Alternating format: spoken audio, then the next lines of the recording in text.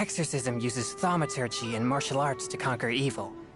There are other means to the same end, but they are not the true way. So anyway, I fell asleep before.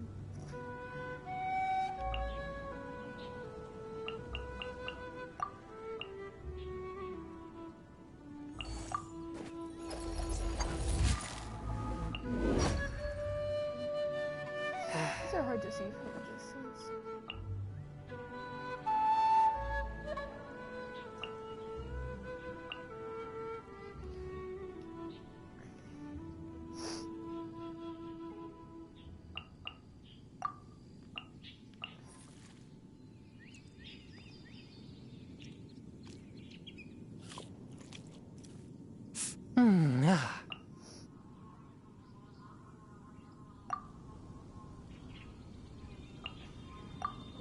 I just love Thistle.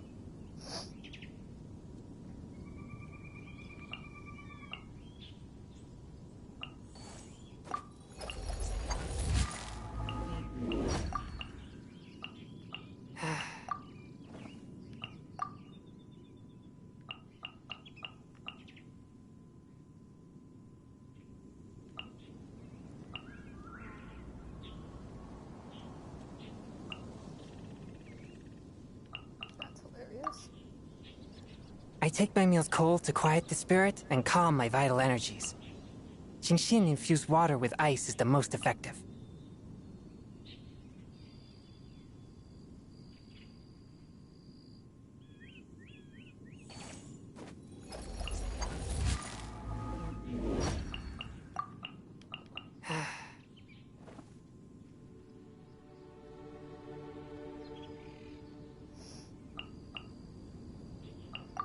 Of course, I want a sip of tea water. Are you kidding me?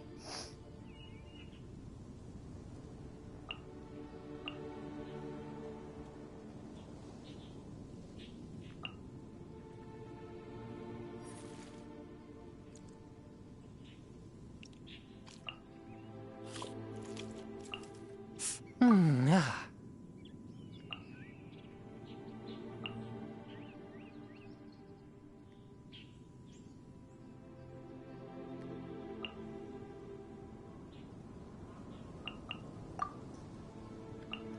don't know what I'd use surfing for, but I like it.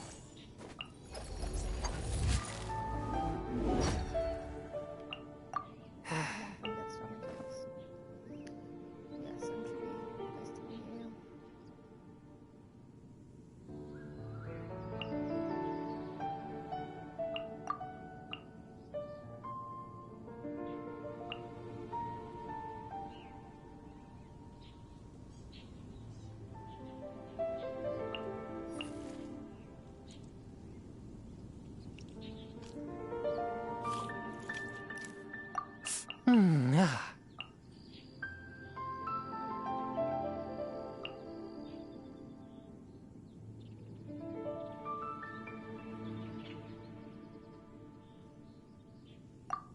I want both of these because they're hilarious.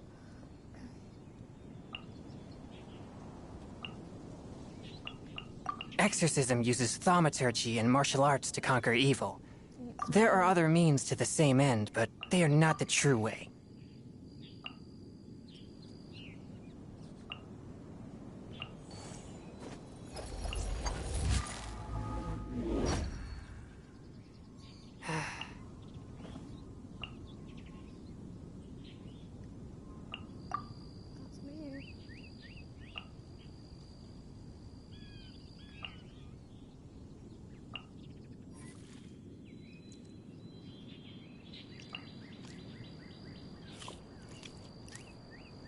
That's me.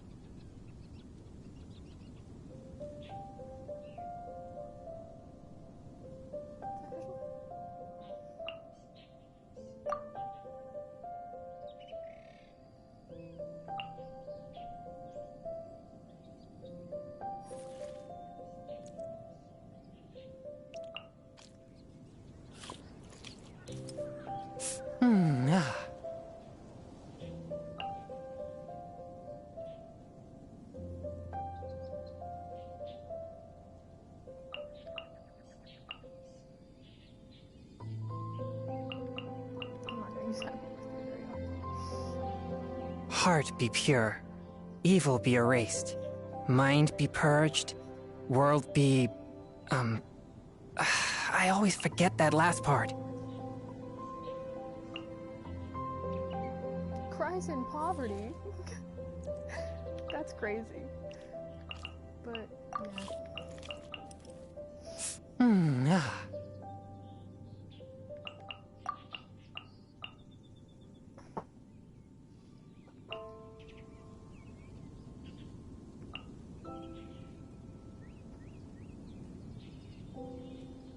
I take my meals cold to quiet the spirit and calm my vital energies. Genshin infused water with ice is the most effective.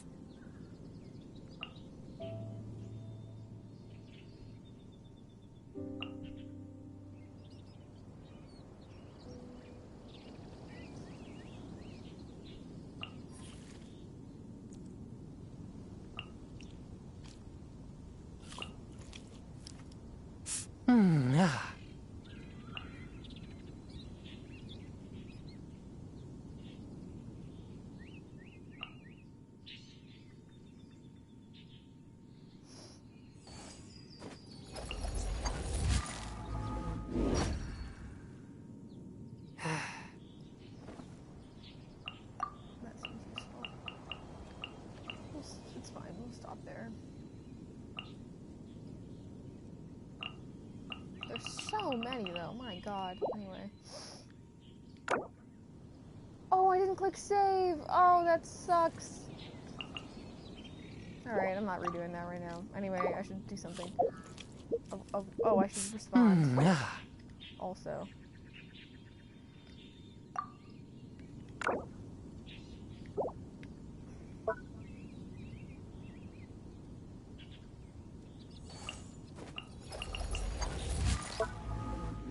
don't know if you heard that.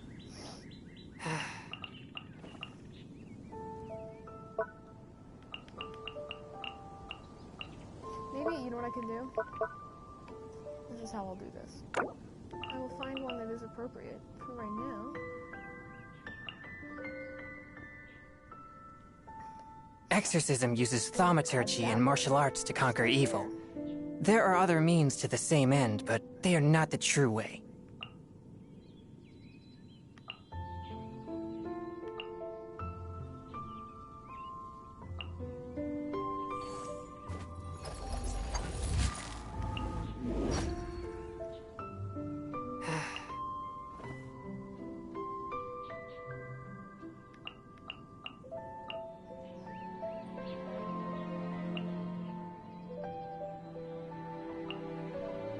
Heart be pure, evil be erased, mind be purged, world be... I always forget that last part.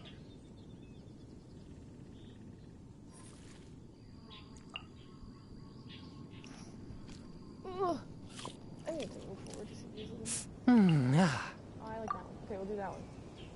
Save. Send. Great!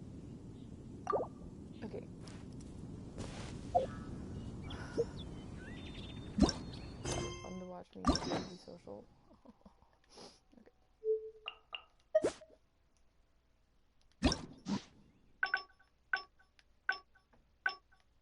Okay. So we're gonna do over here. I'm sorry. I just thought they were okay. Oh, I should collect my BP stuff first. Hang on.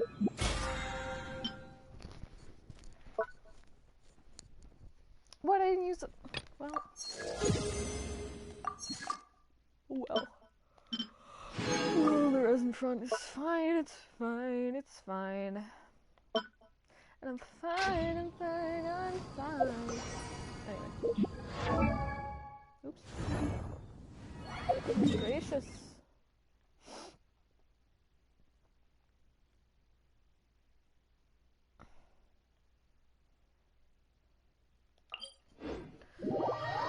I'm going to feed my dog soon. Let it be known.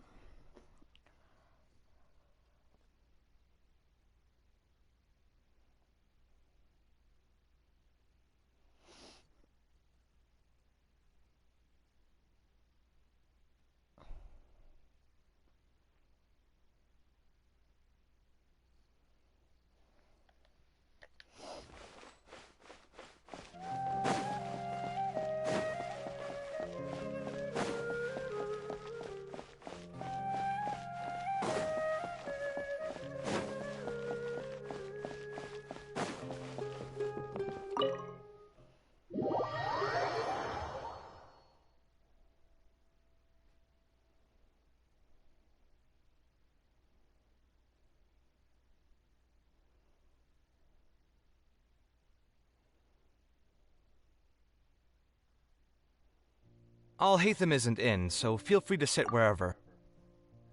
Okay. We should put it aside for now. Yeah, you're right. Although I was hoping to find some words of wisdom from my mother, if I stop and think about it, her words may not be the advice that I need to hear right at this moment. Oh, Everyone's life journey is different. Traveler, you've visited many lands and met many people, so I'm sure you've run into situations where some advice wasn't exactly suitable for the situation at hand. Ah, I just got an idea though. If I want to rekindle the creative passion that I had before, instead of trying to unlock an old notebook, why don't I take a walk around the parts of town that had changed my life? What do you think? sorry. Oh my god. Sounds good to me. I'm glad you agree. Then let's start by taking a quick stroll around the academia.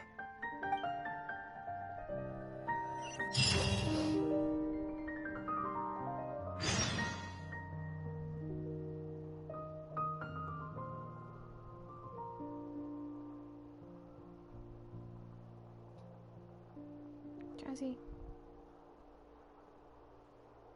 Man, I can see every game on PS4. That's so cool.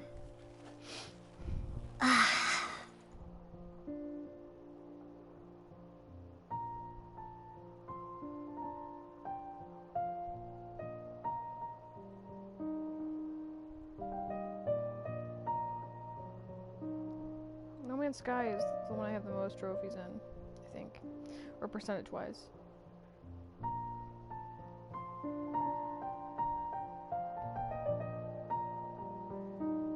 Which I have quite a few. I don't have any of the platinum ones, but that's okay.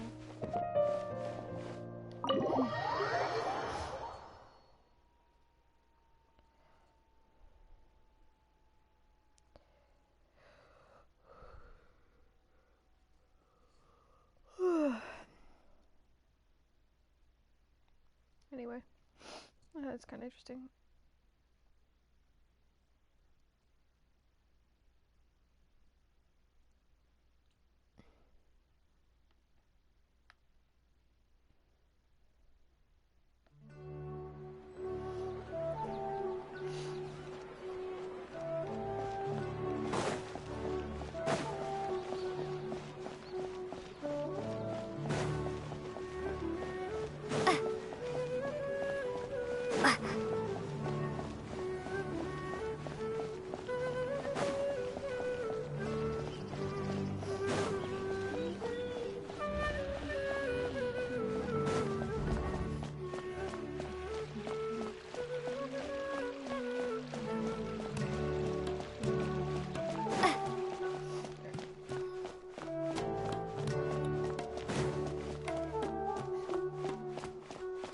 Call my dog Horsey.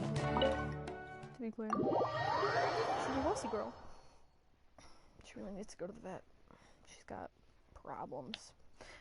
But she's fine day to day. She just, anyway, it doesn't matter. Don't worry about it. Not what I intended, but, you know, that's fun.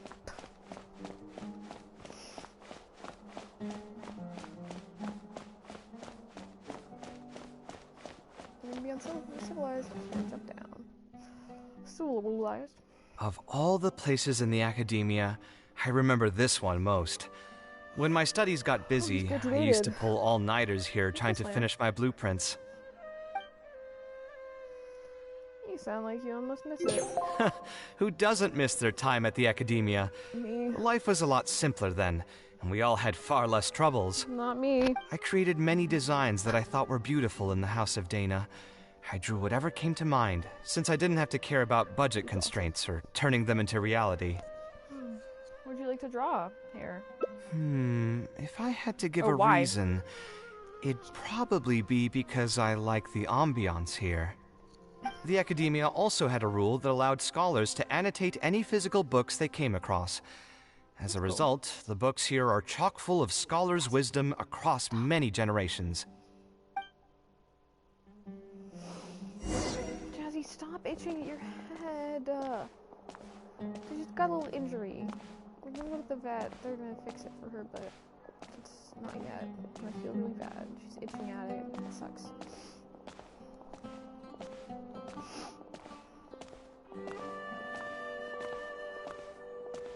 Riveting walk, thank you, Kaveh. Oh, here, this is a great example.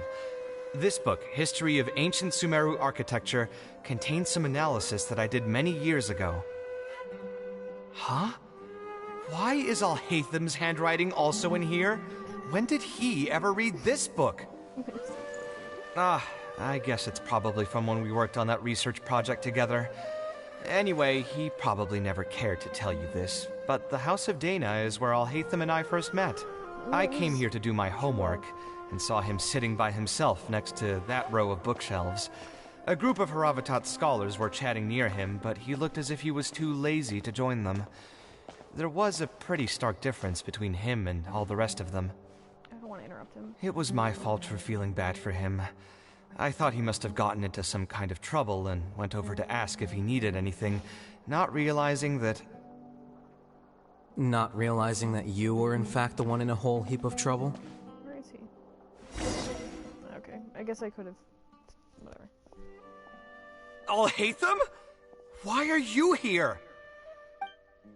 The House of Dana is a public space. Anyone can come here, no? But shouldn't you be at the records room at this hour? You're not here to watch me make a fool of myself, are you? You think I would derive amusement from watching you fall into depression over your life's various troubles? If that's the case, then I suppose I must have been entertaining myself for years. I came here to pick up a few files. If your voice hadn't managed to get through my soundproof earpieces, I probably wouldn't have noticed you. All right. I admit I was probably overreacting just now. Okay, continue the story, please. Probably not when he's right here with us. As his senior, I shouldn't try to tarnish his reputation. There was nothing embarrassing or shameful about it. When I was still a student at the academia, I once collaborated with Kaveh on a research project. A collaboration is usually beneficial for all parties, but due to issues with our personalities, we ended up going our separate ways before completing the project. We had a number of differences, and they remain unresolved even today. But there's no point going into that right now. The more important question is, why are you at the House of Dana? As a senior scholar, isn't it my responsibility to offer my friend a quick tour and explanation of the Academia's architecture? Oh my god, Kaveh. I see. Then let me guess. Your next stop will be the pavilions around Razan Garden? Our famed architect sure loves showing off that corner to all his friends. Oh, and Kaveh, a lot of the books you annotated have been moved to the innermost section of that bookshelf over there. You'll have to dig them out yourself if you need to find them. Huh? But why would you know that? Don't tell me you finally had an epiphany and realized that there's great virtue in respecting your elders' work.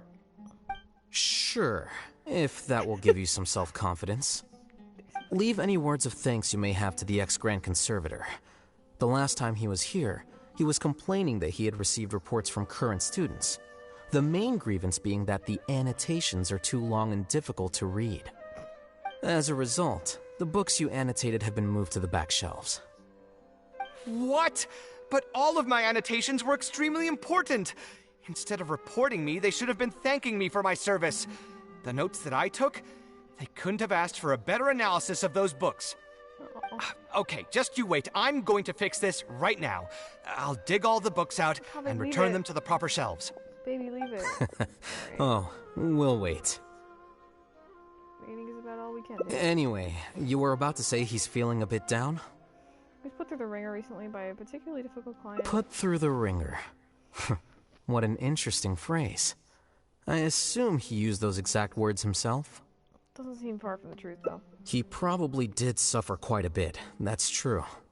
He always spends a lot of time editing his proposals, with the goal of satisfying as many of the client's preferences as possible.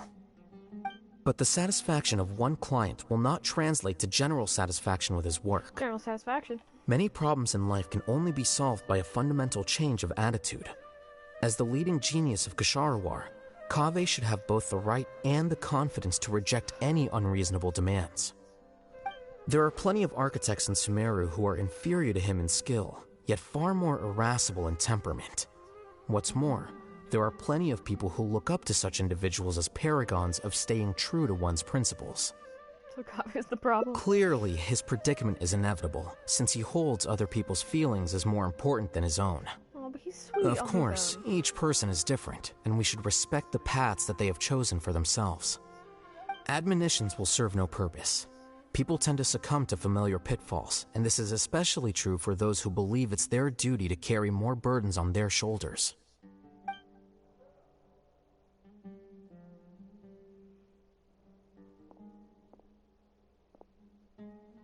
Looks like you were having an enjoyable chat while I was gone.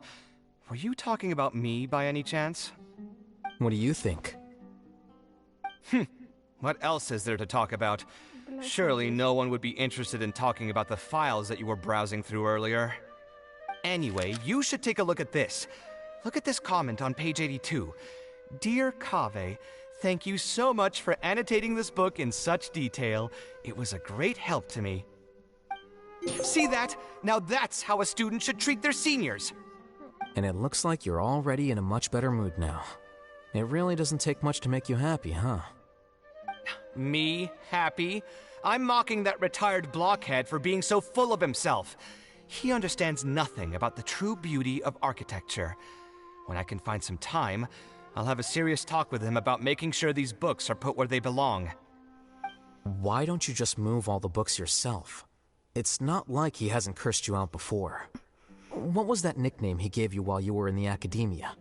The Urchin of Kasharawar? What? Kaveh had a habit of scribbling and writing in all kinds of books. Hey! You didn't need to bring that up. At least not when I'm still standing here. Oh, actually, I also found a really old sketch in one of the books over there. See? Doesn't it remind you of something? I don't get it, man. Huh? Don't tell me even you don't get it. Don't ask me. This is the time you specifically put aside to brag about yourself. Feel free to hoard all the spotlight you want. God. You? In that case, allow me to explain. Although this sketch is a little abstract, you can plainly see from the road plans that this was an original concept for the expansion of Port Ormos. We can also plainly see that the designer was a huge fan of this project. It's the project he loves to talk about the most, second to the Palace of Alcazarzare. If I don't keep bringing up the neat projects that I've done, how would anyone know that I was the one who did them in the first place? There shouldn't be any complaints about Port Ormos. If I remember correctly, the construction process was very smooth, everything was made ready ahead of time, and there were very few safety concerns. Good for you, Cav. There are indeed no records of any complaints about this project. A most impressive achievement. See? What did I tell you? Come on, let's take a stroll through Port Ormos next. I'll tell you all about the designs I made for the place. Are you going with us, Alheathan? No need. It's almost time to clock out for the day, and I don't intend on bringing any unfinished work home. Suit yourself. It's not like you know how to appreciate artistry anyway. Let's go, traveler. I'll take you to Port Ormos. Okay. You guys are so sweet.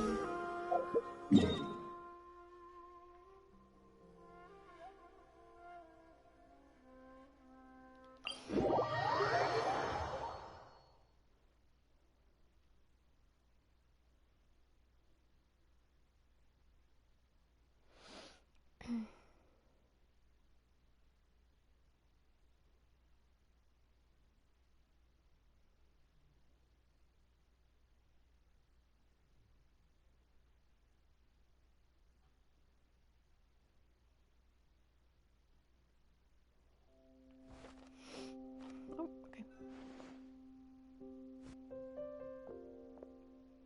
Look at us.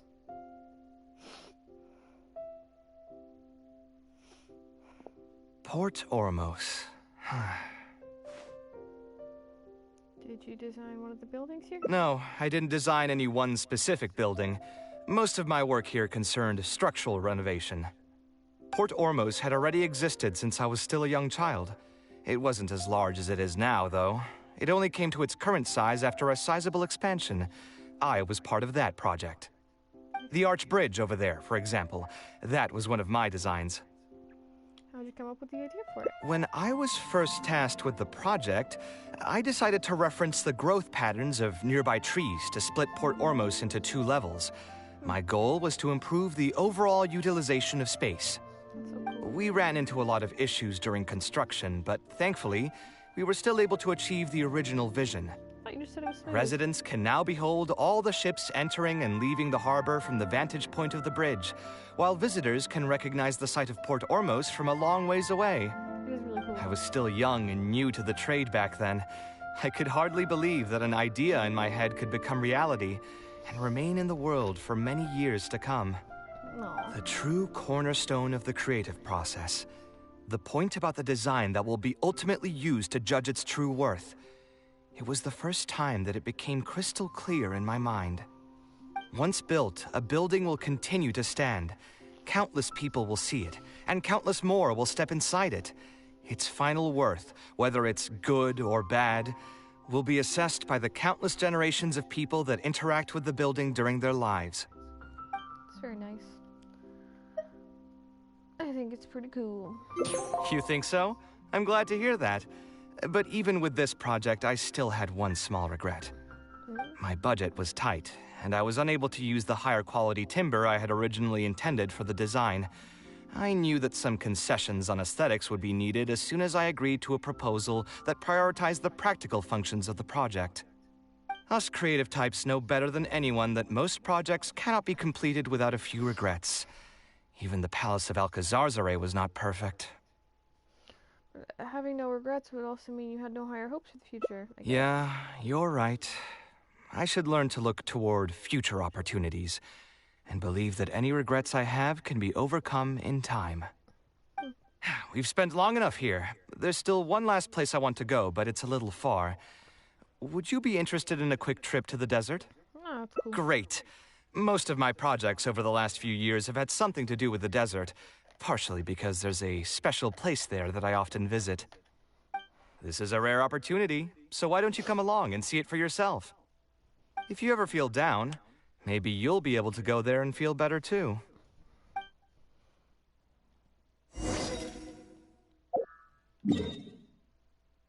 Do do do do do do do do do do. Oh, we gotta make our way over there.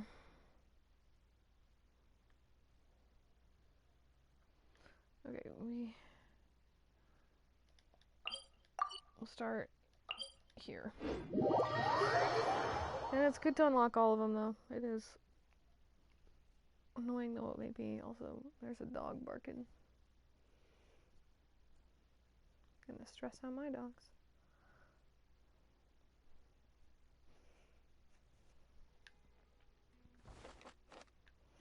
We're going south first to get that.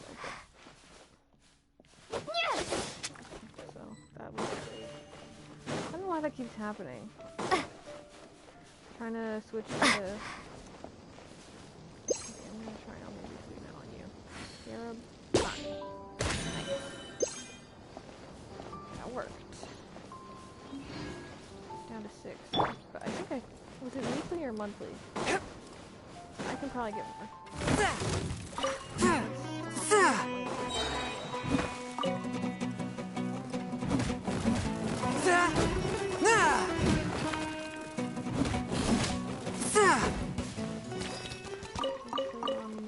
Creepy little thing.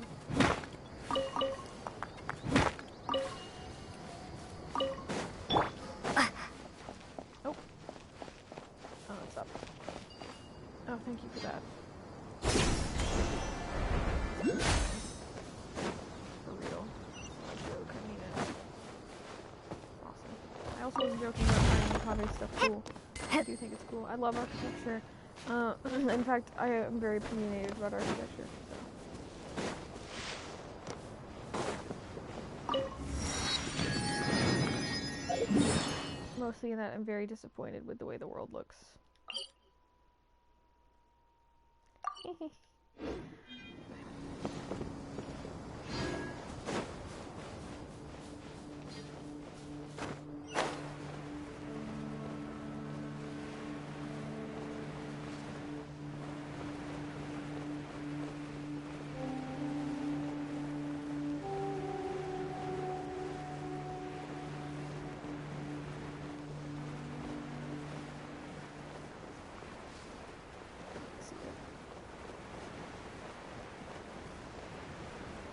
Oh no, wait, that might. Sorry. Oh no, I do see it though.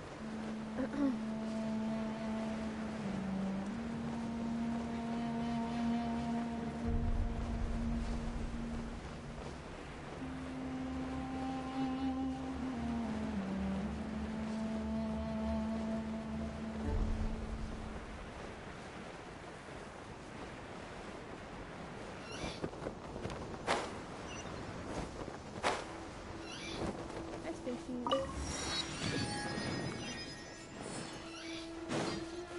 Go around.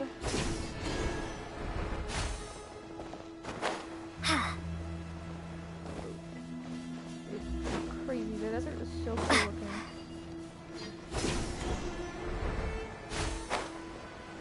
Oh, I should mark it. Oh, it's that. Okay. Well, we'll just follow this.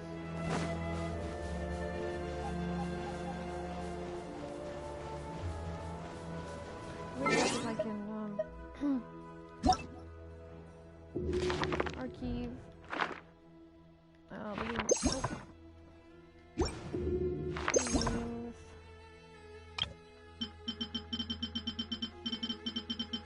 All the way down to the wormy guys.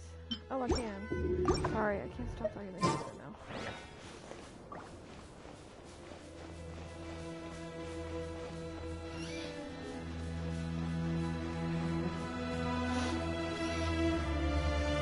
Fun fact, I've encountered a tumbleweed in real life. In like Pennsylvania, if you're not sure actually. It was on a long road trip, so I don't know where I was.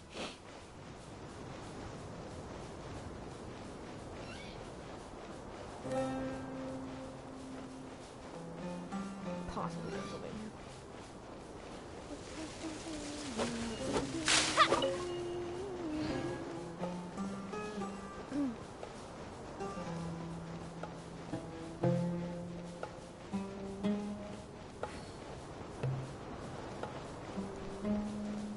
Probably gonna say he made this because this looks like way older than something he's making.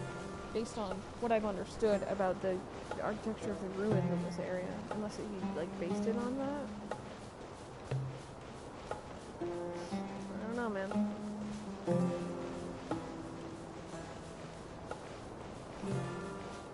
Looks like it has a little fox head on it. I don't know if that's what that's supposed to be, but it's pretty cute. The very center thing, it's like the fox with the head on it. Like the that's fine.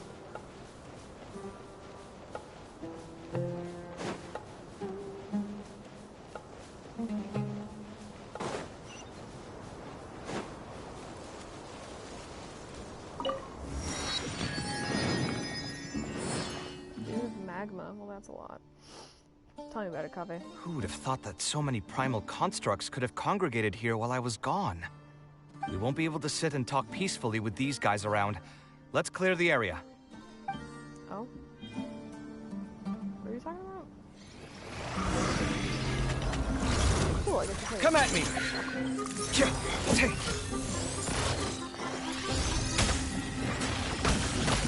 Hey-ya! Scanning.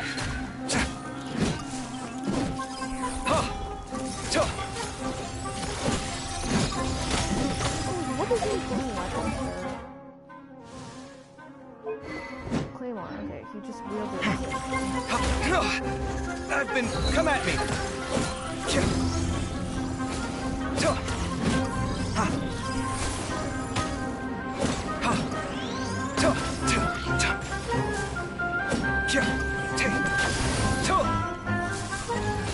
Scanning.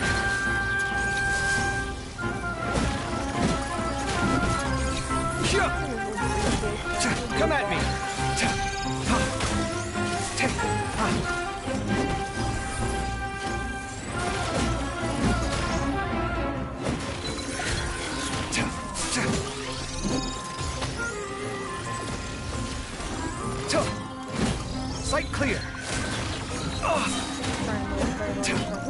burn!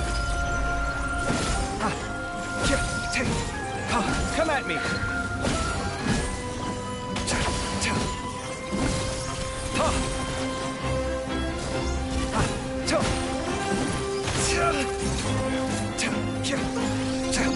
Scanning!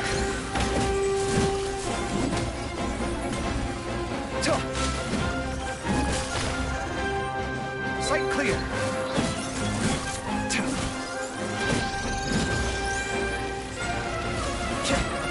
Come at me!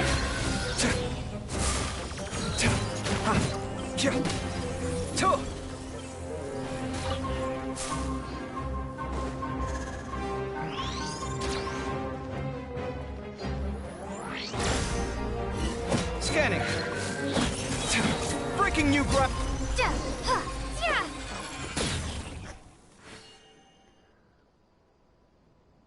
Isn't this place great? I often come here to clear my mind when I'm dealing with a difficult situation. You know what I mean. Everyone finds themselves in frustrating situations once in a while. Just take me as an example. My family life got shaken up quite a bit when I was young. I struggled in school, and I got into a huge pile of debt building the Palace of Alcazarzaray. Although Alhaitham thinks that it's because of my personality that I continue to live in the shadow of the past, I think it's also just a part of life. Plus, if I look back, I've honestly had my fair share of good luck as well. You could probably say I've followed in the path of my mother. Like her, I've gained a name for myself as an architect, built something that's seen as my magnum opus, and found many projects that others have entrusted to me to finish.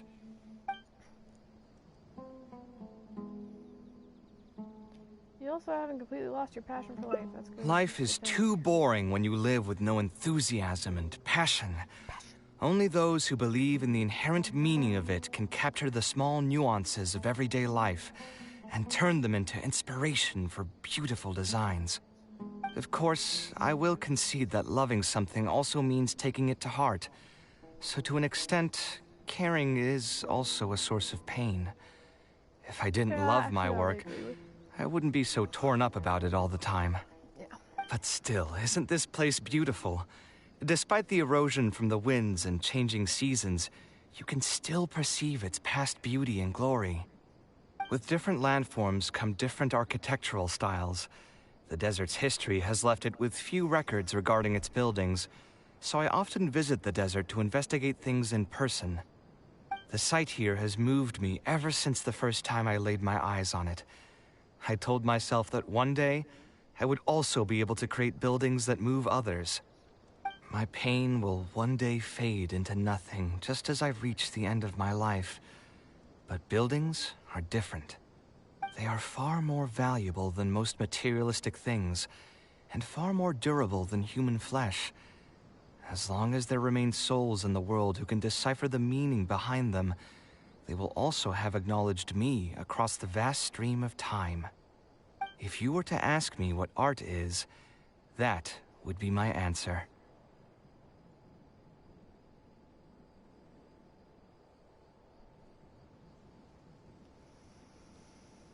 Now that's more like the Kaveh. You think so? But I feel I've always been like this. Remember that question I brought up before? The one about whether I should see art as a divine gift of inspiration from the gods, or as a product of my own existential struggle. I still haven't found an answer to that yet, but if art wasn't inherently paradoxical and enigmatic, then people probably wouldn't be drawn to it. Those who pursue art will be unable to avoid the pain that it naturally brings. Will often be floating on cloud 9 one second, and sinking in a mire the next. I'll try gathering my thoughts again once I've found a way to define art in the first place. In any case, thank you so much for listening to everything I had to say. We love you, Cav. I want to say Cav. A Kaveh. That doesn't make a lot of sense, does it? It's a nice picture. Alright. I want to see him dressed. It's so cute. Sorry. Most people, I would not describe their drunk state as cute, but Kaveh? He's such a sweet little boy. Not a little boy. He's a grown man.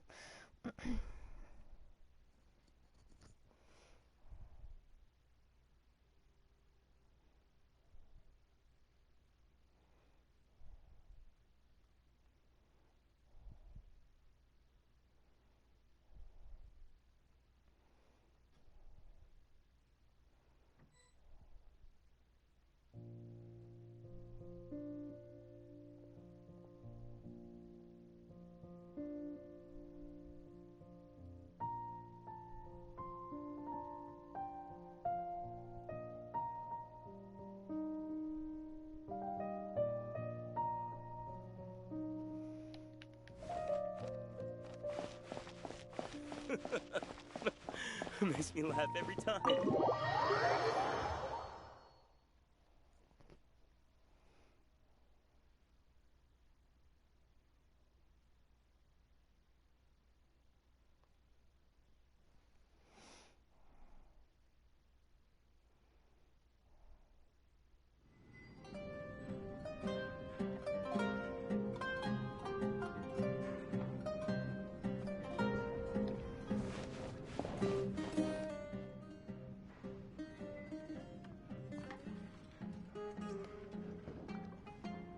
Taking this commit.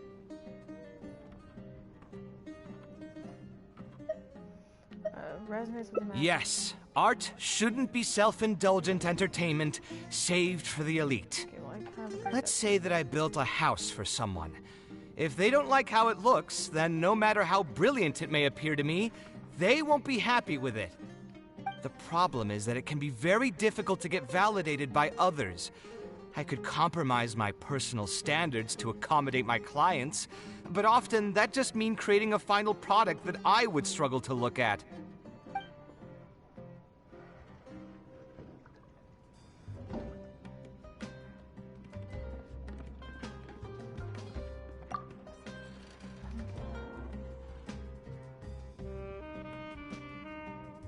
Okay, let's...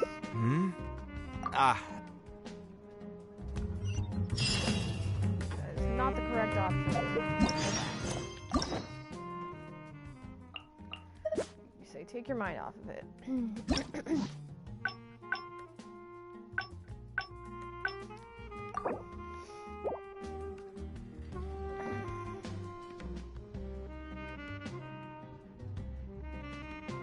taking this commission was truly the worst decision ever.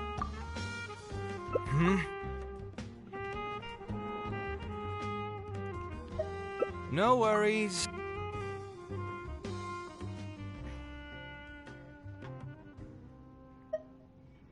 Sounds great. Get your mind off of it, buddy. I'm not looking into another career. A different career. I see. That's a terrible idea. That's not a bad idea.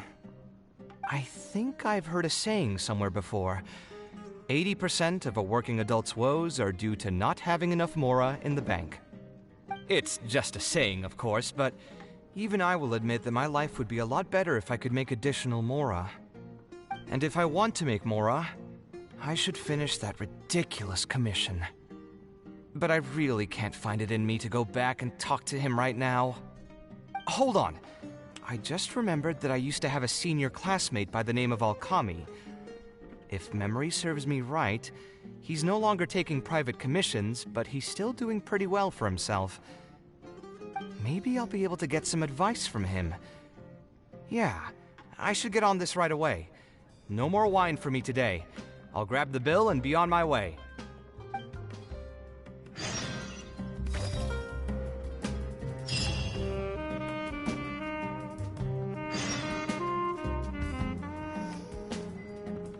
Okay.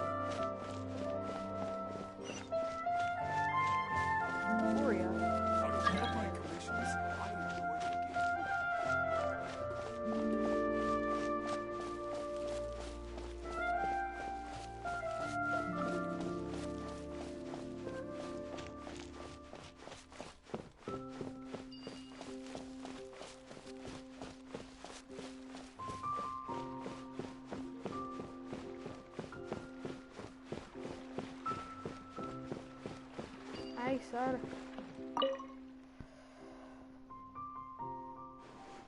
Ah, Kaveh, it's you! It's been a while. What have you been up to recently? Yeah, it's been a long time, Alkami. Things haven't changed much for me. I'm still taking private commissions for all kinds of projects. I heard that you were the genius behind the Palace of Alcazazare. I bet you're all set for Mora after a project of that size. Well, it's hard to make a profit from every project, you know? Hard to make a profit? You've got to be joking. I've never met an architect who didn't make a profit from a project. Unless the client fled before they paid the commission fee in full. But that doesn't sound right either. Doesn't Dory have a pretty decent reputation in our local business circles? I don't think she's ever been involved in any kind of big scandal. Well, about that. I mean, it was complicated. I understand. Either way, doing one project after another sure gets exhausting over the years, huh? I've been there, so I can feel your pain. I mean, I obviously never had your reputation to live up to. That must have been stressful. But I'm sure we faced all the same problems. Trying to keep your client in a good mood while you're trying to stop them from micromanaging things they don't know the first thing about. I don't miss it. Thankfully, that's all behind me now. Did you start a new career? Well, not exactly. My work is still closely related to architecture. Judging from the look on your face, you're still strapped for Mora. That's quite unfortunate. You're the most artistically gifted graduate the Ksharawar Darshan has seen in decades. But it looks like you still have a lot to learn in terms of making Mora. With that said, us Ksharawar grads should still look out for each other. What if I told you about an idea that'll absolve you of all your Mora troubles going forward? Are you serious? But something like that has got to be some kind of top-level business secret. Are you sure you can just share something like that with me? Besides, I don't want to just take something like that without offering anything in return. I still have a little Mora. Or is there something that I can help you with? Oh, you're too kind. This is just a simple tip. Even if I didn't bring it up, I'm sure you'd hear it from the others sooner or later. The idea is this. I recently opened up a training center with the goal of educating people in architecture design. Compared to the classes taught by those old fossils at the academia, my classes are more condensed and streamlined and will allow people to quickly get their foot in the door. Unlike the academia, I won't turn down anyone who's interested, rich or poor. As long as someone wishes to learn more about architecture, I'll accept them into my training center. It just so happens that I'm still looking for a few more instructors. So, what do you say? Interested in coming over to give a few lectures? Regardless of the pay, I can already guarantee that it'll be far more comfortable than working on random people's private commissions. Ah, so you want me to join you as an instructor? That does sound like something I'd be able to do. Sounds like a pretty stable job, too. What do you think, Traveler?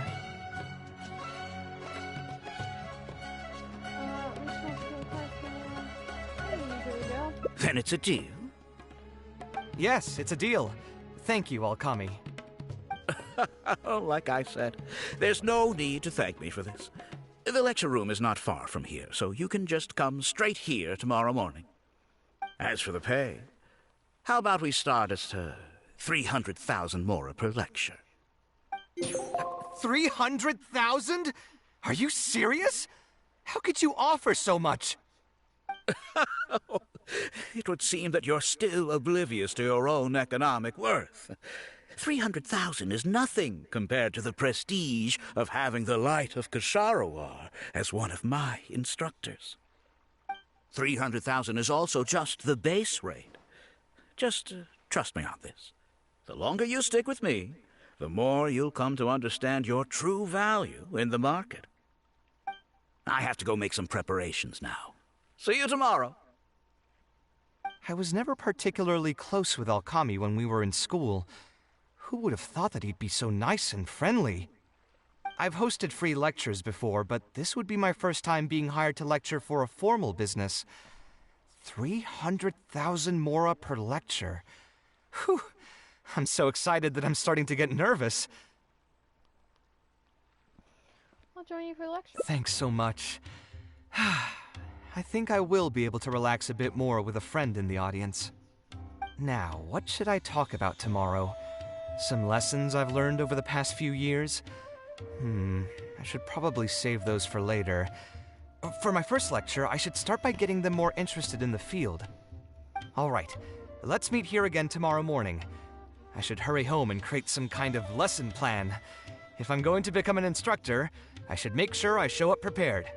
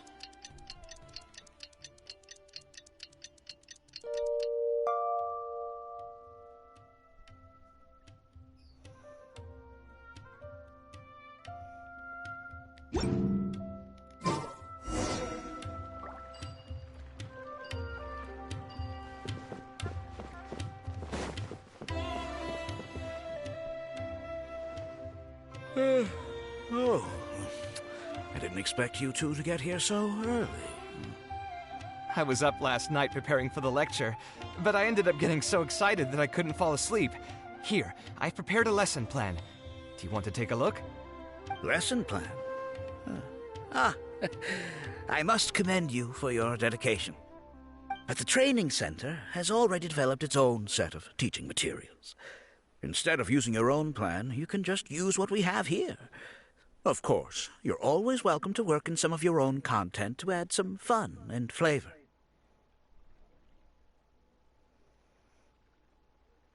Gonna take a look at your materials? Sure. Be my guest.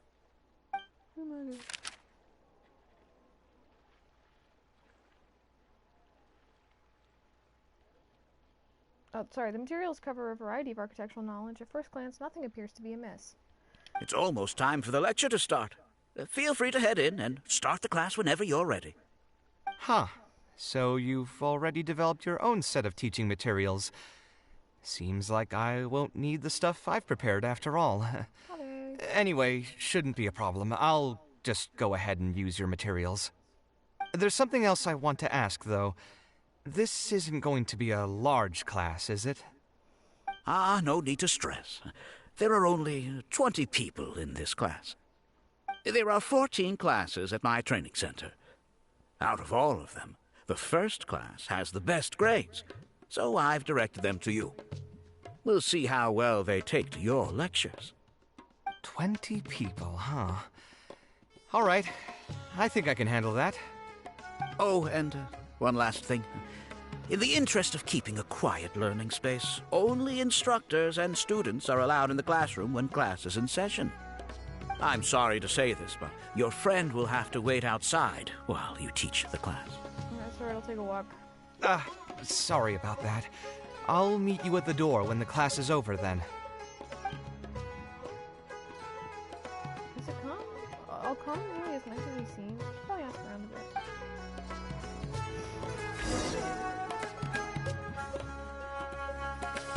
Adon? Hey there. Can I help you? Think about Alkami. Oh, Alkami?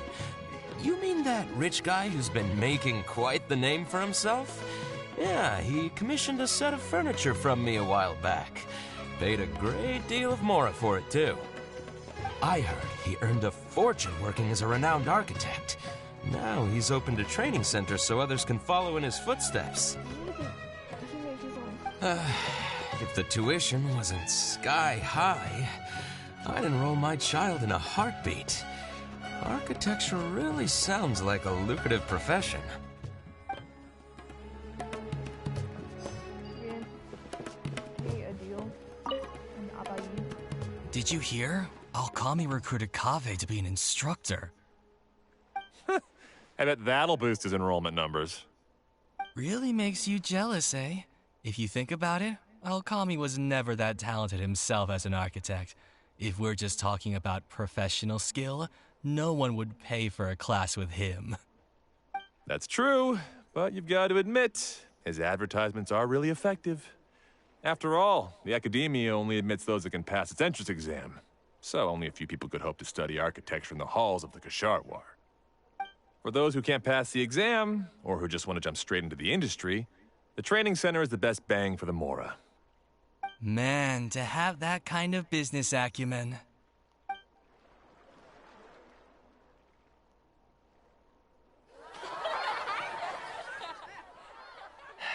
All right, everyone. There's no need to be nervous.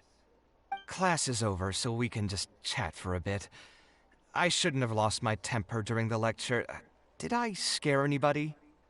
No, you weren't scary at all, Mr. Kaveh. We were just a bit lost and didn't get what you were talking about. Something happened, guys? Oh, don't get me started. I was trying to use Alkami's materials, so I flipped through some pages and gave them a closer look. The more I read, the more upset I became. Alkami may fool an amateur, but he can't fool anyone who's active in our profession. The materials he made are completely useless for teaching real architecture.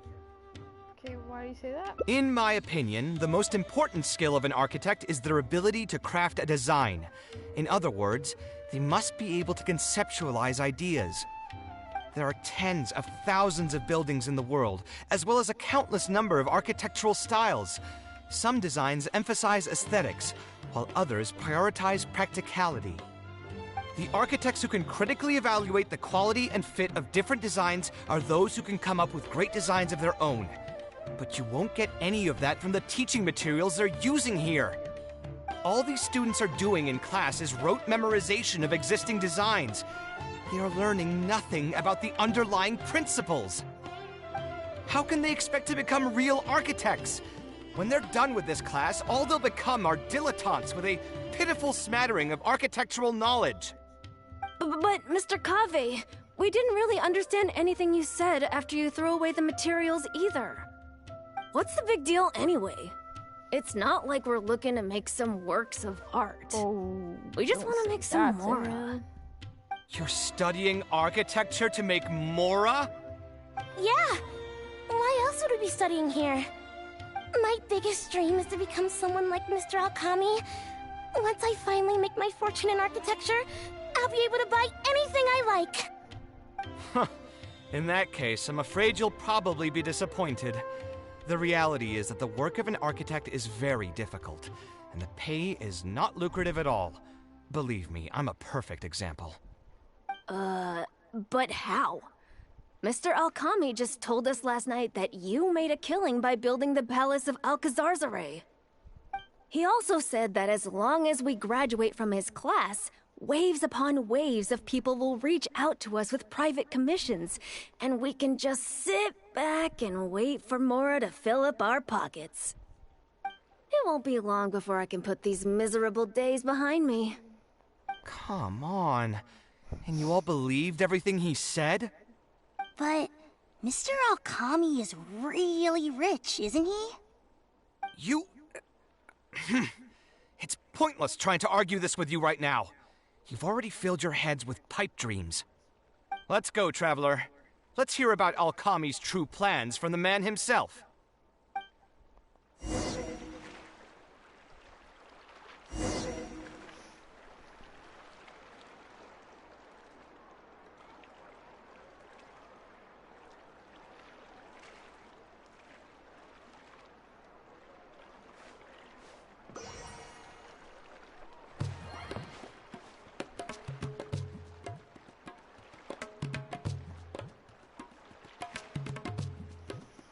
Alright. Here we go. What's wrong, Kave? You look quite flustered. Did one of my students offend you? Were the students not astute enough for your liking? I must implore you to go a bit easier on them. After all, they're nothing like the genius scholars you're used to dealing with at the academia. We don't need to strive for perfect understanding. As long as some knowledge has been passed on, that's good enough. Yeah, I'm mad at them. But I'm even more upset that you're scamming people under the guise of teaching them about architecture. The students are all here hoping for a quick way to make money, but we both know that an architect's life is hard and exhausting. Just a little while ago, I was toiling over the 6th draft of a design for a client. If your client is unhappy, you can't break ground, and the longer a project goes, the longer it takes for you to get paid in full. What's worse, if your client disappears in the middle of a project, good luck getting anything from them ever again. You know all of this just as well as I do. Why lie to them? Look, Kave, you may be the light of Ksharawar, but like I said, you still have a lot to learn about making Mora. You may deny it all you want, but it's a fact that in today's Sumeru, architecture is a terrible profession. Our clients care very little for the effort we pour into our designs. Instead of appreciating us, they spend all their time nitpicking details and demanding changes, often forcing all kinds of ridiculous ideas onto us. I suppose that's more or less true. Go on. Why should we cling on to a profession that's difficult and unrewarding? If the field is dying, then a person who still wants to make a good living will just have to change their strategy. If it's near impossible to make money as an architect, then why not just establish a training center and train other people to become architects in our stead? Wait, how does that make any sense? Aren't you just leading them into the same trap? We are already stuck, my friend. The more people we can lead into this pit and stack as padding beneath our feet, the more comfortable our lives will be. So instead of making money from architecture, you made your money from your students. That's right.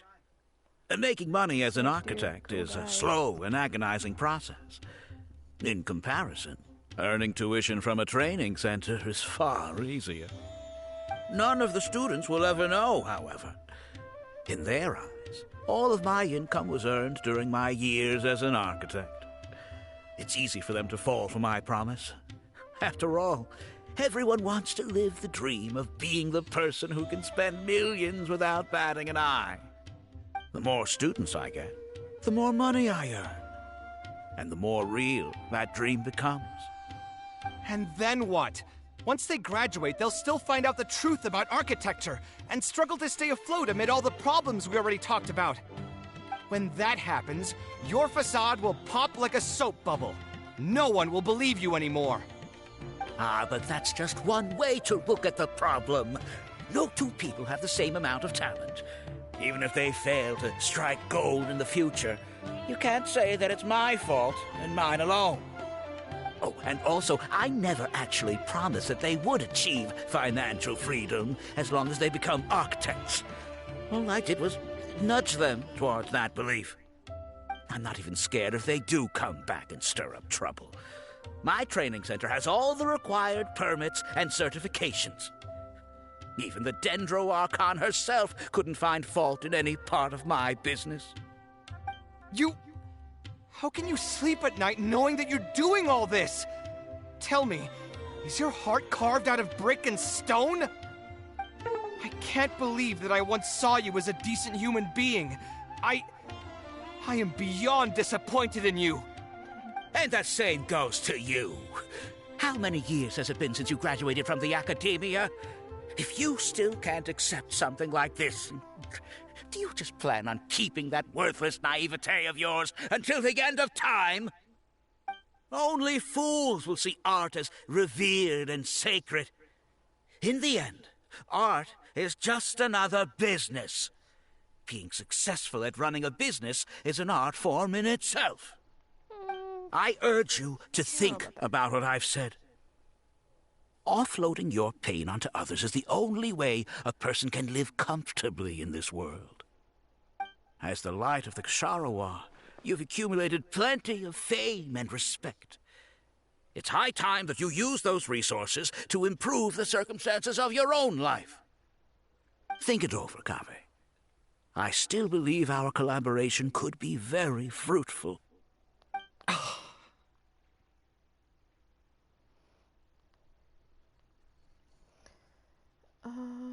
Okay, he's gone.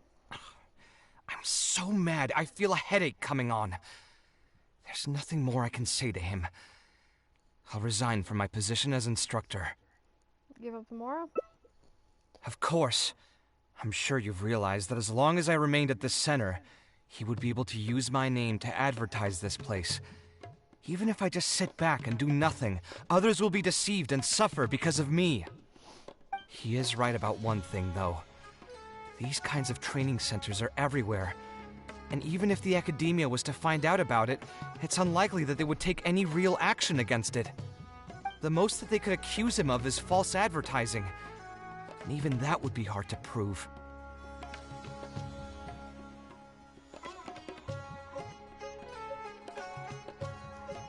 There's something strange about all this. Oh? Did you notice something else? Not everyone should be able to pay all these Yeah, you've got a That's point. like that. The rate he gave me was 300,000 mora per lecture. That probably came out of the students' tuition. And who knows just how much he's been charging the students for attending his classes. If you're gambling everything on making it rich as an architect, are you really going to have the mora to pay for that kind of tuition? You should ask the students. Right. We should hurry. The students didn't believe a word I was telling them. They're still daydreaming about making millions. We're never going to get any information from them again if we let Alkami talk to them first. Let's move now before he's had the chance to react.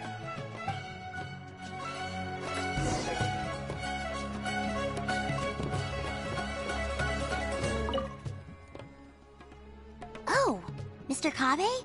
What are you doing back here? Class finished a while ago, but you're still here. Why haven't you gone home? I wanted to stay for a little longer. I'm still thinking about everything you taught during the class. Even though a lot of it went right over my head, I still thought the houses you drew were really pretty. Of course they were. All the examples I drew were world-famous landmarks. Each one was the magnum opus of a celebrated architect. It's a good thing that you could recognize them for their beauty. The accumulation of knowledge is the first step to artistic expression. Instead of rote memorization, you should try to relate and to understand, and after that, try to resonate with the work. Resonate? Yes. When I first got into architecture, there were many things about it that I couldn't understand at all. I would find a building to be beautiful, but have no idea what made it so good. And for most people, just being able to admire a building is enough. To become a good architect, however, you must also learn to assess and appraise. Going from admiration to assessment will take a lot of time and specialized knowledge, and I'm afraid that some superficial speed training won't be enough to take you there. Just as I thought. Becoming an architect won't be as easy as Mr. Alkami made it out to be, right? I'm sorry. I'm not trying to crush your dreams. All I want to tell you is that an architect's life is not as carefree and easy as others may make it out to be. I understand. Thank you for telling me the truth, Mr. Kaveh. I think I'll still stay here for the time being, though, since my family still hasn't paid everything off. Paid off what? Sorry, I can't say anything more. Mr. Alkami made it very clear that anyone who talks about it will be kicked out of the class. That's awful. Don't listen to him. I am the most famous architect in Sumeru. If he kicks you out, then I'll just take you in instead.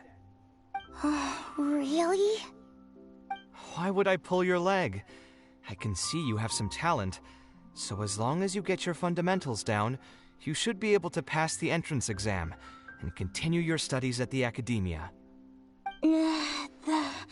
Then please keep this a secret for me, Mr. Kave. Truth be told, my family is not very well off, so we couldn't really afford the tuition for this class. Mr. Alkami was the one who reached out to my parents. He told them that he knew a merchant by the name of Bahar and that we could get a loan from him. He told all the students that once we graduate, people would come flocking to commission us for projects. If everything went well, we'd be able to pay off everything in just a few years, and all the more we make after that would be ours. How much did your family borrow from this merchant? I think it was several million mora. And what was the interest rate? I'm not really sure. My parents were the ones who signed the contract. All I know is that the stack of papers was as thick as a slab of rock.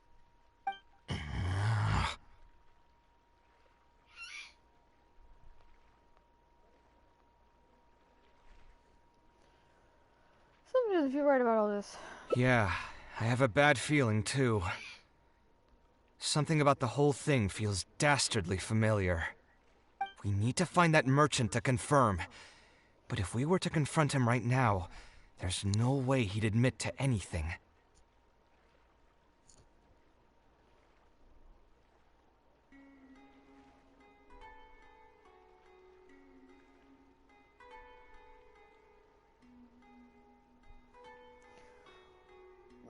We could pretend to be potential customers. Good idea.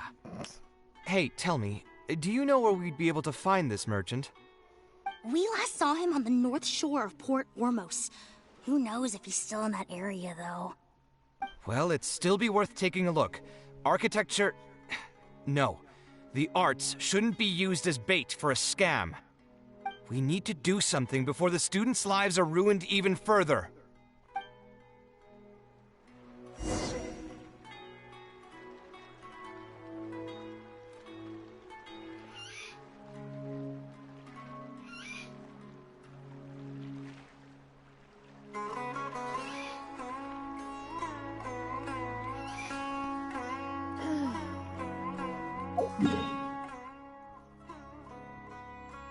It's terrible to get to from here.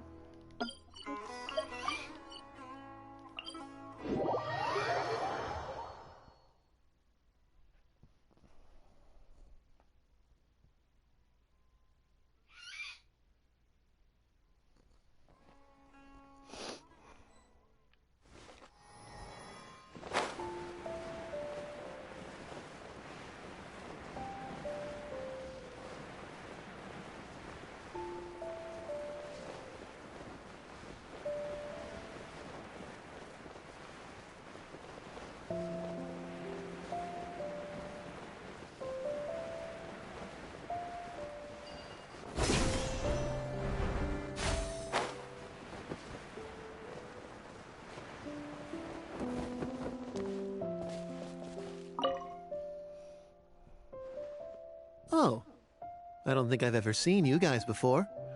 Here for business? You're Fahar, right? Yes. May I ask who introduced you? Alkami. My friend here wants to enroll in his architecture class, but they're a bit short on money. Alkami told us you're the man to go to in this kind of situation.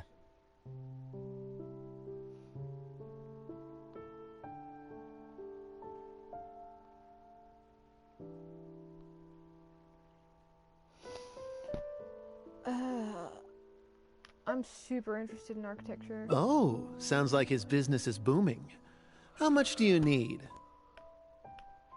Let me see. I'd say around 3 million mora.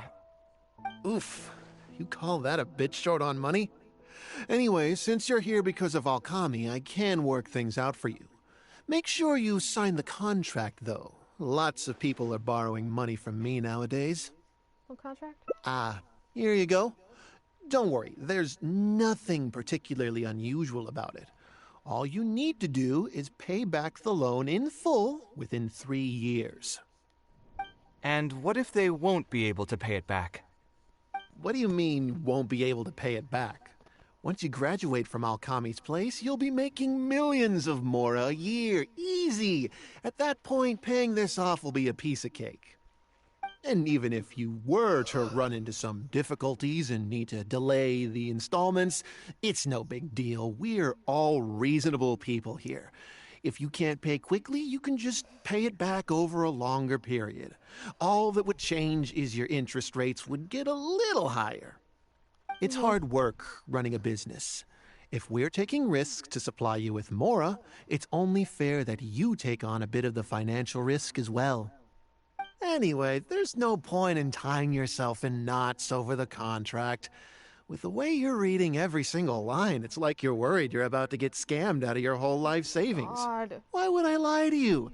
Tons of students at Alkami's place have signed the contract. Aren't they all doing pretty well for themselves? I just did some calculations in my head. When you say the interest will get a little higher, do you mean it'll get higher than 30%? That's crazy. Of course, the contract did a great job of trying to obfuscate that fact. It only listed the amount that you'll have to repay every day, which gives the false impression that the amount hasn't actually increased by all that much. If you actually do the math, however, it's clear that the amount you need to pay on interest alone will amount to hundreds of thousands of mora per year. Most people can't even make that much mora in a year. Your greed really knows no bounds. Even my creditor doesn't dare to raise rates that high. Once a family's signed on to a scheme like this, there's no getting out.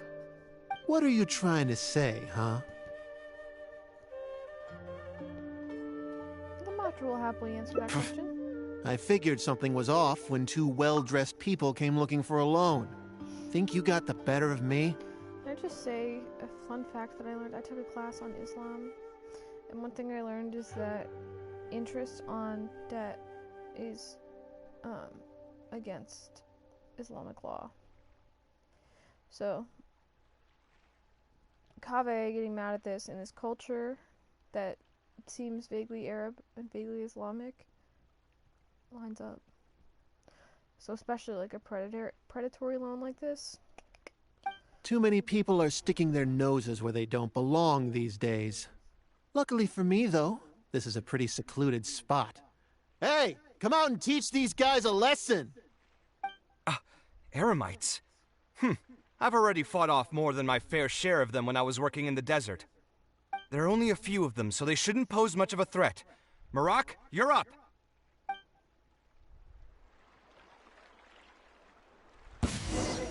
Following orders. Feeling lucky today. Come at me!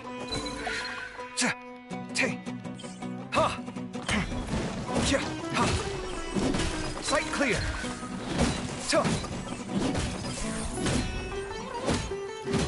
Where do you think you're going? I'm so curious about what the process is of deciding what kind of weapon and what Scanning! vision the characters have. Me personally, I would not suggest Sight clear! obviously, he's still playing Genshin, but... Oh? Oh, okay, weird. Who are you and what do you want?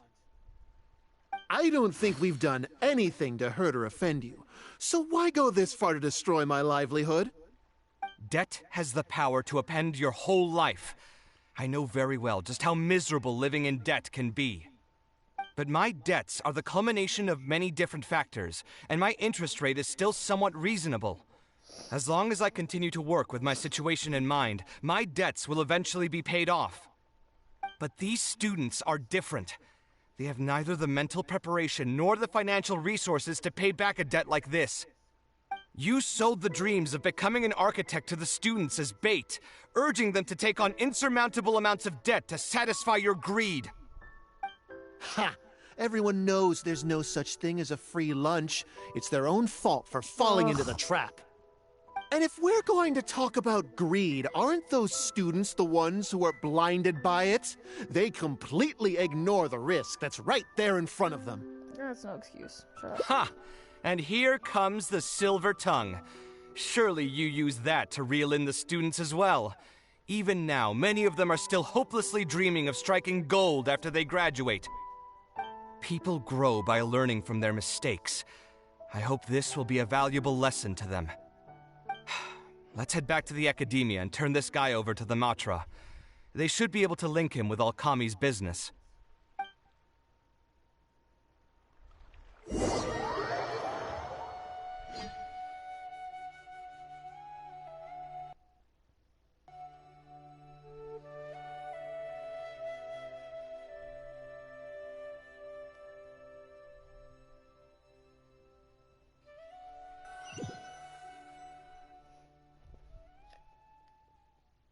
Sino? Didn't think I would run into you here.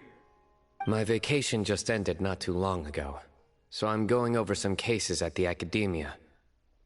Who's this? You describe everything. I see. Charging an interest rate over 30% indeed constitutes a crime. As it is highly likely that Alkami is also benefiting from this scheme, the Matra will open an investigation on him as well. The training center will be closed until further notice. Any funds we manage to recover from the suspects will be returned to the students. It's unclear how much we'll be able to get back, however, given their extravagant spending. That should still be enough. Once the students realize the error of their ways, they won't fall so easily for such traps in the future. Anyway, thank you for your help. I hope this won't be too much trouble for you. It's no trouble. Just another day at work. How did you two get tangled up in this anyway? Kami tried to hire Kaveh as one of his instructors. Did you accept any Mora from him? He promised to pay me 300,000 Mora per lecture, but I resigned as soon as I finished the first session. I didn't take a single coin. Ah, that's good. Hmm? What do you mean, that's good? Would you have taken me into custody as well if I had actually accepted any Mora? I wouldn't have gone that far. But, had he insisted that you were also an active participant in his schemes, under our rules, we would have been required to open an investigation on you as well. Either way, though, I believe you are innocent in all of this. Had you actually been alright with making money through less than noble means, your life wouldn't be the mess it currently is. Hey, what was that? What do you mean my life is a mess? Never mind. Your life is fine. You're just messing with me now, aren't you? Let's get back to business. If Alkami's case can be successfully resolved, you'll be eligible for a monetary reward from the Academia. Don't forget to pick it up after the fact. Huh. I didn't even know there was such a thing. I never would have guessed. What I'm trying to say is that we didn't report Alkami because we thought we could make some more off of it. The reward will be given regardless of your personal motivations. It was implemented with the intent of encouraging people to supply tips to the Matra. Fine. Is there anything else? I want to go back to the training center one more time and talk to some of the kids. Sure, but you should wait until tomorrow. My subordinates will shut down the center today, and summon the students to gather information on the total amount of Mora they've lost in the scam. All right, then I'll stay out of their way. I can talk to the kids tomorrow. I have a few other things to take care of, so I'll be off for now. If you want to follow up on this case, just come find me again. Or ask one of the Matra. That should finally be the end of that. Oh, who would have thought it would turn out like this? All I wanted was to find a new gig and earn some Mora. To think Alkami would sink this low, it still makes me really upset. Still, I think I feel a little better now than when you found me back at the tavern. Oh, how so? It's a little ironic, but you could say it's because I've realized that there are many circumstances in the world that are even worse than my own. Now that I've seen such things firsthand, I suppose I've earned a new sense of appreciation for my life. How should I put it? I'm pretty stubborn when it comes to my profession, so I often argue with my clients. The arguments are usually extremely frustrating, and every once in a while I'd wonder if I only became an architect because fate wanted me to pay for some sins I'd committed in a previous life. Alkami's suggestion would have allowed me to quit my life as an architect and earn money solely from my reputation. But now that I've experienced that for myself, I can confidently say that I'd never want to do it again. Yeah, that's why I think you're too rigid about Every scholar has their own sense of pride and a line that they don't like to cross. Of course, when faced with the vicissitudes of life, some will surrender these things to seek a more comfortable life. I can understand that. Just speaking for myself, though, I don't think that's something I'd ever be able to do. The voice in my heart would just keep repeating one thing. The moment I turn away from my dreams would be the moment my career ends. If I stopped devoting everything to my creative activities, I'd be able to lead a more comfortable life. But at the same time, my sense of intuition and understanding for the arts would also begin to degrade. At that point, any materialistic ease I may have gained in life would just become another form of torment. In comparison, my current life comes with its share of difficulties, but at least I'd never have to deal with that kind of existential reckoning. Staying true to yourself. I appreciate it. You may call me conceited for this, but I would also like to think I'm talented enough to be able to lead a decent life without compromising my pride. Nice. It's certainly not easy, but I want to keep at it. I like him. My thanks again for being such a great help throughout all of this. I'm planning to pay another visit to those kids tomorrow. Want to come with me? Yeah, for sure. All right. I'll see you tomorrow then. Get some good rest. Be my lover.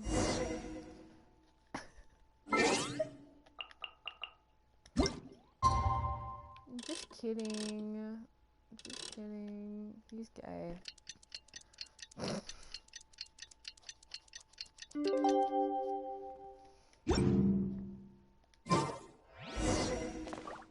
I seriously do understand why people ship him and Alhaitham. They have that, like, they're so flirty. They're into polar sassy, flirty kind of thing, which is adorable. I actually really love that dynamic.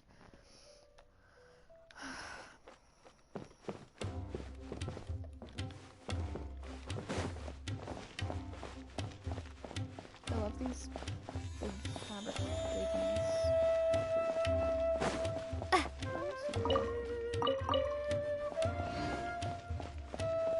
Let me keep calling it baby though.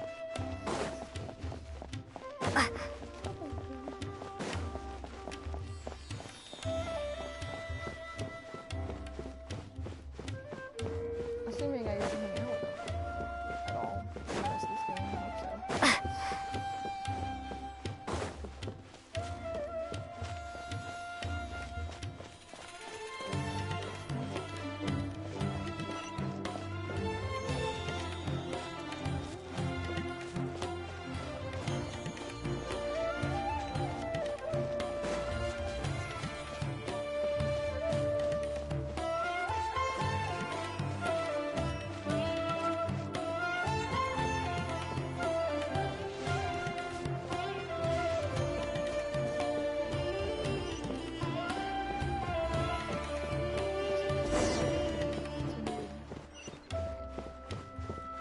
Insists I go around to go down the stairs and leave, whatever.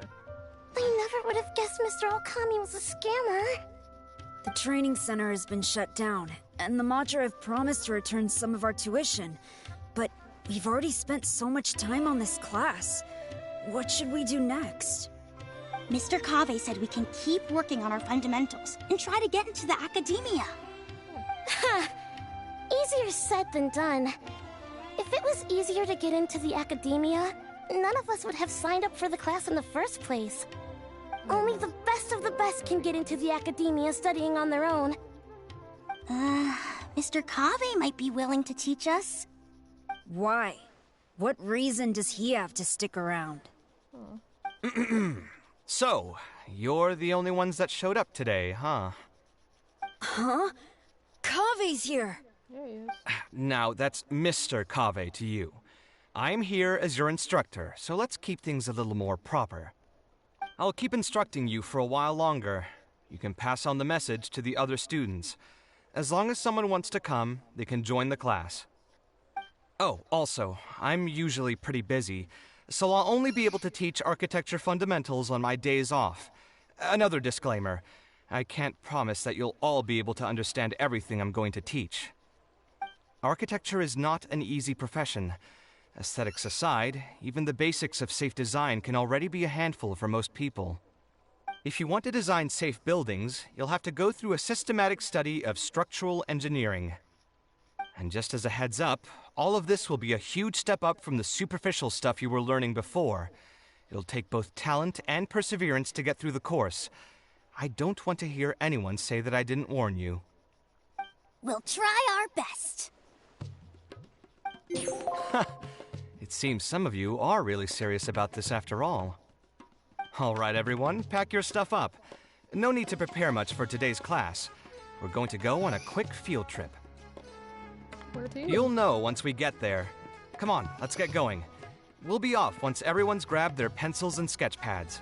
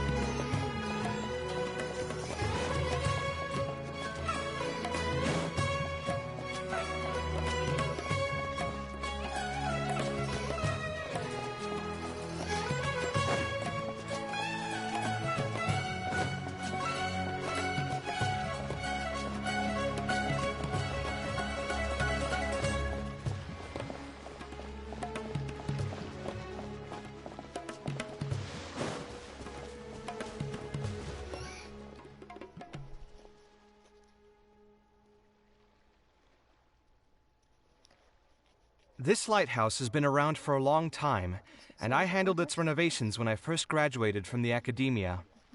The point of today is not so much about the lighthouse as a building, however. I just want you to take a look at it and do a bit of self-reflection. If you were tasked today with designing a building, how would you want it to look like? Don't think about how you'd actually go about building it for now. Just put your ideas to paper and draw the prettiest building that comes to your mind. So, it can be, any kind of building? Yep, as long as you think it'd look good. It doesn't even necessarily have to be a building. If you want, you can draw trees, the ocean, or even a garden area. Draw whatever you'd like. Professor, what's the purpose of this? In my experience, it's best to approach the study of architecture from a point of personal interest, rather than for the sake of a career. I agree with him. Both the study and practice of architectural design are extremely difficult. A person who's forced to work on projects that they don't resonate with will only struggle and suffer. So at least for today, I hope the students will be able to create something that they enjoy. There's no need to think about it too hard.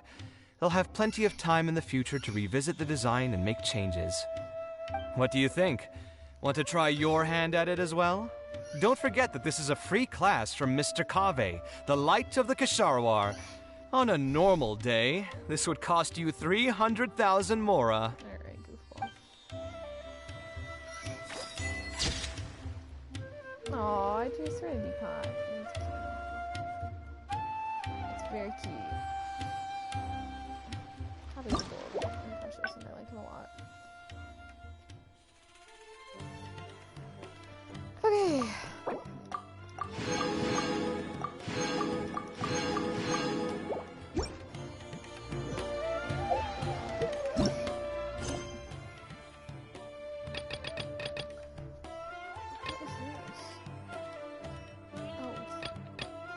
Oh, right, so this is the event.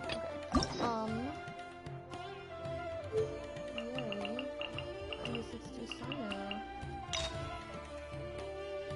twist. Okay, but before I start that, I need to feed my dogs and myself. They'll all come back while I'm eating anyway. Alright. Come on, Jazzy.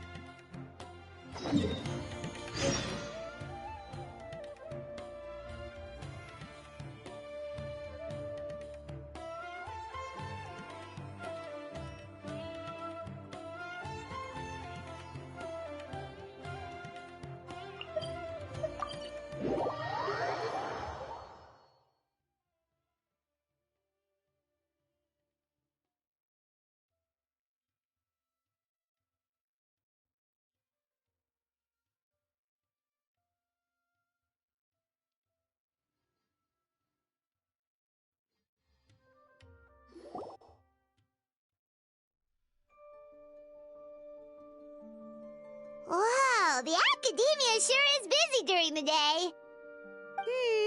But where should we go looking for people that we know? Traveler, Paimon. Sino! It's been so long since we last saw you!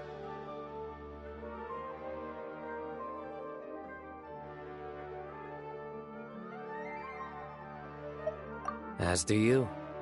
You don't seem wary at all from your travels. If anything, you seem stronger. So, what brings you back here? Oh, nothing in particular. I'm just... saw a really big mushroom out on the road the other day and suddenly missed all our friends in Sumeru. Funnily enough, we were reminiscing about you recently too. It was at a group dinner. I look forward to hearing about your travels. Something tells me we must have a lot to catch up on. Really? You were thinking of us too? What a coincidence! Indeed. Or as I call it, the Biryani factor.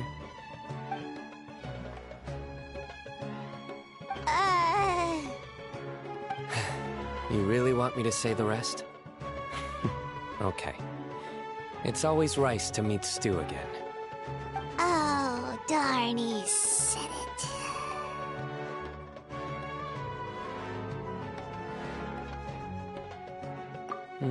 You like that one, huh? You must if you remember it after all this time. Admit the truth. You have long been in awe of my razor-sharp wit. All right. Here's your 500 Mora.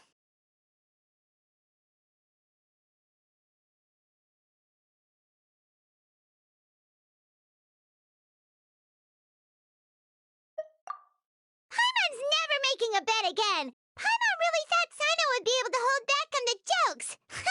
They say people can change, but maybe that's just wishful thinking.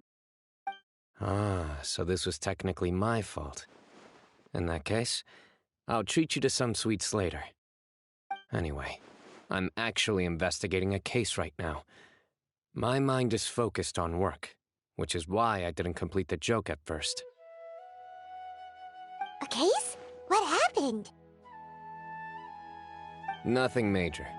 But after finding out who was involved, I decided, on reflection, to handle this one myself. Need any help? We only came here to hang out, so we've got the time. You may as well take us with you, and then when you're done, we can, you know... Such enthusiasm. Are you worried I'll forget about treating you to some sweets if you're not around to remind me? What? No! Alright, was it really that obvious? Obvious enough. Still, it's a fine idea. You are the heroes of Sumeru. It makes perfect sense to work together. All right, follow me.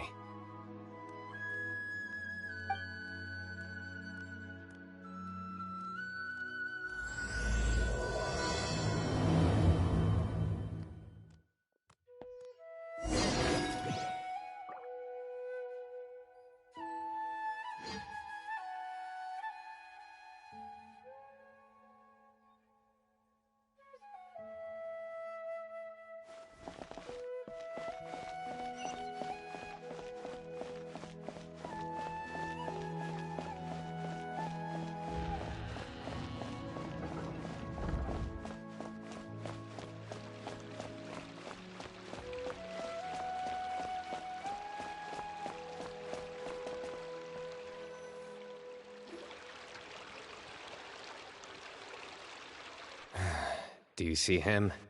The old man flailing around? Oh, is he the one you wanted to talk to about the case? Correct. His name is Cyrus, a former Spontamod sage. He taught both me and Lisa. Huh? Sino's teacher is in trouble?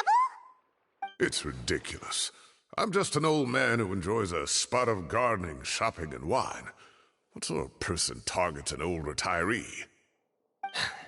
Professor, I've brought some friends.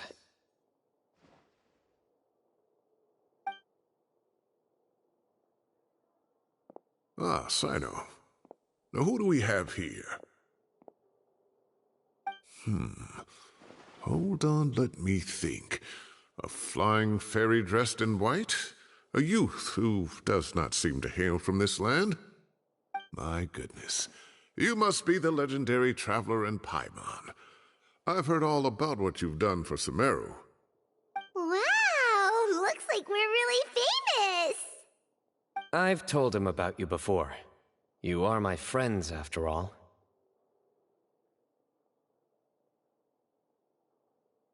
That's right. Let me summarize the situation.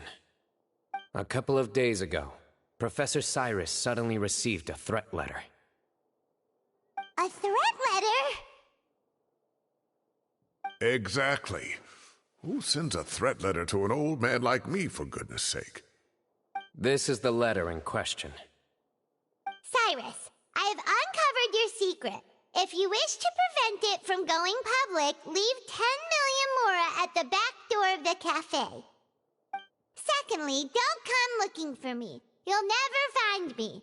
But I will always be watching you and all of your secrets. Finally, if you dare to report this to the Matra, there will be consequences. Wow, they sure didn't mince their words. Clearly, this person must be desperate for Mora. 10 million mora, what a joke. I'm just a single retiree with nothing to my name beyond the tomatoes in my garden. Where do people think I'm hiding 10 million mora, huh? In my tomatoes? There were no witnesses, so currently the letter is all we've got. So, Traveler, Paimon, let's put our heads together. Paimon's ready too! All right, take a look. Do you see anything suspicious?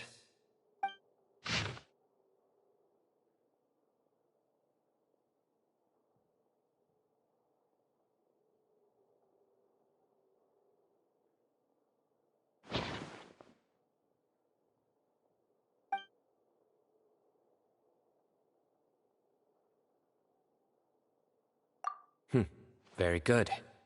The paper has a rather rough texture. It's not the typical kind you see in most books. Another thing is, some of these strokes look kind of blurry. Could there be an issue with the ink? Possibly.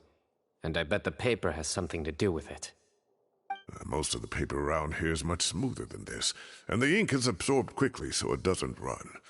This paper, meanwhile, it's very coarse-grained. Almost as if it's made from some sort of plant matter.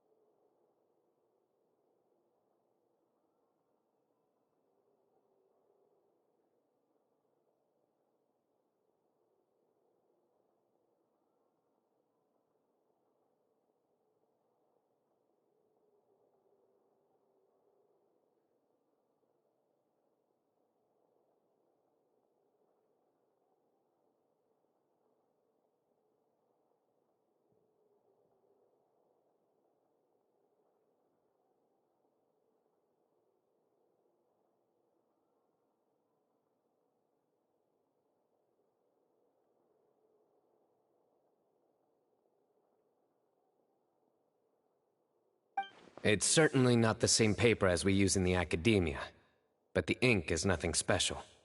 Just regular black ink that gets a blue tinge when applied to paper.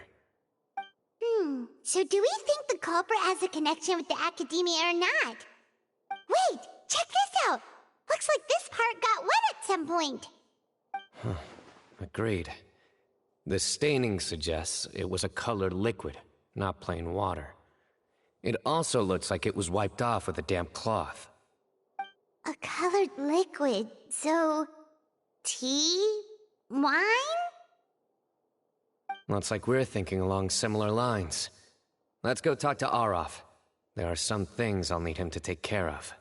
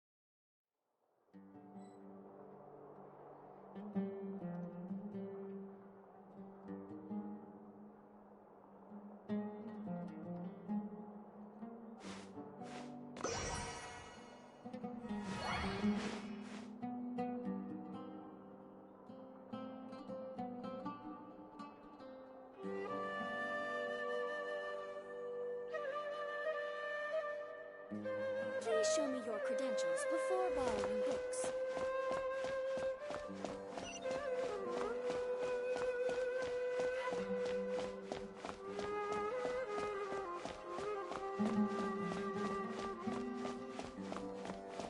Maybe I'll borrow something to read.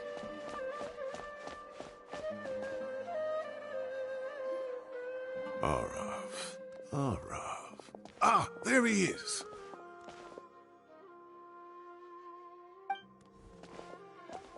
Mahamatra Sino, Sir Cyrus. Ah, and the Traveler and Paimon. It's been a while.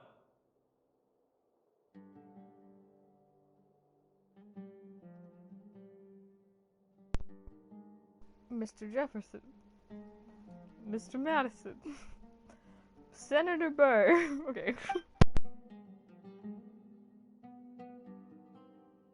As such, I'm inclined to believe that the culprit in this case is a student at the academia.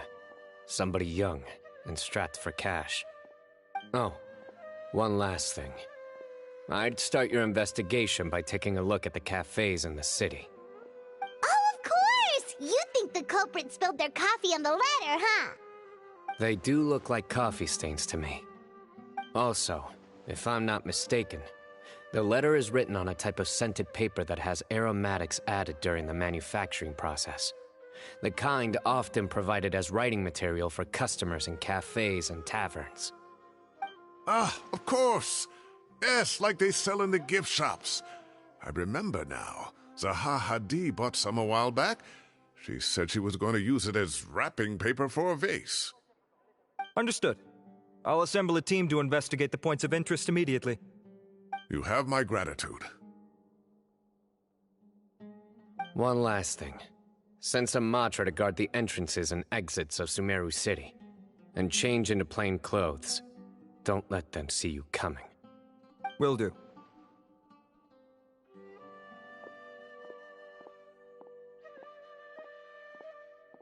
Great thinking, Sino. So, where do we think the culprit's at right now?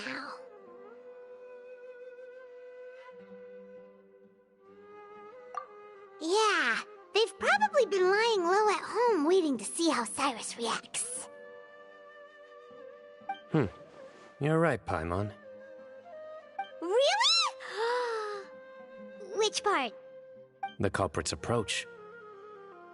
Whatever happens, they need this Mora. But just because they warned Professor Cyrus not to go to the Matra, doesn't mean they know what he'll do next. So, like you said, they need to wait and see. And crucially, The culprit said they'd be watching the professor's every move. Huh? Wait, are you saying...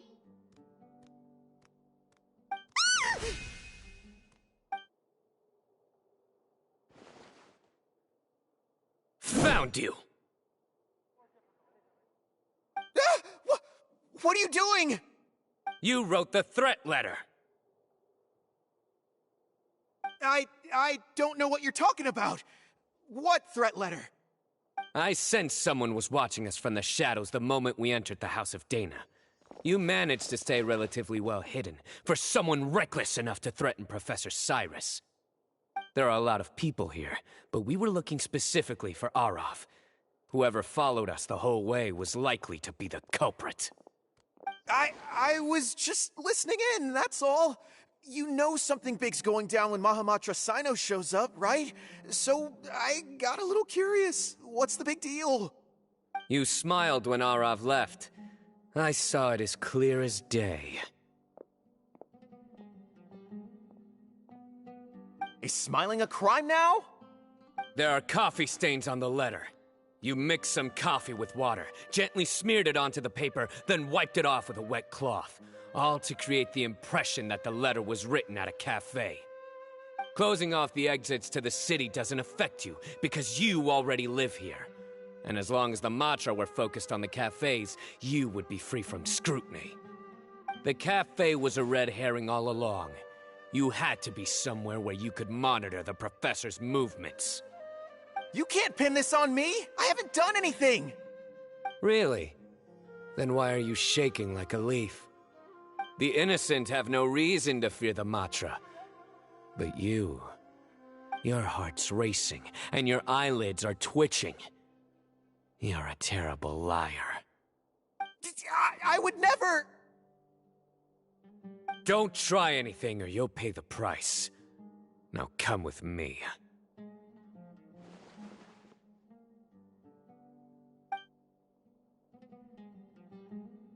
Well, that was over quickly. Sino already caught the guy.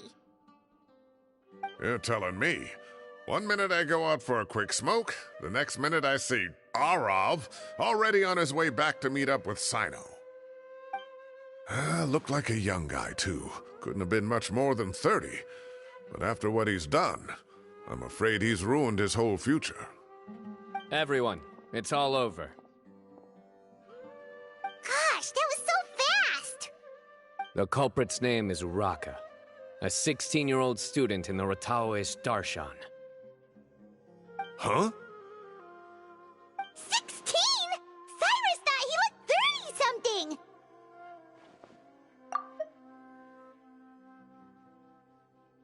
We checked his records. He's 16, a third-year student.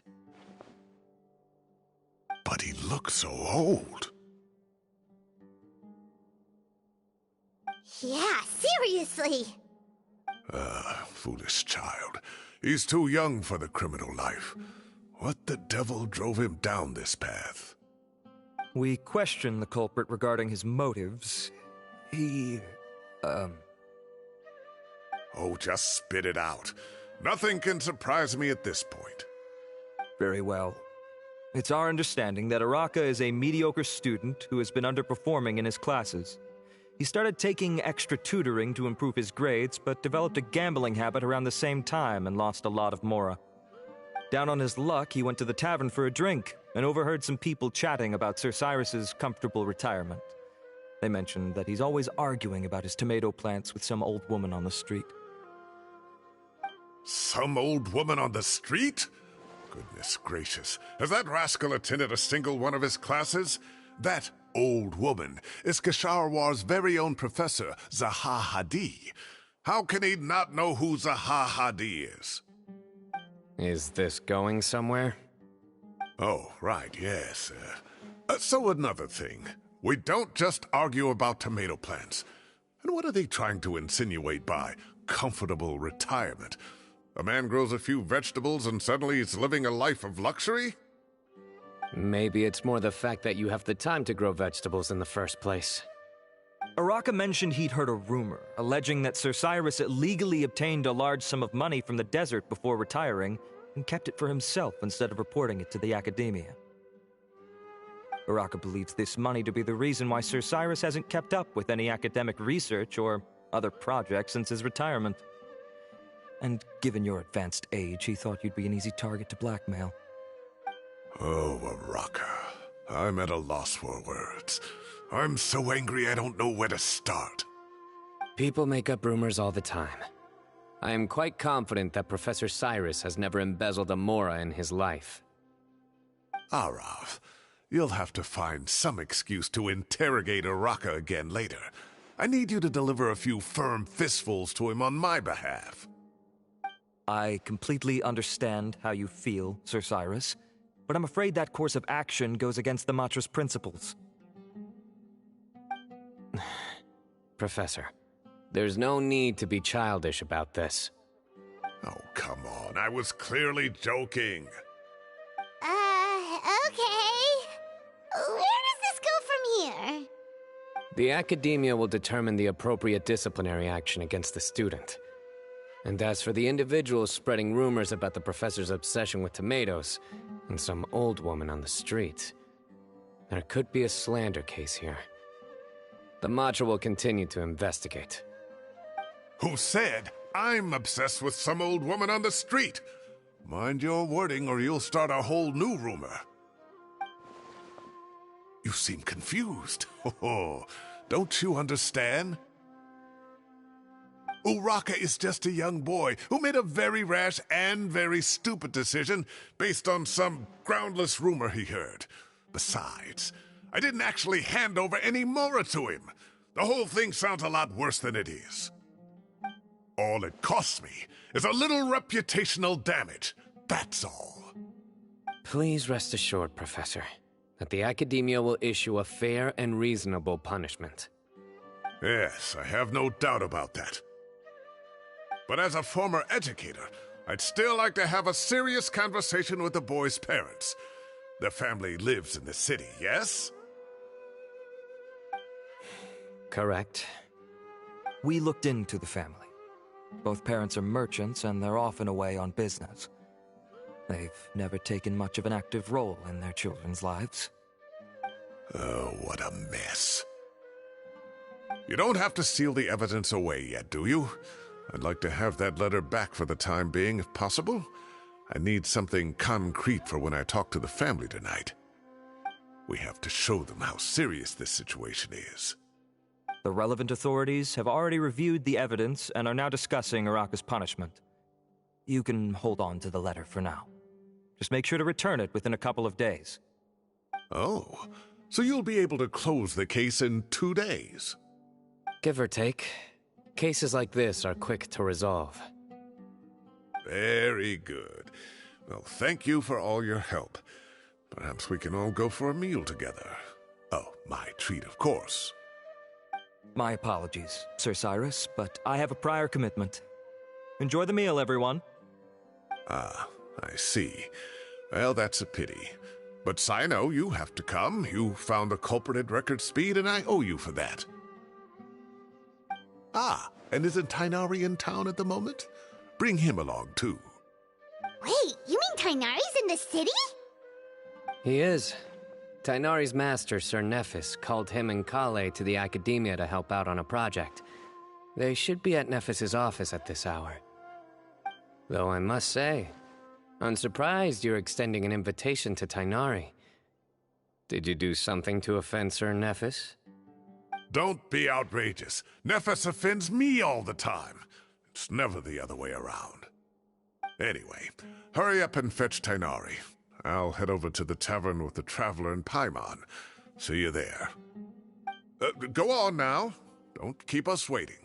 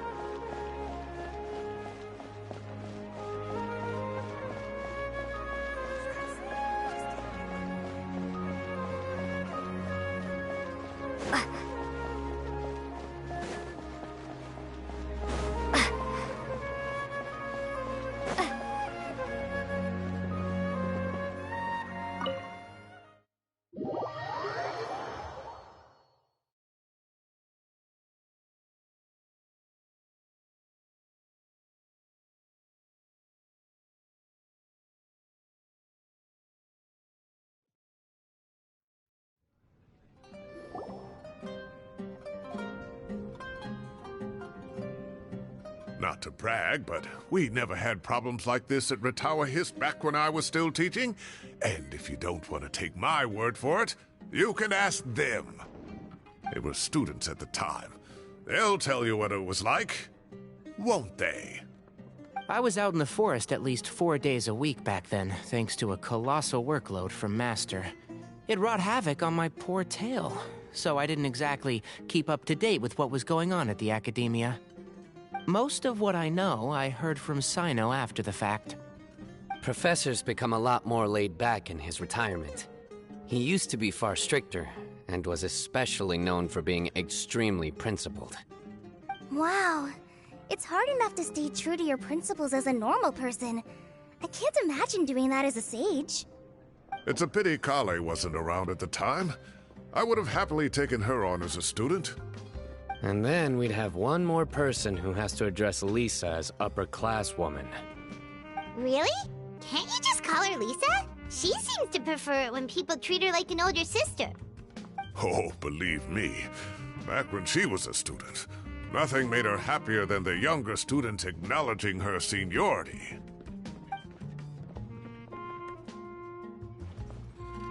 Whoa, more food? Are you sure about this? We don't want to take advantage.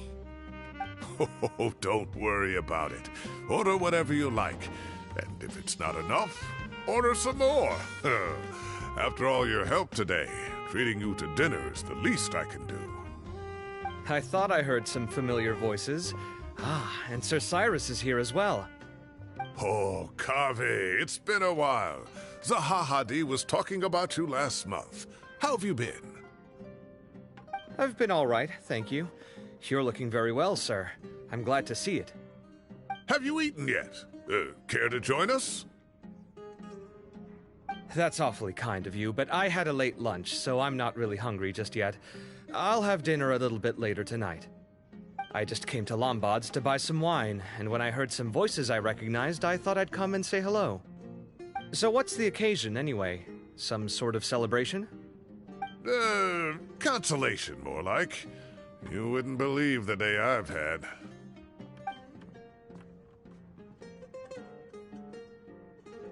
Sounds like things have really gone downhill since I was there. My whole time as a student, I've never heard of anything remotely like that. I can't believe how young the guy is. What are his parents going to think? Young people are always more susceptible to making rash and ill-advised decisions. Their minds are still developing. It's just an unfortunate fact of life. But still, this boy has some nerve. Just look at what he wrote. Oh, it makes my blood boil. Wow, yeah. Jeez. I will always be watching you and all of your secrets. And then he just followed you into the house of Dana? If this were my son, he'd get the scolding of a lifetime. Oh. Luckily, I'm also an extremely principled person. Kave! Your order's ready, sir! Coming! I'll have to get going. Have a nice evening, everyone. I'll catch you all another time. Okay, bye-bye! Here I am. The coffee beans are in here, too? Yep, it's all there. I'll stop babbling away now. Let's eat before the food gets cold.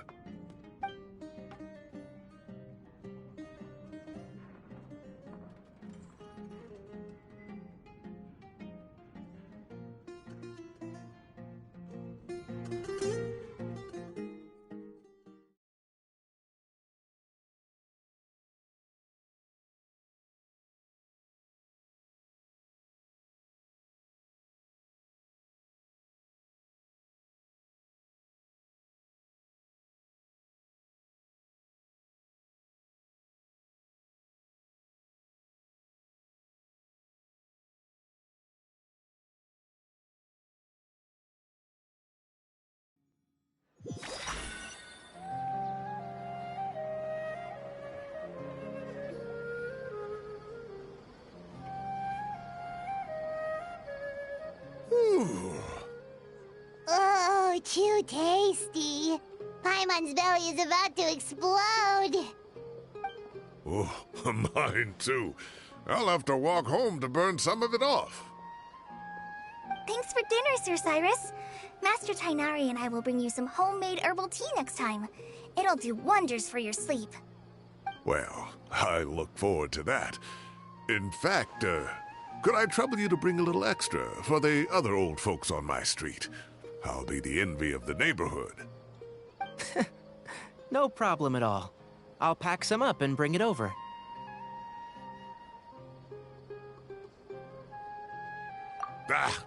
I'll see you all later. I better head home now and tend to the crops. Good night, Professor. Don't let those tomatoes keep you up too late. Hey, my tomatoes are serious business. I am not about to be beaten by Zaha Hadid. Anyway, I'll be leaving now. Don't stay up too late now, children. I bid you all a good night. Take care. Have a safe trip home. All right. Now, we finally have some us time. What do you mean, us time?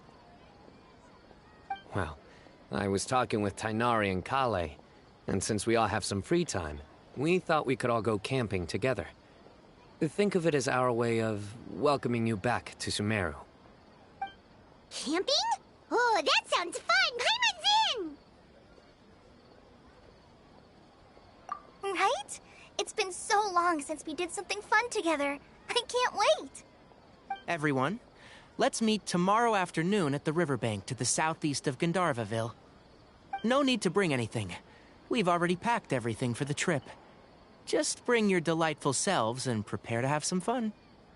You got it! We'll be there! Great. Then we'll see you tomorrow.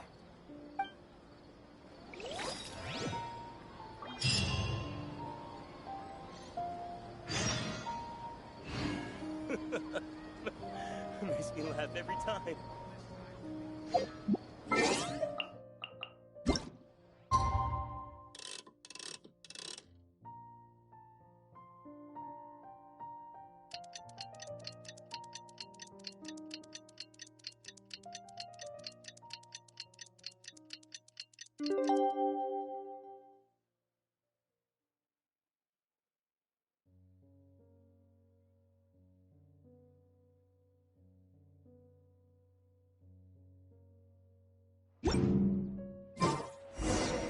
Time to set off. Let's head to the southeast of Gandharvaville and meet up with the others.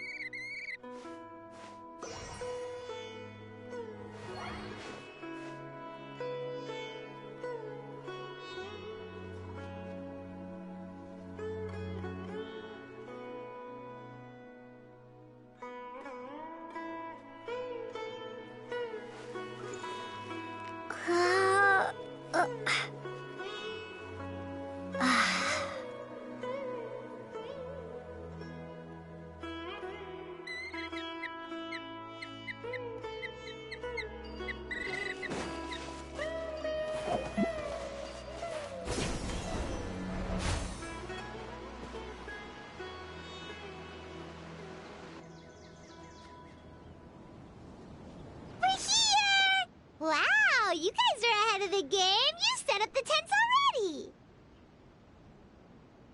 I'd say we're right about on schedule, actually. We were aiming to have them set up before you arrived.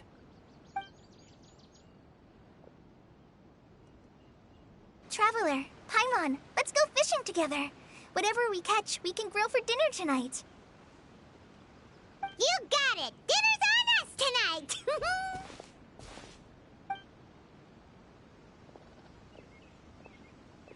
I hope I can contribute too. The other forest watchers gave me some fishing tips a little while ago. I'm really looking forward to giving them a try.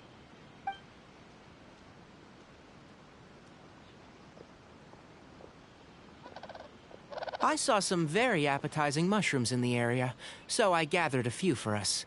I'll leave them here along with some fresh fruit. Wow, camping with a forest watcher is the way to go. They think of everything. And even if they don't, they can improvise. This is true. I don't think I've ever had a single rough day in this forest. So, how has everything been going for you? Well, there's been some high points and low points, but we've had some unforgettable experiences along the way. I see. Oh, in that case, you should try a valberry. I bought some from the market this morning. A valuable suggestion. Just don't bury your feelings using food. All I wanted was to recommend something bittersweet. Oh, I have a sudden craving for fruit tea. I'm gonna go fetch some stuff. Bye!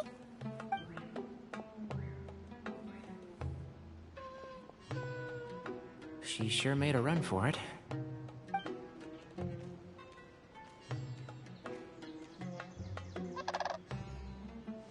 Unbelievable. She made a run for it. So Kale chose the path of tactical retreat. Could it be she foresaw what shall soon come to pass? My dear friend, you know what I am about to say.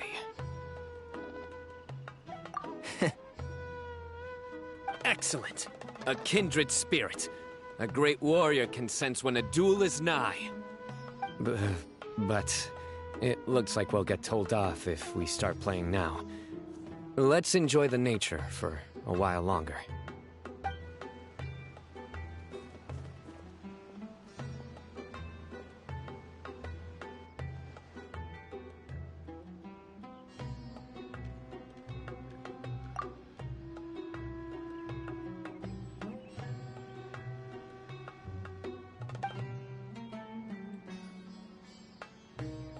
We got a bite!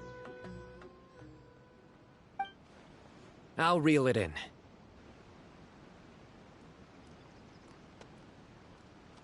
Firewood, spices, snacks, and drinks. Everything's ready.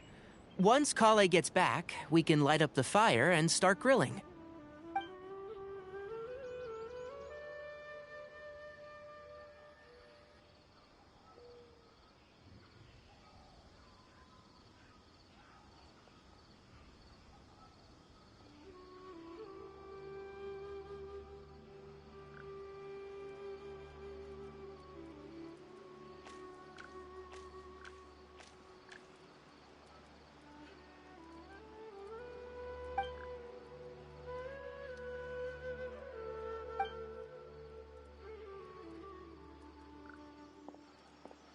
There are 3 tents.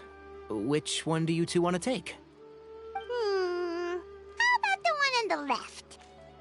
Well, Paimon just thinks the ambiance here is a little better. True. But it's also the closest to the water. If there are any sleepwalking fungi around tonight, they might stumble into your tent. Well, that's no good. Take my weapon. You can use it to bar the entrance. Anyone would think you were sealing the gates to King Deshret's mausoleum. Excellent. Then this tent will be an impenetrable fortress. I'm back! How's your appetites? Ready for the barbecue? Always.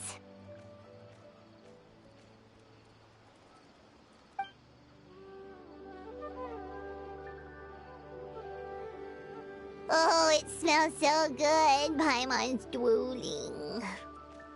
Someone sure is desperate to eat. I think it's time to add the seasoning. How do you like your skewers? Well done? Medium? Rare? Wait, what? Isn't that just for steaks? Hey, if it works for steak, maybe it works for other things too. Medium well for me. Okay, these are about ready now then. It'll be a few more minutes for anyone who wants theirs well done.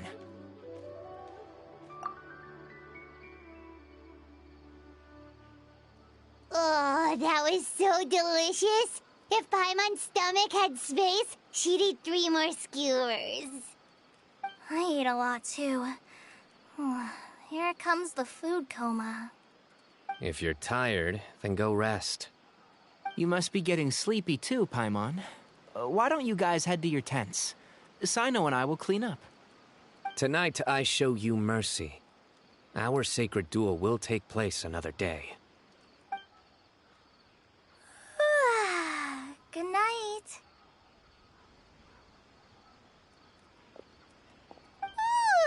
Paimon's struggling to keep her eyes open. Oh, don't forget this. The Staff of the Scarlet Sands. Wait, you were actually being serious about that? It's a very powerful weapon. Try it. Paimon can't even lift that thing. Fair enough. You sure you don't want it? Yeah, Paimon's sure. We'll be fine. And even if we do get an uninvited guest in the night, Paimon will be here to take care of the traveler.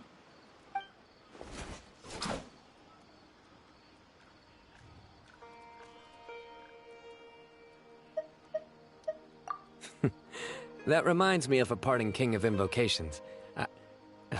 I'll tell you about it tomorrow. But right now, it's time to rest. Sleep well and sweet dreams.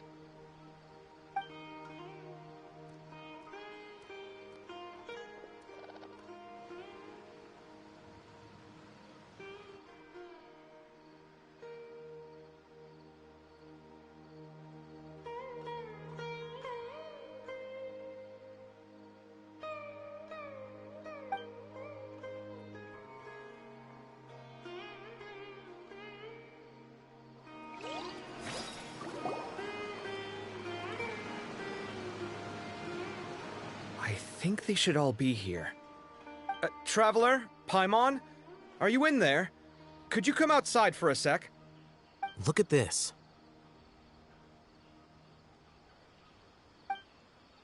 What the? What's this sword doing here? Is it supposed to keep out intruders?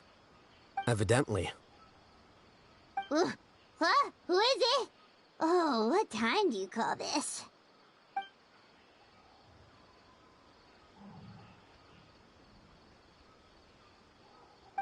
Paimon's gonna take out the sword. Yeah! Oh, hey them, Kaveh! What are you doing here? It's the middle of the night!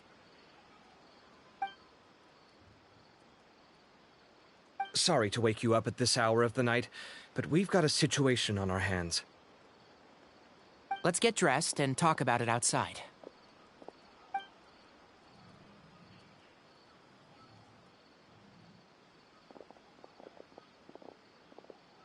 Something has come up. And since it pertains to Cyrus and Sino, I deemed it essential to inform you all. Whoa, back up. Let's start from the beginning.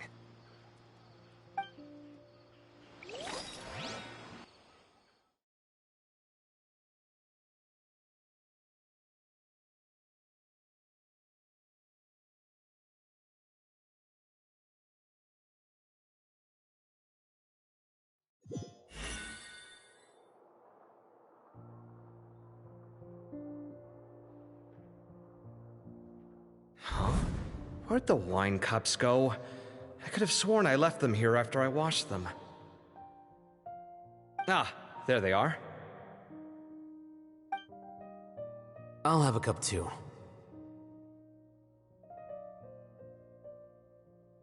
Can you see if the cookies are still on the table?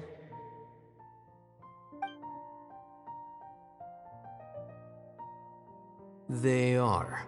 And so are the fruits. Oh, this is so bland. I should have gotten a few bottles of what Sino's group was drinking last night. Do tell. What were they drinking? Oh, right, I forgot to mention. So, I ran into Cyrus yesterday evening when I went to the tavern to pick up some things. He was hosting a dinner for Sino, Tighnari, Kale, and the Traveler and Paimon. Anyway, they got a bottle of Lombard's new vintage for the table. At least, I think that's what it was. It looked pretty good. Sounds like they're all tangled up in this. You know what it's about, right? 16-year-old kid tried to extort Cyrus. He was asking for 10 million mora. I heard some people talking about it on the streets, yes. Didn't take them long to catch the culprit. The sages are probably dealing with the case by now. I wonder what Sir Nephis and the others will make of it. Oh, Cyrus showed me the extortion letter, too. It was crudely written, but the paper had this beautiful pattern on it that I've never seen before. Really caught my eye.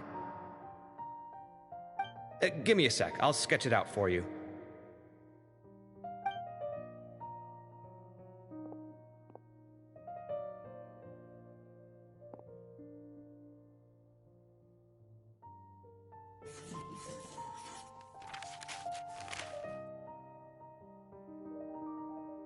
Okay, done. Take a look. You see what I mean? I don't think I've ever seen writing paper like this around before. God knows where the culprit got it from. Interesting. These are all motifs associated with the tribes of the desert. What? Really? Take this, for instance. Looks like an outline of a spire, similar to the kind found on some ancient palaces. And the crisscrossing and mirroring here, I recognize that too. It bears a striking resemblance to an ancient emblem, one that hasn't been used in a very long time. Whose emblem is it? It's the emblem of the Temple of Silence.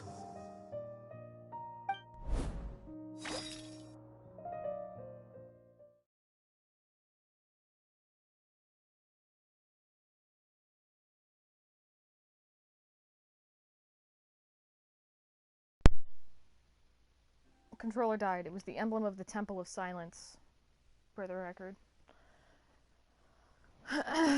Sorry about that.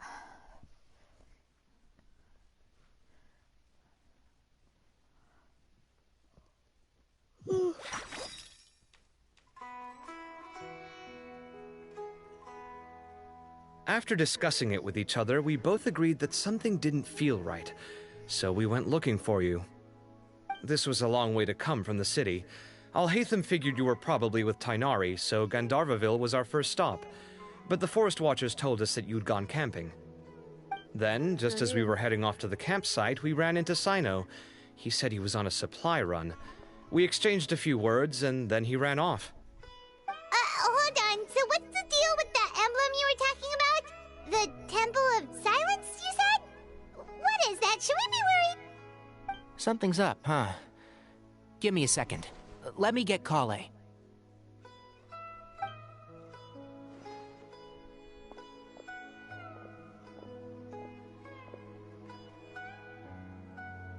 So you've never heard of the Temple of Silence?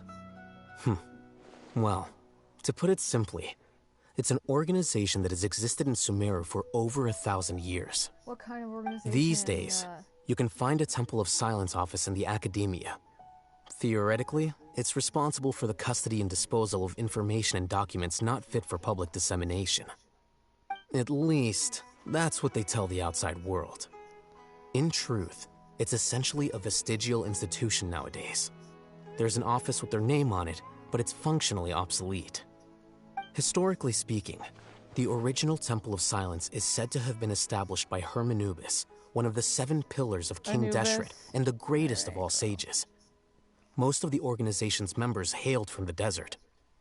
By contrast, none of the Academia Temple's current members are from the desert region, nor do they use any symbols connected with the desert folk. So the Temple of Silence at the Academia is just a fake?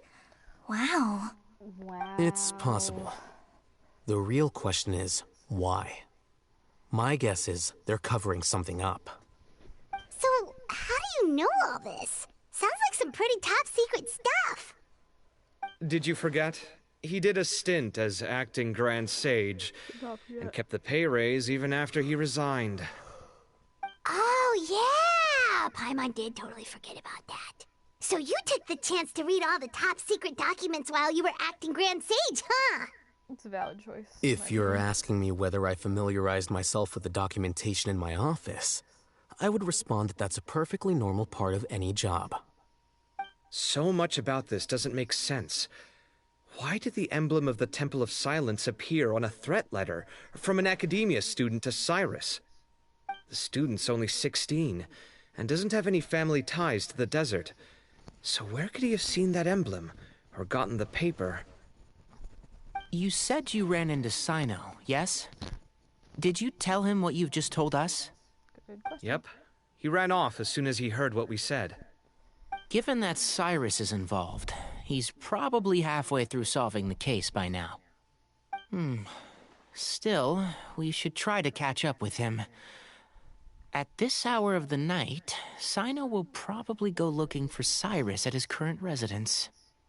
If the Academia's Temple of Silence really does exist just to cover up the truth, the sudden appearance of this emblem can't be good.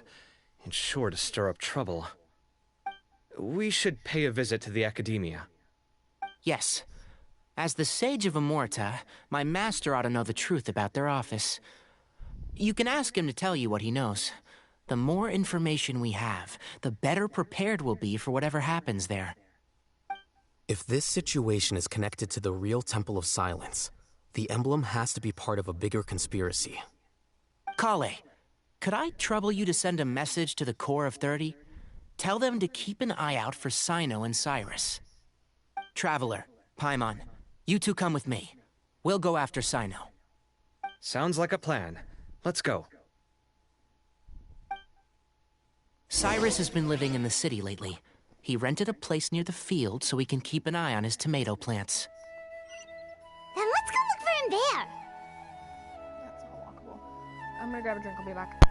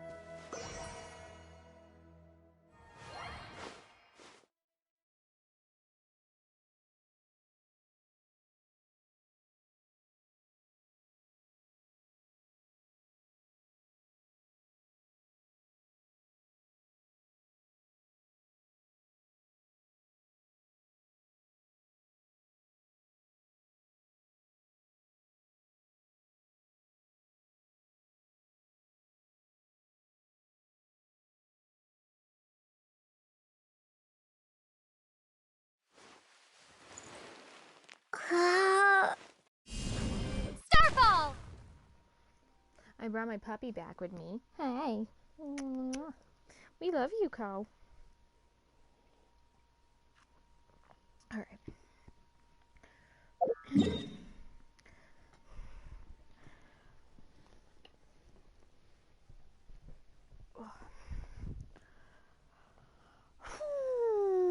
Sorry, 1 second. I'm getting the stream manager back up.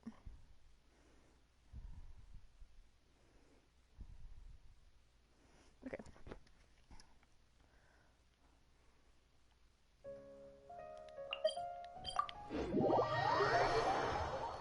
I am a little Cocoa Blue. I'm a Cocoa Blue. Her name is Cocoa Blue. That's the name of the creature. Yes. You all moaning and groaning. Is it tough to be Yuko? Yes, it's very hard to be me. I am so... Ugh. Here we are. This is the place. I don't know, I can't really do his voice. We might be too late. Looks like nobody's home. Oh, Sino moves fast. If he was here, he's probably long gone by now. I know that voice. Is that Tainari I hear? It's Zahahadi. Ah! Professor Zahahadi! Wow, so it really is you. My goodness, whatever is going on tonight? An awful lot. We're looking for Sino. So, he's already been here. Yes, not long ago, in fact. He knocked on my door and asked if I'd seen Cyrus today at all. I told him the old fool left early this morning, and I hadn't heard him come back. So we went to his place, and would you believe it? He's gone. Goodness knows where to. It must have alarmed Sino, because he took off in an awful hurry after that. He never did explain what this was all about. How serious is it? Well, if Cyrus isn't at home... Oh, it sure doesn't sound good. Professor, did you hear that a student recently tried to extort Cyrus? Why, yes. When I left the house that day, I noticed he was watering his flowers in the field in complete silence. He had a piece of paper clutched in his hand, and he looked lost in thought. I could tell something was troubling him, but he wouldn't tell me what it was. If Sino hadn't happened to visit him that day, he'd probably still be holding on to that thing. After seeing the letter, Sino told him to contact the Corps of 30, but Cyrus was very reluctant. He claimed it would only damage his reputation. Nice burp. Eventually, he relented, after much persuasion from Sino. Burpy girl. Huh? Cyrus didn't want to report it? That's okay. Well, that's strange. When we saw him, he seemed pretty okay with the idea of the kid getting his just desserts. As a former sage, it's possible Cyrus still has enemies at the Academia. That's why Sino was so insistent that he report the matter to the authorities. I was there while they were going back and forth over it. So Cyrus initially hoped to stop this from going public. But why? He only reported it because Sino forced him to, which means Cyrus must know something about the Temple of Silence. And he was like, it's not a big deal. Later, so yeah, he knows more than we do. Co Blue. Sorry. Oh dear, what on earth has that old fool gotten himself wrapped up in? I misread that at first. I do hope he's not in danger. Oh, I almost forgot. Sino left me this letter to pass on to you. He wrote it when he came by earlier. He realized you might come looking for him. Thank you. What does it say? Let Paimon take a look! My friends, this is a rather complicated state of affair. Unfortunately, I cannot disclose more than that. I ask you to understand and accept that I had to act alone at this stage. Do not come after me. My friends, this is a rather complicated state of affair. Unfortunately, I cannot disclose more than that. I ask you to understand and accept that I had to act alone at this stage. Don't come after me. Yep, that sounds like Sino. Thank you, Professor. Please do not worry. We will do all we can to protect both Sino and Cyrus. Traveler, Paimon, let's head to the Academia and regroup.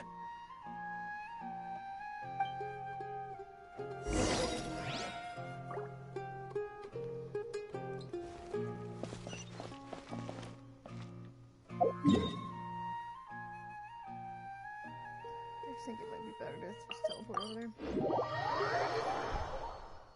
Rather than going all the way up all those ramps. I'll move my phone. Sit down. So relax. Relax, little cow. It's okay to relax.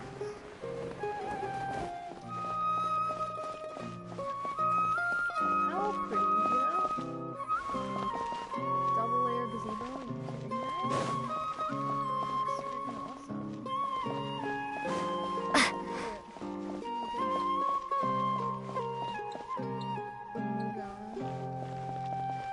You're blindfolded, man. Are you blind? You just being that way.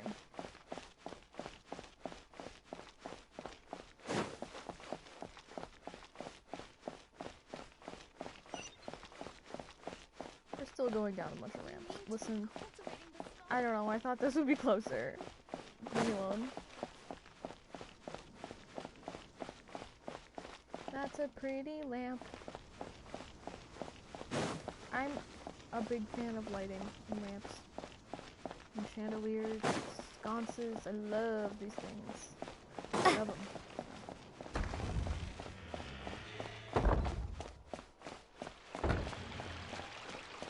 Actually, I'm digging the back end.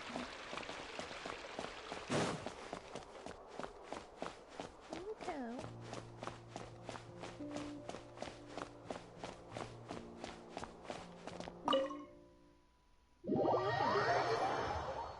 Thinking about birdseed? You little wart, you weirdo rat. Raccoon thing. Just kidding, Ko, I love you. But you are a bit raccoon-like with your love for birdseed. Why do you eat birdseed, you dum-dum? You're a dog. You eat plenty.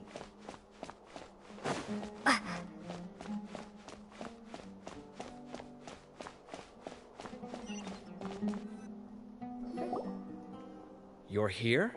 I thought you were going after... Ah, I guess you lost their trail. We went to Cyrus's house. No one was there. Sino got there before us, but he was long gone by the time we arrived. He didn't say where he was going? No, he left us a letter and told us not to go after him. Can't say I'm surprised. Typical Sino. Anyway, some updates on progress on our end. I drew the emblem from memory again, but in more detail this time. Lovely work, Kaveh. Ko, stay. Chill. Oh, sorry. I checked some ancient texts for a similar design. The one I found was a little blurry, but the similarities in the general form and certain details were clear enough to confirm a match. Yeah, and we're lucky we found anything at all. It turns out the emblem was all but lost to history. We scoured the entire Academia collection, and that book was the only one with a record of the motif. Meanwhile, Arav managed to get Uraka to disclose his source. The one who told him about Cyrus's embezzled funds was a young man from the desert. According to Uraka, he had a striking presence and was well educated. Apparently, the two met in the tavern over a game of cards. The guy claimed to be in the city for business as part of a merchant caravan. Uraka was intrigued when he heard what his new acquaintance had to say and brought up the idea of extorting Cyrus for Mora. The guy encouraged him to go ahead with it, then handed him some pen and paper to write the letter. I see. So it could be that this person planted the paper intentionally. So, how do we find this guy? Did Uraka say where he is? He doesn't know. He claims not to have seen him since that day in the tavern. The man gave him some tips on how to carry out the extortion, but from then on, Uraka was acting alone. Nephis and Arav have gone to meet the Core of 30 and review the city's entry and exit records. Also, Nephis admitted that the Temple of Silence in the Academia is just a facade. The true Temple of Silence once came to the rainforest to establish a collaboration with the Academia, but as time went by, the sages gradually became corrupt and foolish. The Temple of Silence felt that they could no longer trust the Academia and ended the partnership. They retreated back to the desert about 400 years ago. Ever since its inception, the Temple of Silence has been the guardians of King Deshret's civilization and belief system. They traveled throughout Sumeru, sequestering and guarding any wisdom that posed a threat to the people's livelihoods. At its roots, it was a legitimate and reputable organization whose purpose was to guide people towards the right path. The Academia of the day knew that the split would damage their reputation if it became a matter of public knowledge. And so, they set up a dummy organization of their own to conceal the truth. Not only that, but they managed to keep up the charade for hundreds of years! So how did Cyrus become acquainted with the true Temple of Silence if they left centuries ago? I'll bet that's the question that bothered Sino. Probably why he went after him in such a rush. Whoever is behind this, getting Uraka to extort Cyrus was only the first step of the plan.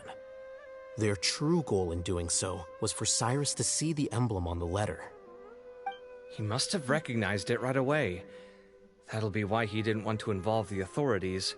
He probably hoped to take care of the whole thing by himself. Unfortunately for him, Sino had other plans. Since the desert is where the Temple of Silence originated, that is in all likelihood where Cyrus went. I have to go after him. Really? Are you sure that's a good idea, with how you respond to the heat? Why don't we send someone else? I should be fine, as long as I bring plenty of water. Besides, I just can't shake this ominous feeling that if we don't catch up to them soon... Everyone, I have news from the Core of 30. Master! Oh, so that's Nafis, Tainari's master? Oh, we're finally getting to meet him in person! Hello. It's a pleasure to meet you, Traveler in Paimon. Several independent eyewitnesses have reported seeing Cyrus and Mahamatra Sino leaving the city at different times. Both were heading in the direction of Caravan Rebat. Let's go there, then. I was going to suggest that you join forces with the Core of 30 in this case. However, as I'm sure you've already heard from Alhaitham and Kaveh, the Temple of Silence is involved. The Academia has made a number of decisions throughout history that I am ashamed to talk about. It may well be that no better choice was available to them, but those actions are nonetheless a stain on our legacy. I won't attempt to make you understand the Academia's perspective. Now is the time for action. I understand where you're coming from, Master. But I'm afraid the situation might be more complicated than we thought. I think we need to keep a low profile, or risk making things worse. Good point. If Cyrus is involved with the other side, or worse, if he's fallen into their hands, and...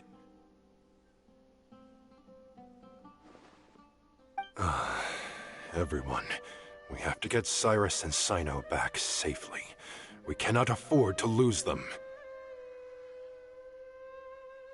Need our help? Whatever you need, we got you covered. Really? Wonderful. You have my most sincere gratitude. Arav and I will continue to follow up on the lead from Uraka. Kaveh, Scribe Alhaitham, I'd like to ask you to cover the duties of the House of Dana. Tainari, you are planning to go into the desert, correct? I am. Kaveh, I'll be okay. You stay behind to help Master and Alhaitham. Well, if you're sure... Okay. But be careful. Thank you all. Arav, let's go. You'd better get moving. Don't forget to ask for help when you need it. Will do. Let's go, Tainari. Hopefully we can catch up with Sino before it's too late. Knowing him, he's probably covered a fair distance already, but we still have a shot. Let's take it.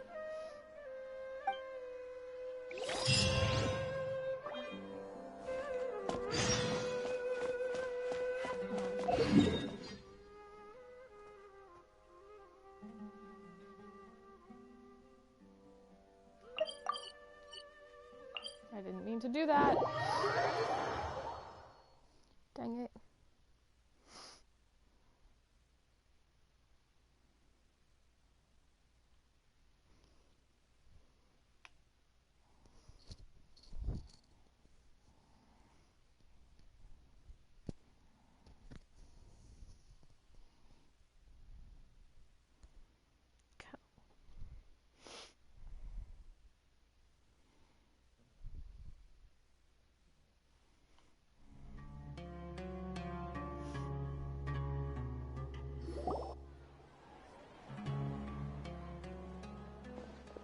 Okay, we made it to Caravan Ribat.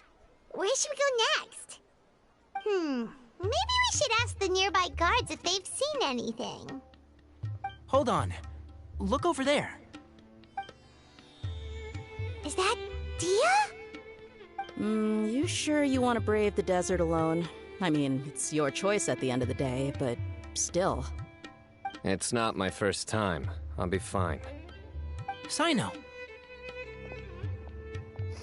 If you're really going to go through with this, then at least take our advice. When you're packing for your trip, budget for 5 days more than you plan to spend out there. Makes sense.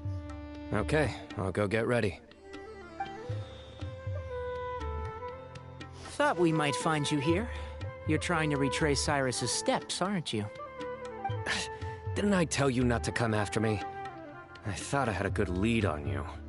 Sorry, but we never agreed to that. Why would you go off on your own like this? Nothing personal. It's just a complex situation. And I'd rather not involve anyone else if I can help it. Takes a special kind of person to get Sino chasing them all the way out to Caravan Ribat. But why so coy today, huh? You only gave us his age and description. Why can't you reveal his name? Is he Sumeru's most wanted or something? Oh, also, hey guys, it's been a while. Dia and Candace! So nice to see you.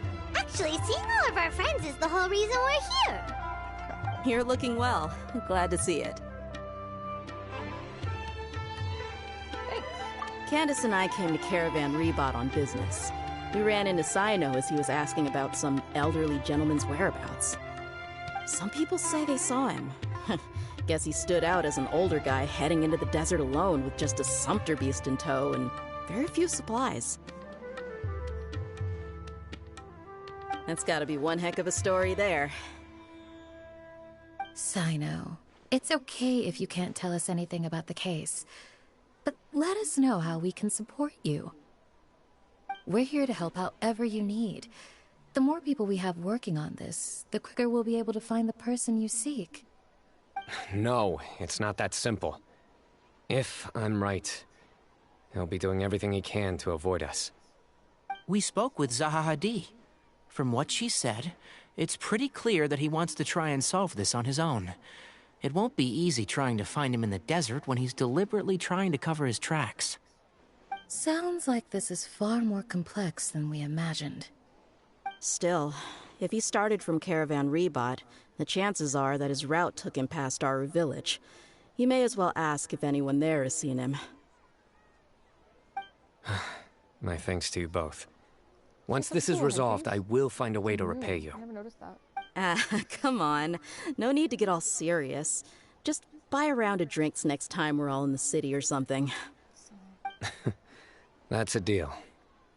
All right. So, you all set? Yes, we'll handle it from here. Thank you again for your help. I don't take it for granted. All right.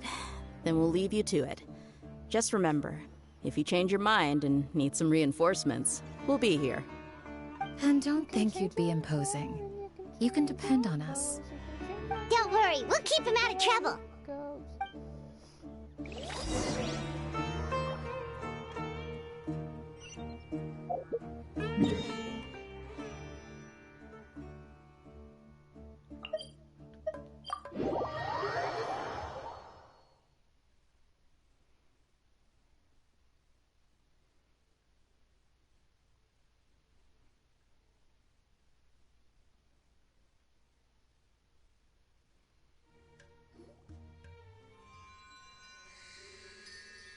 hold on. There's a few things I'd like to clear up. Go on. So, after you left the campsite, we had a longer talk.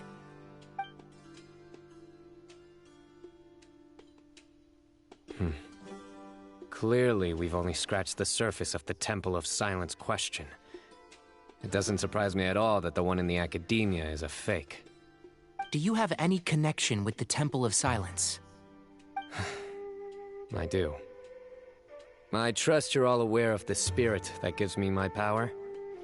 Oh. Hermanubis, the original founder of the Temple of Silence. Due to my unique constitution, I was put through a number of trials in the desert when I was younger. Later, I met the professor, and he brought me to Sumeru City. But my memory of that time is hazy. I can't recall much. It's a good thing that Kaveh noticed the emblem on the letter. Without that, I don't know if we would have connected the dots and realized there was more to this case than mere extortion. I did not recognize that symbol at all.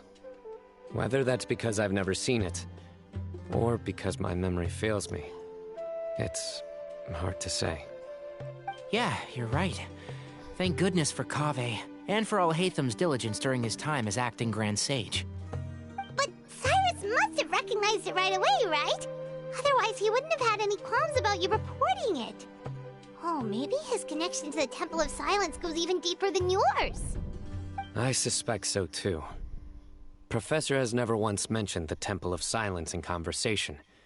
And whenever the conversation turns to Hermanubis and the concept of spirit indwelling, he avoids going into any depth.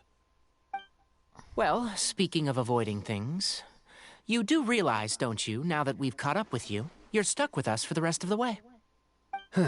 I am aware. And I have accepted it. Or rather, I don't see how I could manage to ditch you en route, so I might as well accept that you're coming with me. That's right. Fact is, we're coming with you whether you like it or not, so the best option now is to try to look out for each other. Ha! Can't get rid of us. Fair enough. I didn't mean to scare you, but... Then at least let me buy you a drink once we're back in the city. Works for me. All right, off we go. Let's start by seeing what the guards here can tell us.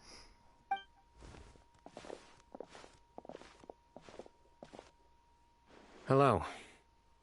Mahamatra Sino? I'm looking for someone, so I'd like to confirm any recent foot traffic in and out of Aru Village. A man matching that description passed by Aru Village not too long ago.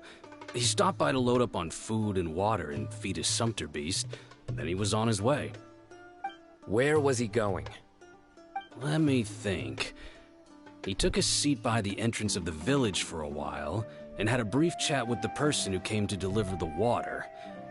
He said he was headed somewhere near an oasis, but he didn't mention which one. Do you have a map? I can mark out the direction he was heading and the best routes to any nearby oases. I have one. Mark away. Great. Oh, that's just your mole.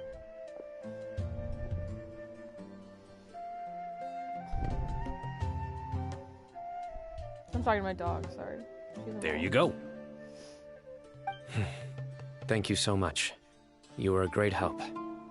You've got a really good memory. Ah, you're quite welcome. Just doing my job. Best of luck. I hope you find him soon. Okay, give me a minute. I gotta call my dad.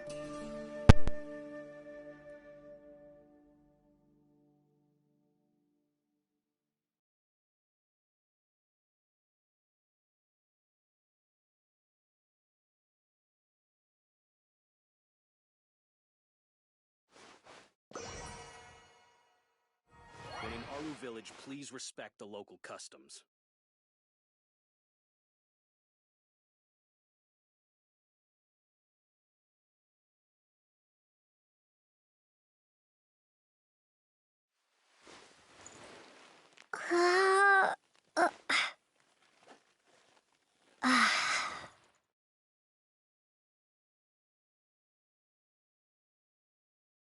When in Aru Village, please respect the local customs.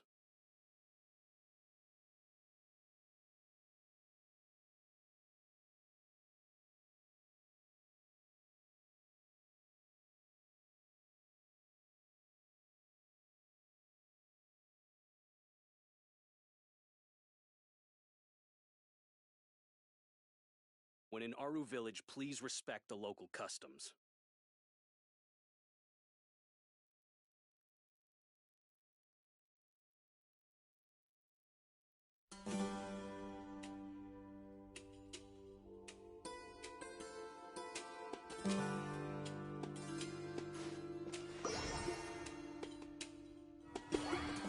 When in Aru Village, please respect the local customs.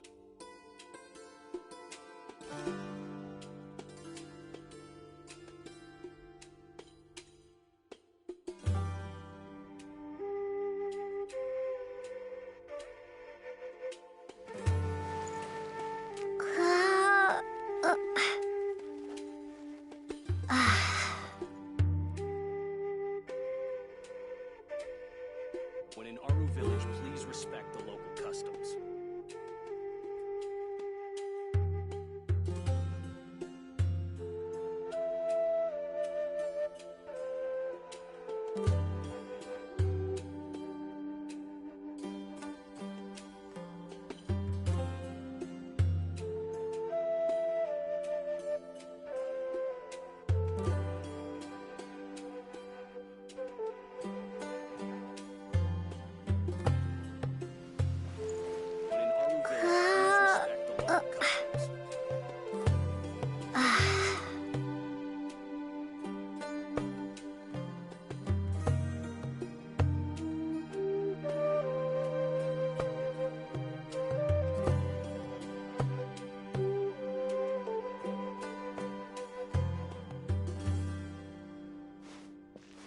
When in Aru Village, please respect the local customs.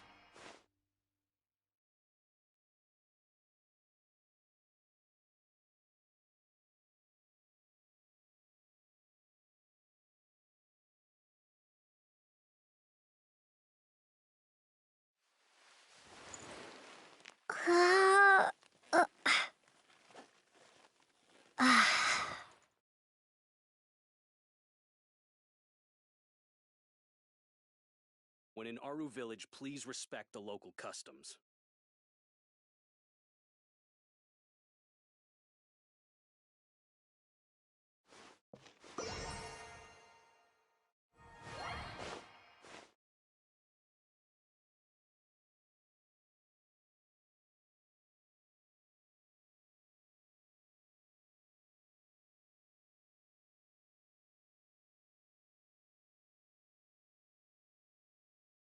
When in Aru Village, please respect the local customs.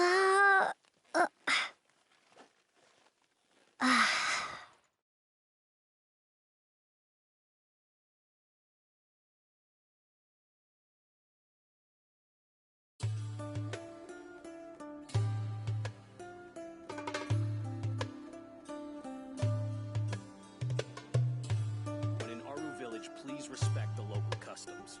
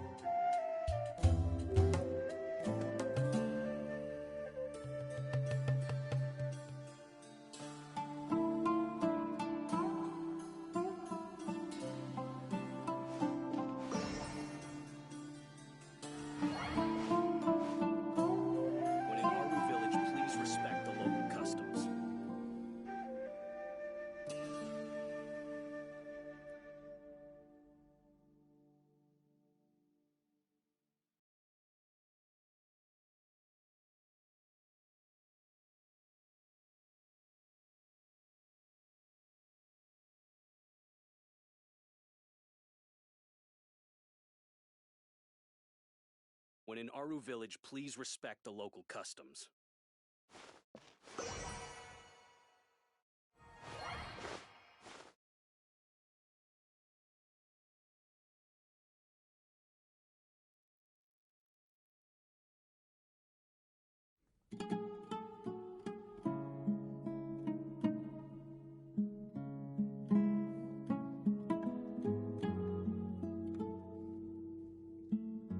When in Aru Village, please respect the local customs.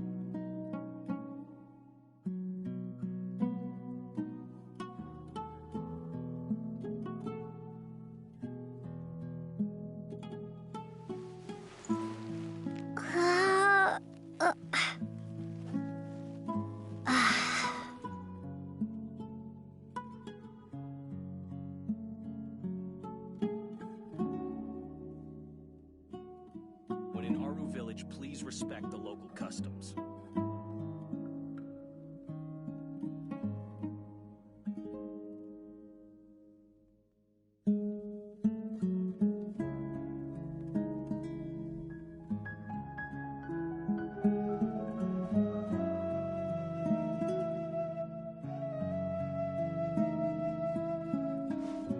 When in Aru Village, please respect the local customs.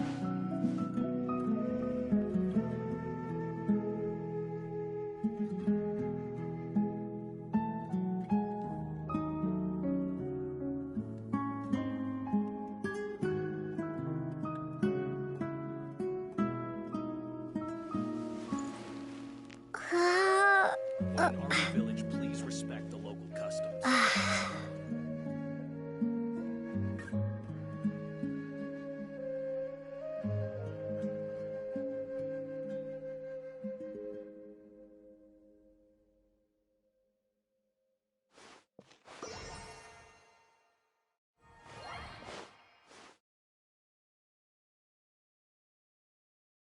When in Aru Village, please respect the local customs.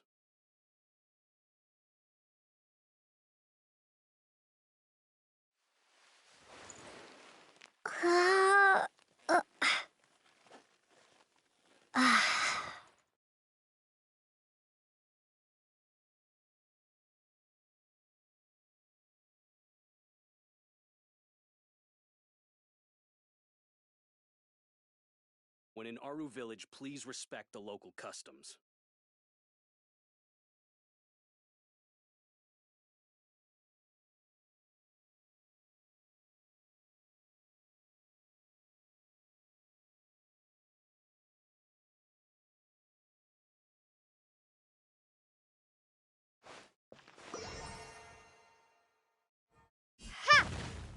When in Aru Village, please respect the local customs. Say hello. You feel me? Hi. I'm Saul Goodman. Okay. I haven't watched that show.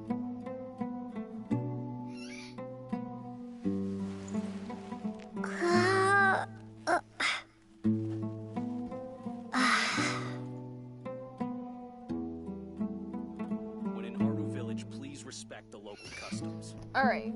Sorry. Just wanted to check in with him because I hadn't seen or heard from him much today.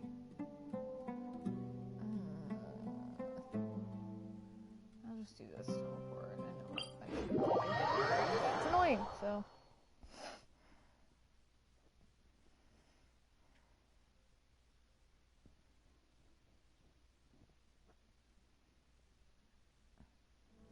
Change your mind, you can change your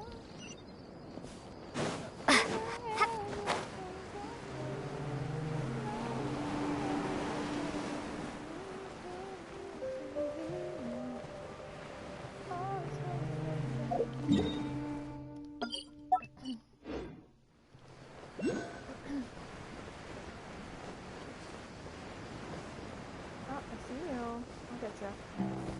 Getcha, don't you worry, girl. Things Roculus.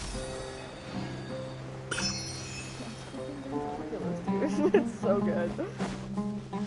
No, I want the viewpoint.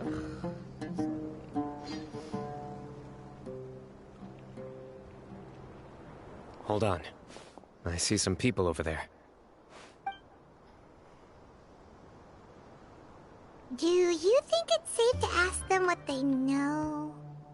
Should be. I'll go... No. I'll do it. Huh? Why can't Sino go talk to them? What difference does it make? Given my background, appearance, and the way I dress, I might not be the most welcome visitor here. Just in case, it's probably better to let a more neutral party handle things.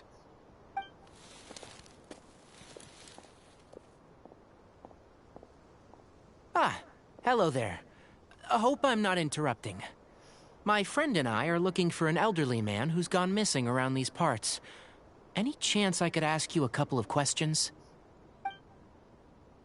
Oh, a missing person, huh? Sure. What do you want to know? I'm just wondering if you've seen him. Let me give you the details.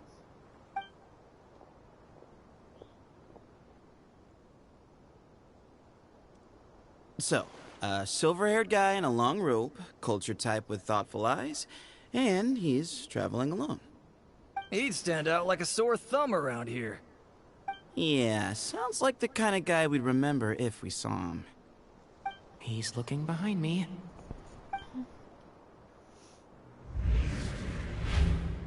Uh-oh. That guy's looking our way.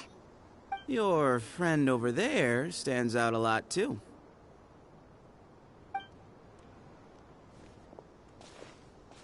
Hey!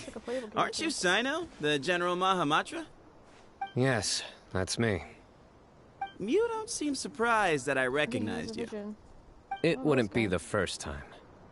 Oh, you're the one looking for the old man who's gone missing, aren't you? I have a bad feeling about this guy.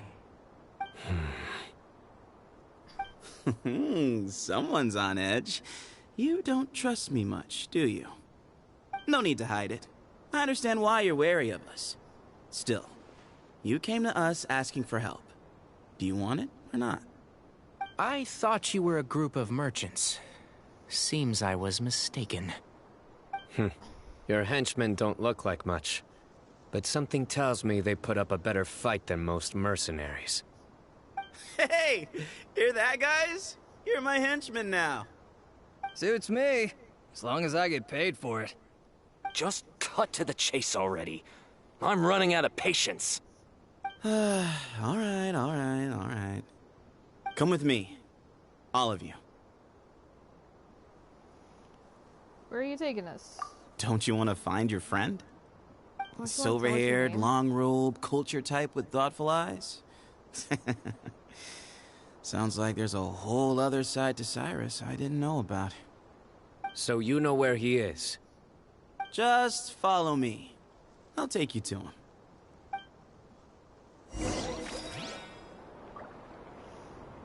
Oh my god, we're running. Okay, well first we're getting this. Yay! Nice.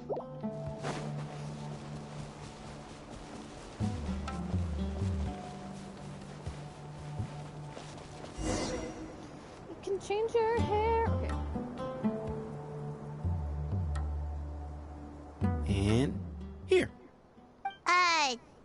What? Where are you looking? There's nothing here. Please, step back. Whoa, something's coming out of the ground! Chill out, Pi. What is this enormous building doing here? And how was it so well hidden? King Deshret's technology? Wait, so... Hold on, who are you guys really?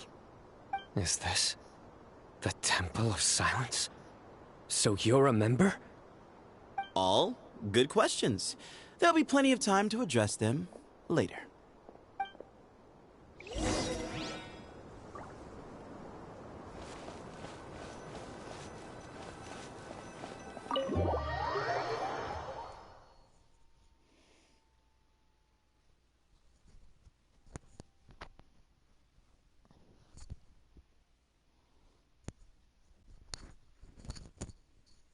to make sure my mic's still around. Sorry if that was loud.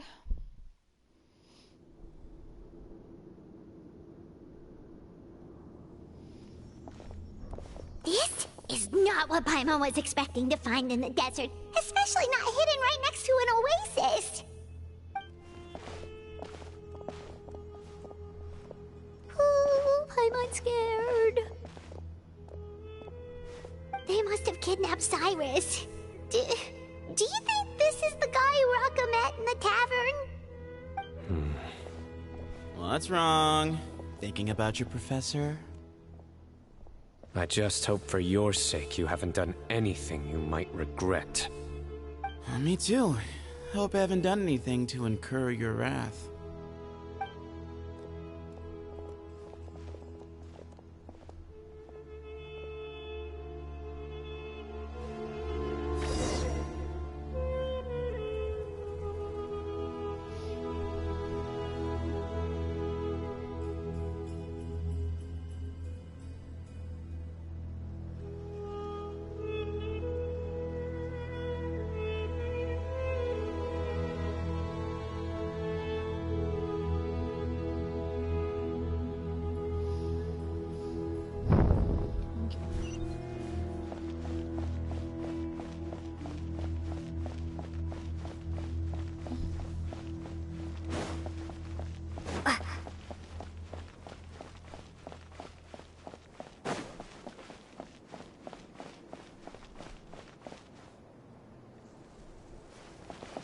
Everything's so enormous. Jesus. Oh my god. Where am I on the map right now? Oh, I'm just underground. Anyway.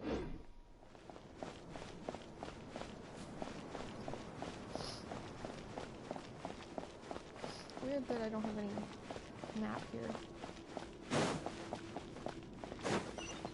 Maybe I have to unlock it. I don't feel like I normally have to unlock it yet. This one is different.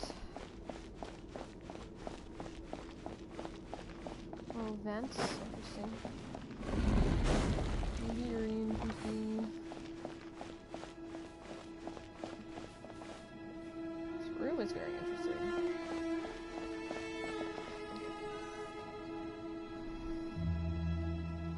Alright. You can wait here for now. I'll inform our leader that you've arrived at the Temple of Silence. Sit tight until he comes to greet you.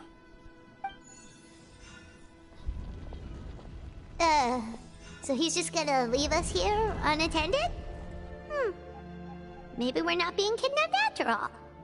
They can't have been at the oasis by chance. They were waiting for us. Whoever the leader is here, they were obviously counting on us showing up. So this is the Temple of Silence. After leaving the rainforest, they hid themselves here? Hey, look! That guy's coming back. Don't worry. Someone will come and call for you soon. What's your name?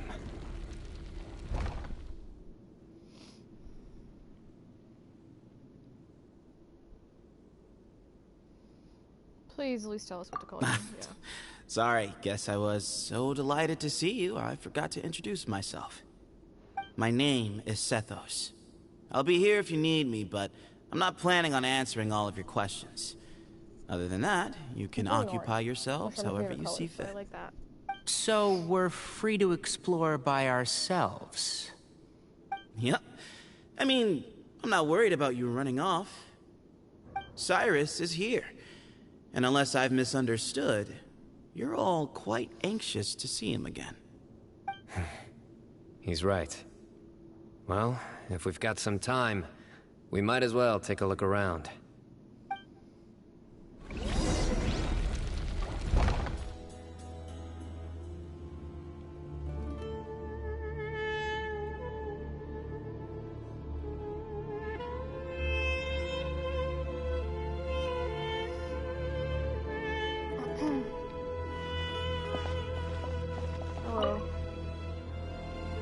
Hey, Sethos!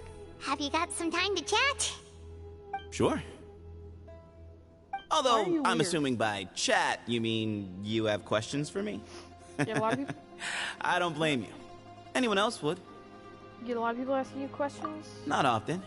Okay. The Temple of Silence is a place of quiet and solitude. We don't get too many visitors. You're the one who tricked Uraka, right? Yes, that was me. Although, tricked is a stretch. He was asking everyone in the tavern about ways to make some easy money. He insisted that nothing was off the table, even if it broke the law. So, I told him that Cyrus had embezzled a large sum of mora from the desert. So you framed Cyrus for a crime that he did not commit? No. That's not entirely true.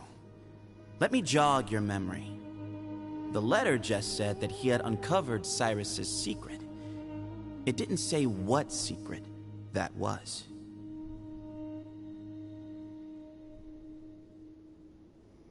Did you tell him to use that wording? Of course. Uraka was a great accomplice, really.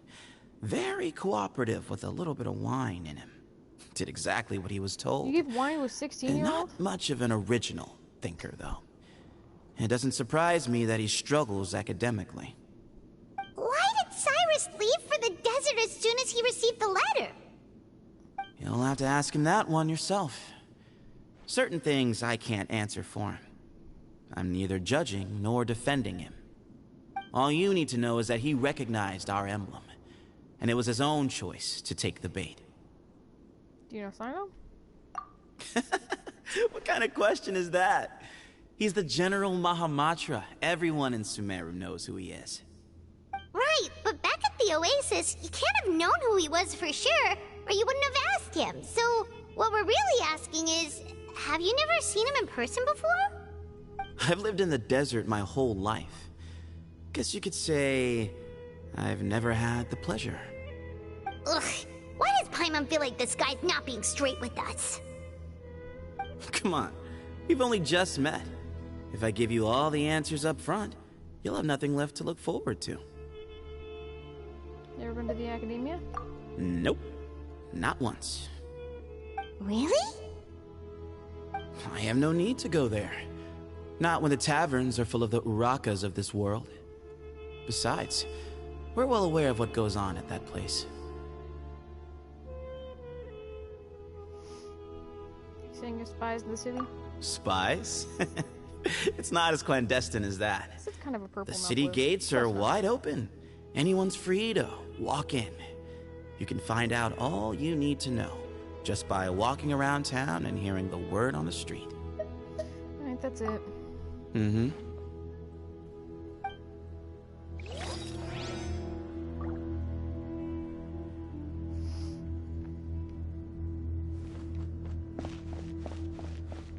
Hey, ladies. I never imagined that the true Temple of Silence would be hidden somewhere like this. We've passed through these parts before, but never noticed anything. That's King Deshret's technology for you, I guess. It borders on the miraculous. Amazing to think that it's been preserved intact all this time. We should be wary of our hosts. Still, at this point, we can be confident that the professor is safe and sound, so that's something.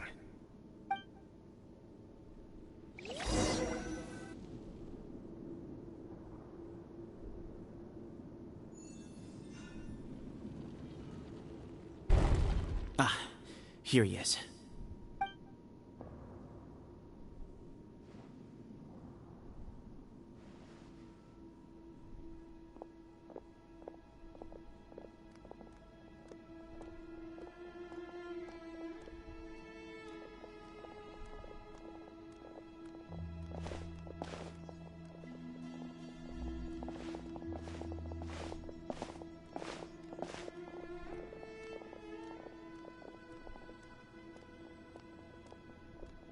Grandfather, the person you wish to see is here. Well done, Sethos. Greetings, one and all. I am Ba Moon, the current leader of the Temple of Silence. I know why you are here, and I thank you for your patience. Bring him out.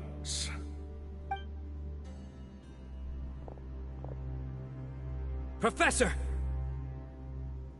Cyrus, are you okay? Watch what you're doing! Oh, my apologies. We have no intention of causing you distress. But you must understand, Cyrus is of great importance to us. We had to find a way to bring him back to us. Cyrus owes me his life, and to the Temple of Silence, he owes a debt of gratitude. I let him go a long time ago, but now, the time has come to demand payment. I wanted to end my feud with this old bag of bones before you caught up with me, but you got here so quickly. Just leave, Sino. This is a matter between us two old men. You're all too young to get involved. So that's why you didn't want to report the letter. You'd made up your mind to come here from the beginning. You only left in such a hurry to try and throw us off your trail. Some things in life catch up with you, no matter what you do. You shouldn't have come. That alone brought the others. Sino didn't make us do anything. We came here for the same reason he did. To rescue you. We'd appreciate you telling us the truth. Otherwise, it seems a little unfair on everyone who had to stay behind. My secrets are secret for good reason. Bringing them to light can only lead to misfortune. You're afraid, aren't you? You can't bring yourself to speak of your past deeds to the students you nurtured as if they were your own children. You recognized our emblem because for many years you lived among us. Indeed, you all but became one of us. You knew as soon as you saw the letter that we, not Uraka, were the ones speaking to you. It threatened you only because you know what you did. Your own guilt convicted you. For you, Cyrus, are a traitor. You once shared your learning with us, and joined us in our mission to revive the might of Hermanubis, to bring new hope, new opportunity. But then you betrayed us. You bargained for your independence with your past contributions. And then you left, taking with you Hermanubis' might and the wielder of his power. We both know what I said to you that day. That as the leader, I grant you permission to leave, but that one day, the sands of time will catch up with you. And when that day comes, you must pay the price you owe. You really know how to hold a grudge. Hermanubis' might? And the wielder of his power? Does he mean you? Professor, anything to say? Bamoon is right. I came here once before. He rescued me from the brink of death once, many years ago in the desert. When he learned that I was a scholar, he invited me to come here and revive the might of Hermanubis together. It was a great, daring plan, and one shrouded in secrecy. The Temple of Silence had been bereft of Hermanubis for too long. The strength of its faith and its warriors were waning. Bamoon proposed that we implant bar fragments, shards of Hermanubis, into the bodies of suitable vessels. If the experiment was successful, the spirit of Hermanubis would then dwell within the vessel. Many believers volunteered themselves for the experiment. But we soon discovered that the bodies of grown adults could not withstand Hermanubis' power. In the end, Bamoon offered his own adoptive grandson. One other child was identified as a suitable vessel, and his parents agreed to release him into our custody in exchange for a small fortune. These two children were our only hope for hosting Hermanubis' power. For many years, the Temple of Silence had been in possession of 2 Ba fragments from Hermanubis. As remnants of his raw power, they were exceedingly rare treasures. The test subjects were sent into a room that had been prepared for the ceremony, and instructed to approach the Ba fragments, whose power had been amplified. If, after some time, this power did not repel them, this would mean that they were suitable vessels. The original plan was for a 3-stage experiment: resonance, implantation, and recovery and observation. The resonance stage went quite smoothly for both candidates. As the 2nd stage began, I realized a decision had to be made. Should we implant the fragments one at a time? This would allow us to monitor the results after the first round and adjust our plan accordingly. Or alternatively, we could implant each fragment in a different vessel at the same time and compare their effects. But as I was deliberating, both Ba fragments suddenly became active. They glowed with a light we had never seen before. I knew that if they were not implanted right away, they would disintegrate and be gone from the world for good. Our 2 vessels had both displayed great promise by successfully resonating with the fragments. Under the circumstances, the thought of implanting both fragments into the same vessel seemed out of the question. To preserve our faith and our power, we implanted each of them with a single fragment. Ultimately, I ended the experiment and left, taking one of the children with me. In recognition of your past contributions, I chose not to send someone to hunt down and kill you both. Your lives were spared, but I have paid a great price for your betrayal ever since. I have always wanted to see you, Sino. Losing you and your Ba fragment dealt us a devastating blow. We've been in decline ever since you left. I see. So that's how I gained my power. Look, in essence, I borrowed your Ba fragment for a decade or so. And now you are seeking justice. If you want to take my life, then so be it. I'm an old man now anyway. But you cannot lift a finger against Sino. He is the General Mahamatra. Your actions would be seen as a declaration of war against the Academia. I'm sure you don't remember anymore, dear Sino, but you've met us all before. You were so young then, when we all gathered around and celebrated the revival of our Lord. You and he, Sethos, you were our final hope. You'd like me to return my power? As a follower of Hermanubis, I have allowed this power to remain in the rainforest for far too long. Now, it is time to reclaim it.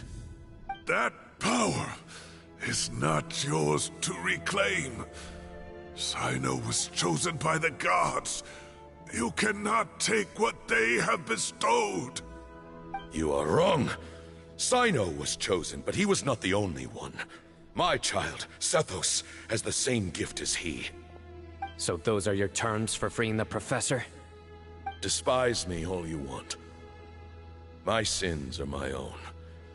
The Temple of Silence is an innocent party. It is because of my foolishness all those years ago that the Temple's glory has waned. And now I must take responsibility for the decision I made back then. So what you're saying is, the power of one Ba fragment is not enough? You're asking me to return the one in my possession, so it can be implanted in him instead? Divine power causes great suffering to those who wield it. How do you know that Sethos would be able to withstand it? He is no longer a small child. But regardless, this burden is ours to bear, and your objections mean little given that you turned your back on us long ago. Both my heart and mind are telling me that what you are proposing is a terrible idea.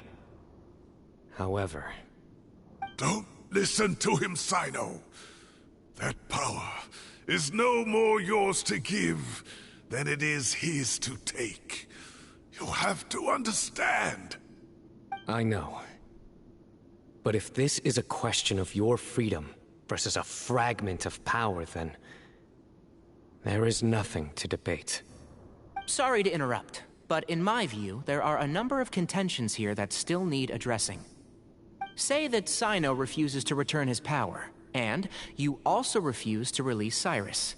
Then, we are at an impasse. I find it hard to believe that you went to all this effort without planning for that possibility. You're trying to gauge where we stand while keeping your remaining cards close to your chest. Well, my stance is, put the rest of your cards on the table. Then we can have a discussion. Wait, those ears. So, we have a descendant of the Valuka Shuna in our midst. Splendid. Fate smiles upon us after all. Everything we have longed for, Hermanubis will provide. Perhaps this very day we'll...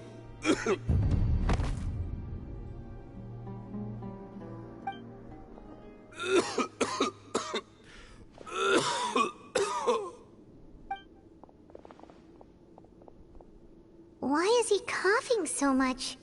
He looks like he's in really bad shape.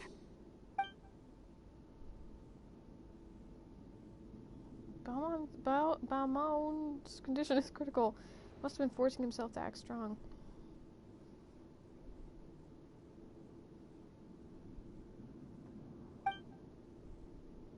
His eyesight must be failing him too, otherwise he would have noticed Tainari's ears right away. Yeah. Bamoon, you... Bamoon, sorry. Take our leader back to his room. Sethos, you must... Grandfather, I know what you wish to say. Leave this in my hands.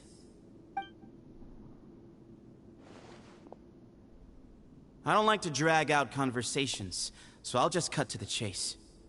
Had Cyrus not stopped the experiment all those years ago, the plan would most likely have been a success. The wisdom of Hermanubis would have been ours. Still, it's no use talking about what-ifs. We cannot change the past. I'm not like my grandfather. The Temple of Silence has a grand legacy and a sacred duty to fulfill. So it's somewhat inevitable for the leader to have an inflated sense of self. But I see things a little differently. I don't believe the temple has the same stature that it once did. Time has worn away at its prestige and changed things almost beyond recognition. So I'm not going to force your hand. You're all free to leave. Except for Cyrus. My grandfather gave him his chance once. And now I'm giving the rest of you yours. You have courage and wise judgment, kid. Reminds me a lot of Bamoon in his younger years. I truly wish that the temple would take an objective look at the academia of today. You've been to the city yourself. I'm sure you've seen that much has changed for the better. And things will only continue to improve. Why not consider cooperating with the academia once more? If you hadn't betrayed my grandfather, I might well be open to persuasion. But it's a bit too late for that now, Cyrus. Tainari made a good point earlier. He said there has to be more to your plan than this, and I agree. All you and Ba-Moon are after is the Ba fragment. The professor will accept whatever fate you deem fit for him out of a sense of guilt. I am the one who has a choice to make. And that's how it was always going to be. Ultimately, you want to trade the Ba fragment for the professor, correct? I'm glad to see you're giving it some serious consideration. I won't forsake my professor. Nor do I intend to run from a problem that I must face sooner or later. Give me one night to make my decision.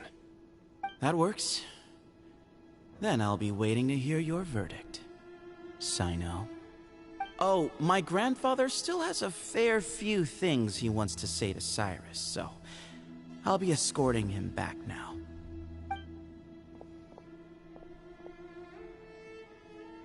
Are you sure about negotiating with him? I need to think this through. Everyone, let's meet again later tonight. Until then, take some time for yourself. Alright, well, don't put too much pressure on yourself, Sino. If you need any help working things out, just come and find us.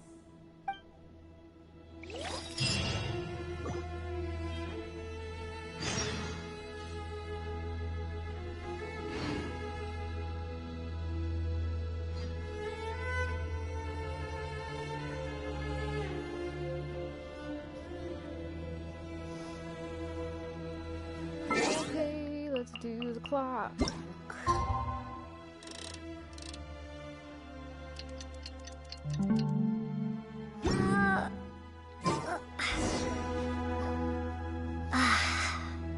Companions, let's talk things over.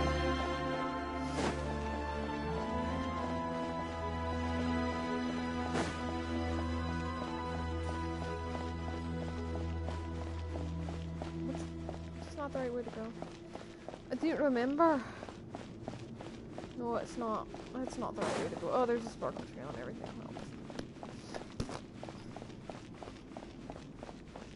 Oops. Terrible.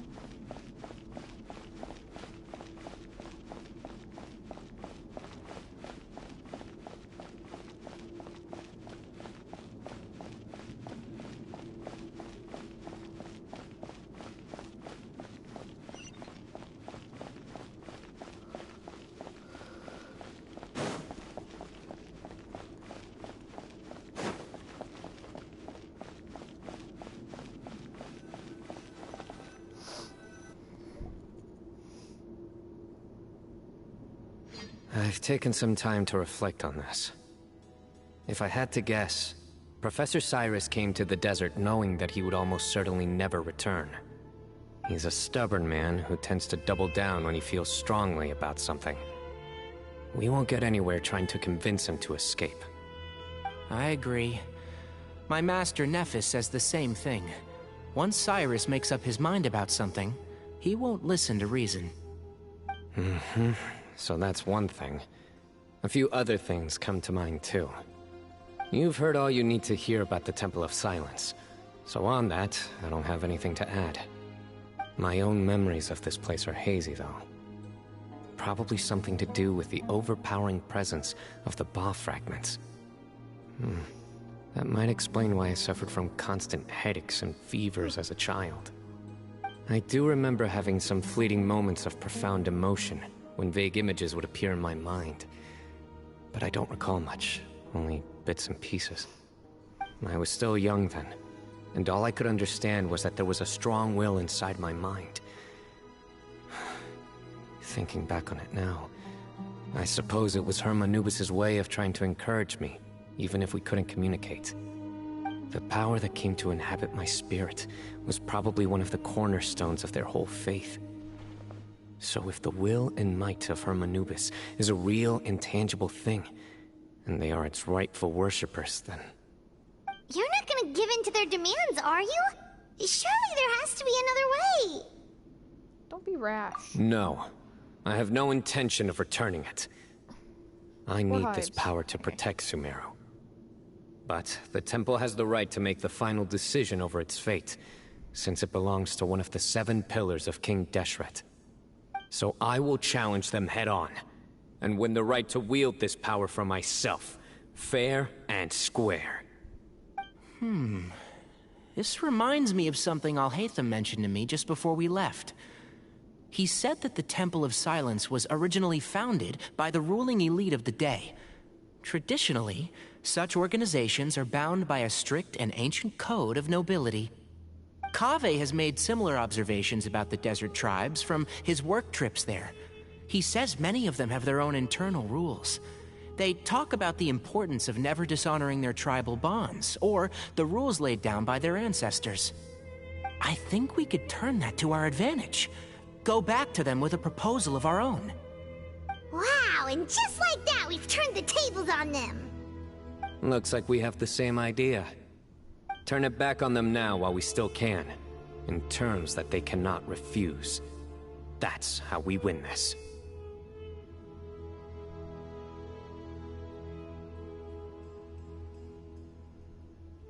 Sounds good to me. Great. And I know just how to start the conversation. Let's go find Sethos. We'll tell him that I know a thing or two about medicine and would like to take a look at his grandfather's condition.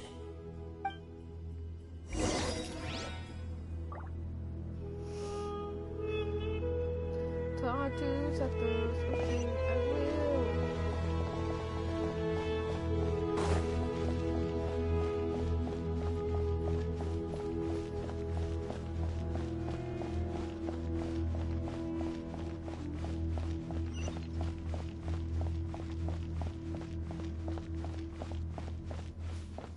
I'm so confused about the age of that guy, but it's fine, I guess.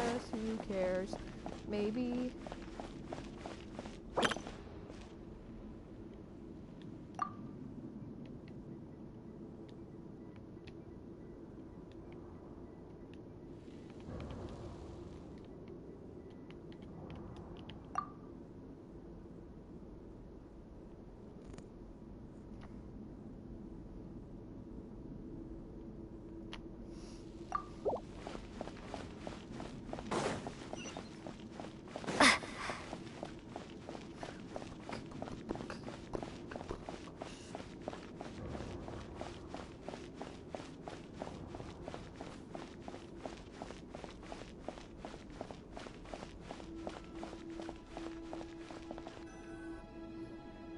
Sethos, let's talk.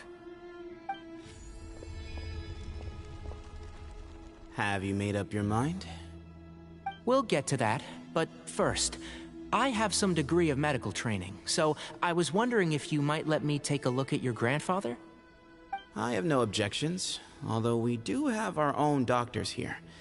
I doubt you'll be able to tell us anything we don't already know.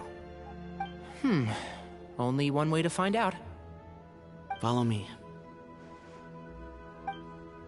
Keep your voices down. We don't want to disturb him.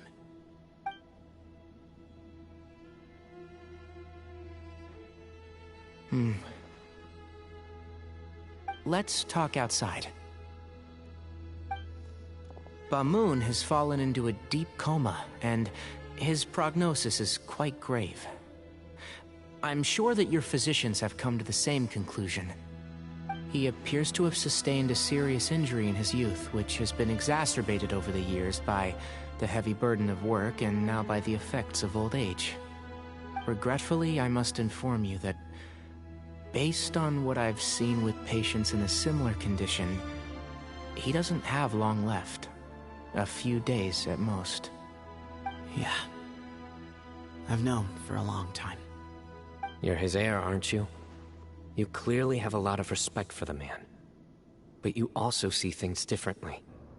You have a broader range of concerns and a more pragmatic approach. So tell me how we can end this on your terms. Let's find a way to bring all this to a resolution while Bamoon is still alive to see it. That's what really matters to you. I know it. Yeah, there's no time to waste here. You know that better than anyone. You know, the two of you are actually in a very similar predicament right now. Both of you have a very different perspective from the men who raised you. Right. And you didn't create this situation. They did, but somehow you've ended up having to make the tough decisions. You're right. We both look at this problem very differently than the people we inherited it from. I accept, Sino. This all began because of Hermanubis, so let's end it with the rite he himself created. Legend has it that when Hermanubis first arrived in Tuletula, he sparred with the city's residents. He and his two companions proved their mettle by fighting over several days, winning the support of many fine people. That group of supporters were some of the first members of the Temple of Silence, And the sparring matches were enshrined as one of our founding rights. The right of duels. It's where it all began. Sounds very fitting. I'm in. As a fellow vessel of Hermanubis, your ties to the Temple of Silence run deep. So I will permit you to participate in this rite, along with your chosen companions. 3 against 3. Sounds good. However, I have some additional terms. As the challengers, you must win all 3 of your fights to win. And Sino, both of us must put our Ba fragment on the line. The winner takes them both. Letting Cyrus leave with one of the Ba fragments was a mistake, made by my grandfather out of pity. It is a long-standing issue that must be addressed for the Temple of Silence to move forward. I can make no concessions on that front. None needed. We're on the same page. If I win, the Temple of Silence must release Cyrus, and consider this past dispute resolved. If you win, I'll return my power to you. It's a deal. Then let's meet at the ceremonial hall tomorrow evening, 8 o'clock. God, there's so many time things in this. Okay. Sign ho. Let's talk to our buddy.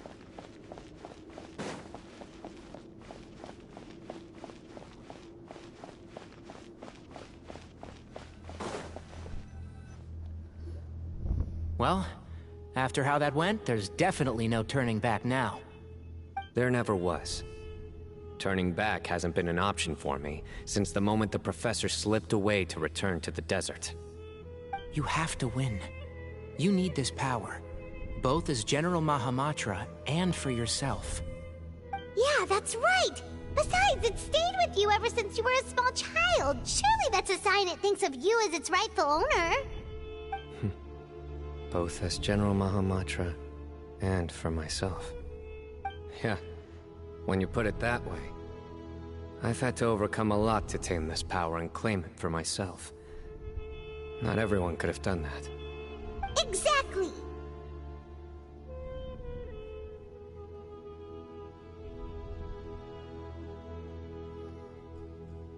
We'll help you, buddy. The Traveler and I will never lose. And neither shall I. The desert was home to an ancient and great civilization that, for a variety of reasons, fell out with the civilization of the rainforest. It's just as Dia said. Prejudice has pushed people apart. But there must be personal factors at work here too. I can't shake the feeling that Bamun cares for many more things than he lets on. And I don't think that Zethos is any kind of villain. He's just doing what he thinks is best. Tomorrow, everything will be resolved.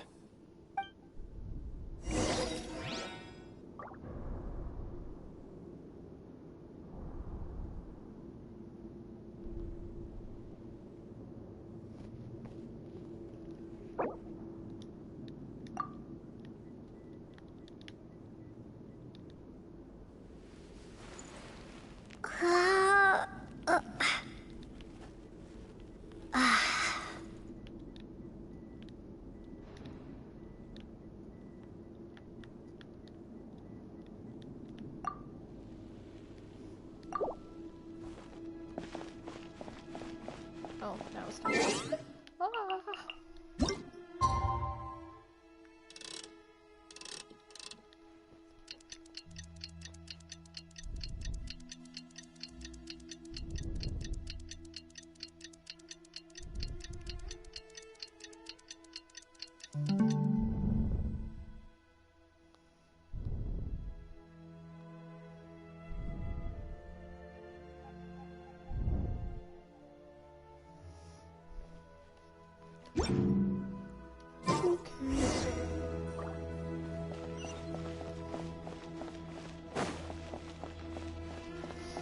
Such a huge temple.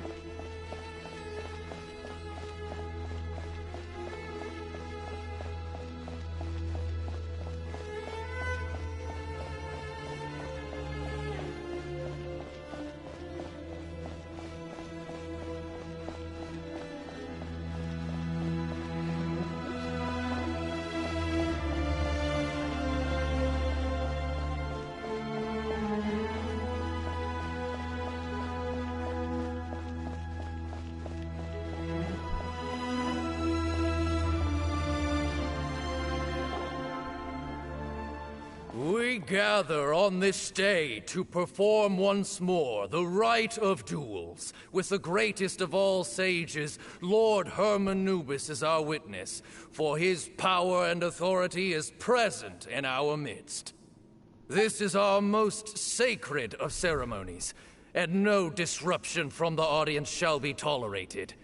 It is incumbent upon all to observe the duel with the utmost respect and reverence throughout the proceedings. Representing the Temple of Silence, the Defenders.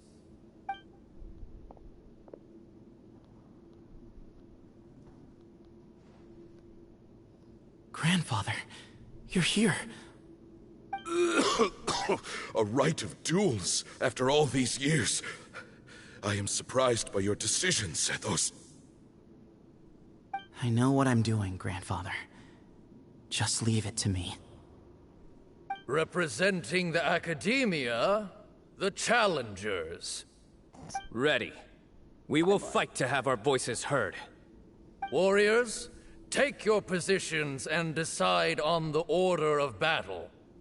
We come not to debate what brings our challengers here, nor what will become of the defeated duelists. Duelists, the might of Herman Nubis himself is at stake here. Now, fight. Fight until the rightful victor is proclaimed.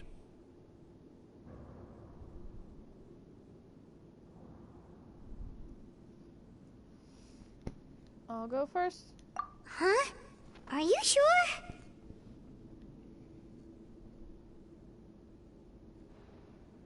I'm sure. We want to keep our morale up. I agree. She's very strong.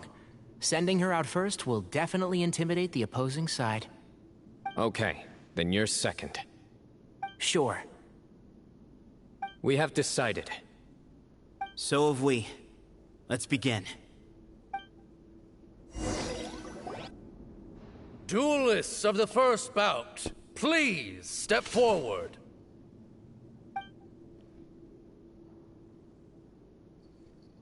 Leave it to me.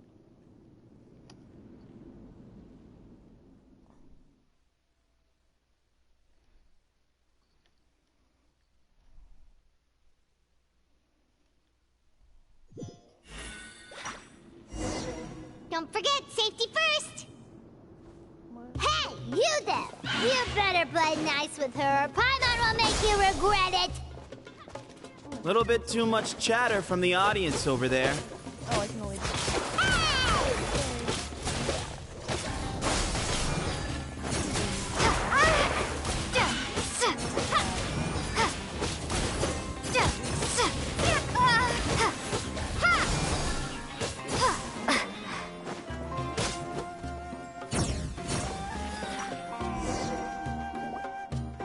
A swift end to the first bout. I now invite the duelists of the second bout to please step forward. When you're both ready, you may begin. Let's begin. Watch out! He drank plenty of water before the bout, so he should be fine.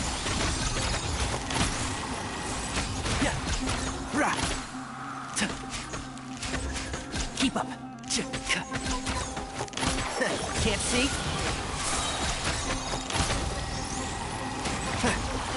Let's nip that in the bud.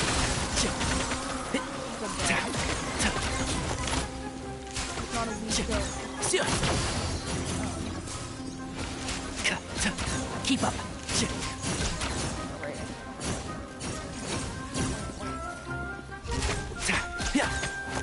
One with the forest. Forest? Forest?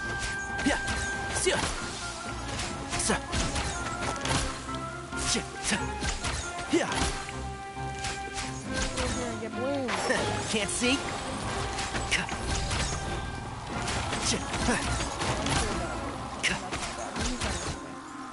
Down for it.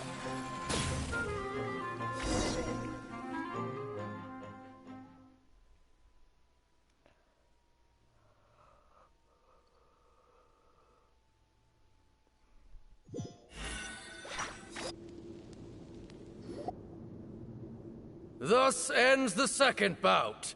We will now move to the third bout. Duelists, please step forward. I'm ready. So am I. This is the final stage of the rite. I remind you both that the terms you agreed upon in advance are binding. When you're both ready, you may begin.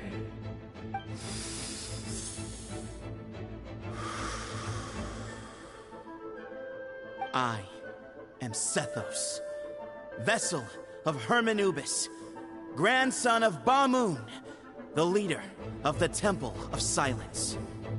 For many years, we have kept our covenant with Lord Hermanubis by guarding the secrets of King Deshret.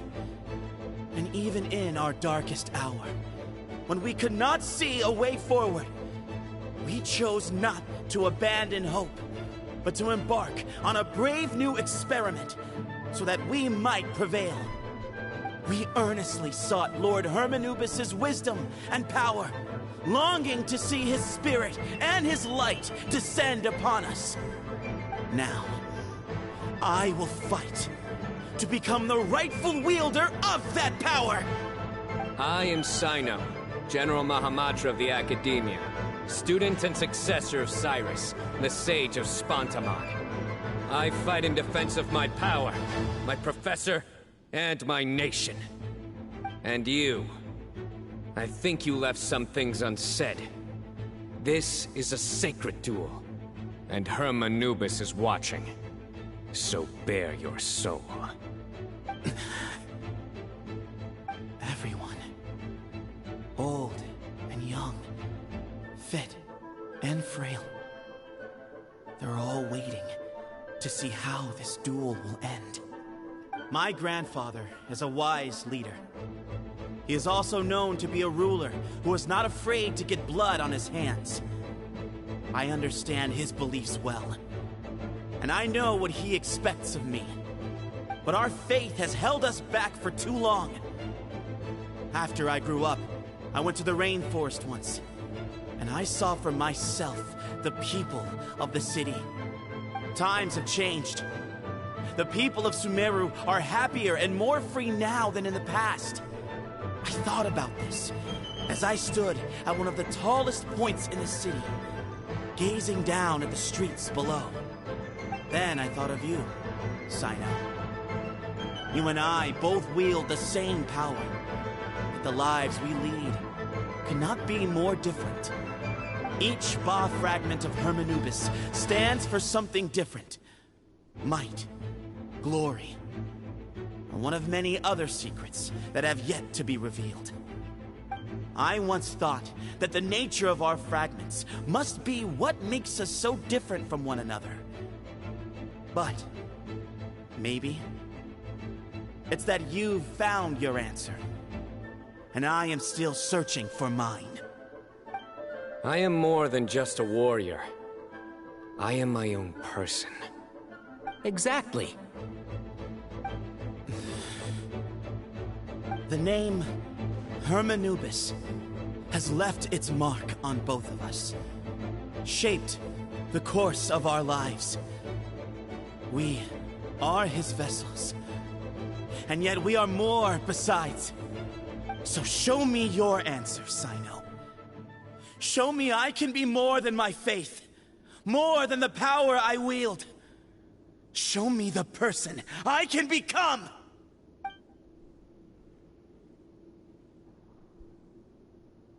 Bring it on!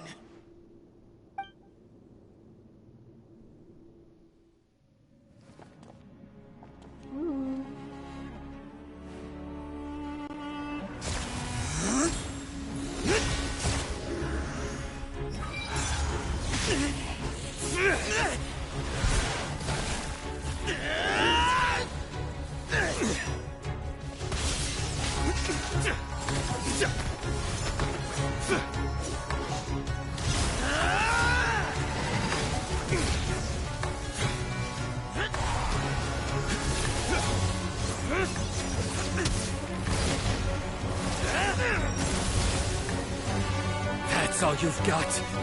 What happened to searching for your answer?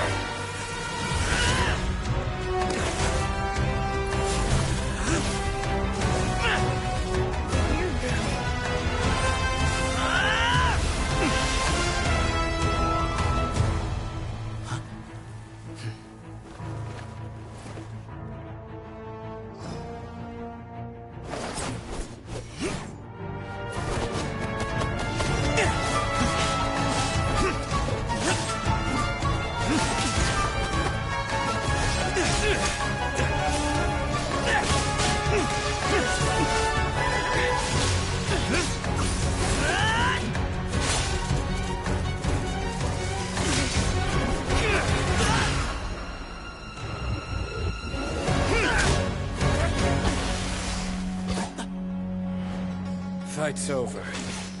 Do you yield? You won. Well then, looks like you found your answer.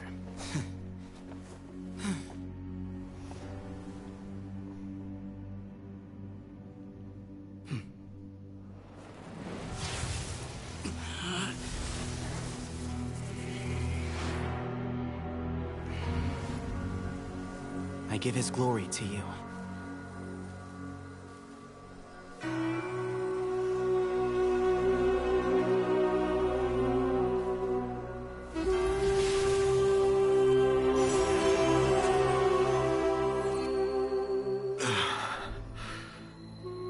I've seen that light. That is the light of our Lord, the great Hermanubis, priest over all other priests. His spirit dwells within that lightning, and his will lives on. Once a warrior of Tynar, he emerged from the barren desert sands to serve the god king Al-Ahmar. After the death of the god king, Hermanubis gathered his followers and the Tynarian priests and led them to the city of Tule-Tula. There, they founded the Temple of Silence, and from that day forth, we became stewards of all knowledge that survived from King Deshret's civilization. Barely a century passed before war ravaged the desert. One by one, Eremite leaders took up arms against each other in battles that would devour what little remained of their civilization. Only the wise city of Tule-Tula was spared under the guiding hand of the Tynarians. But peace did not last.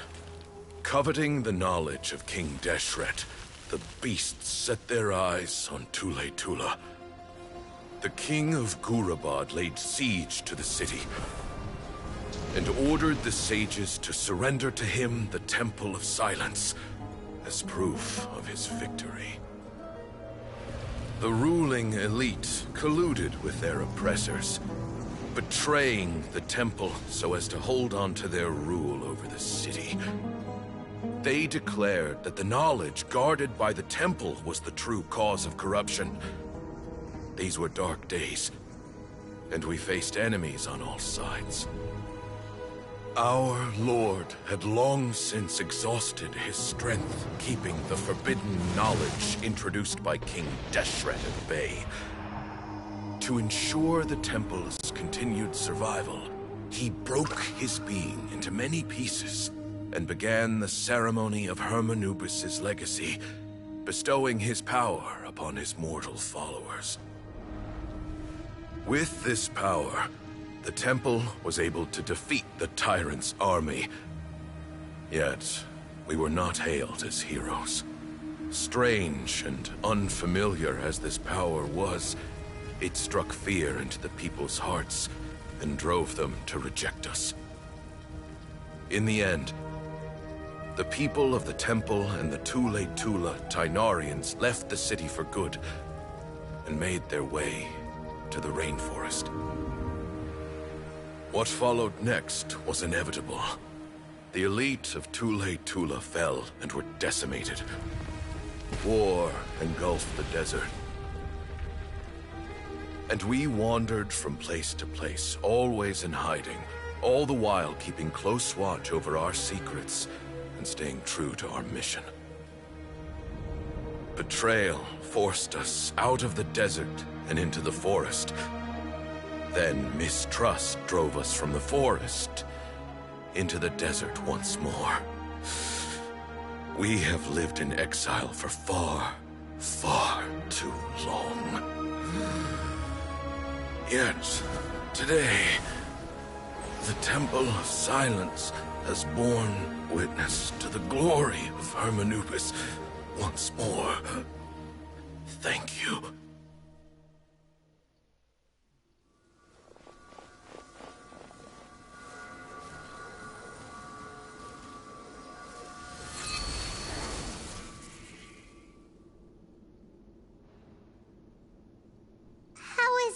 Do you feel okay?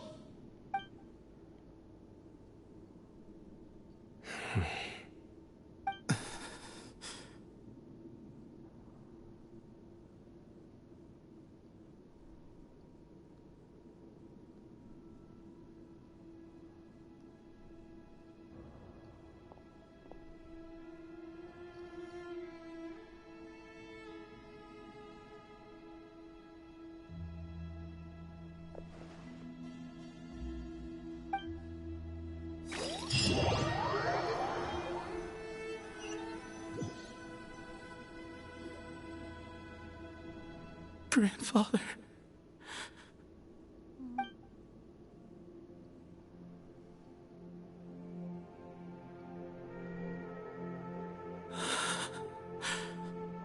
Hey, Sethos. You'll get through this. I know. I'll miss him. I'm so sorry. I guess you were prepared for this. It's been a long time coming, huh? Yeah, he's been on death's door for a very long time now. I think it was only through sheer willpower that he managed to hold on to this point. At least, he was able to see this chapter come to a close before he passed. What's next for you? Per my grandfather's last wishes, the Temple of Silence should submit to whoever possesses the largest number of Hermanupis fragments. That entitles you to be our new leader, Sino. But that's never going to work, as I'm sure you realize. I'm the General Mahamatra. I am needed back at the Academia. I did foresee this possibility, and I gave it some thought. The fact is, I know next to nothing about the staff, records, and environment here. As such, I am ill-suited to be your leader. Sethos, I believe the honor should go to you. Were it not for this duel, or indeed if you had other intentions, the Ba fragments would most likely be in your hands by now. I'm sure Bamoon never meant for anyone but you to be his successor.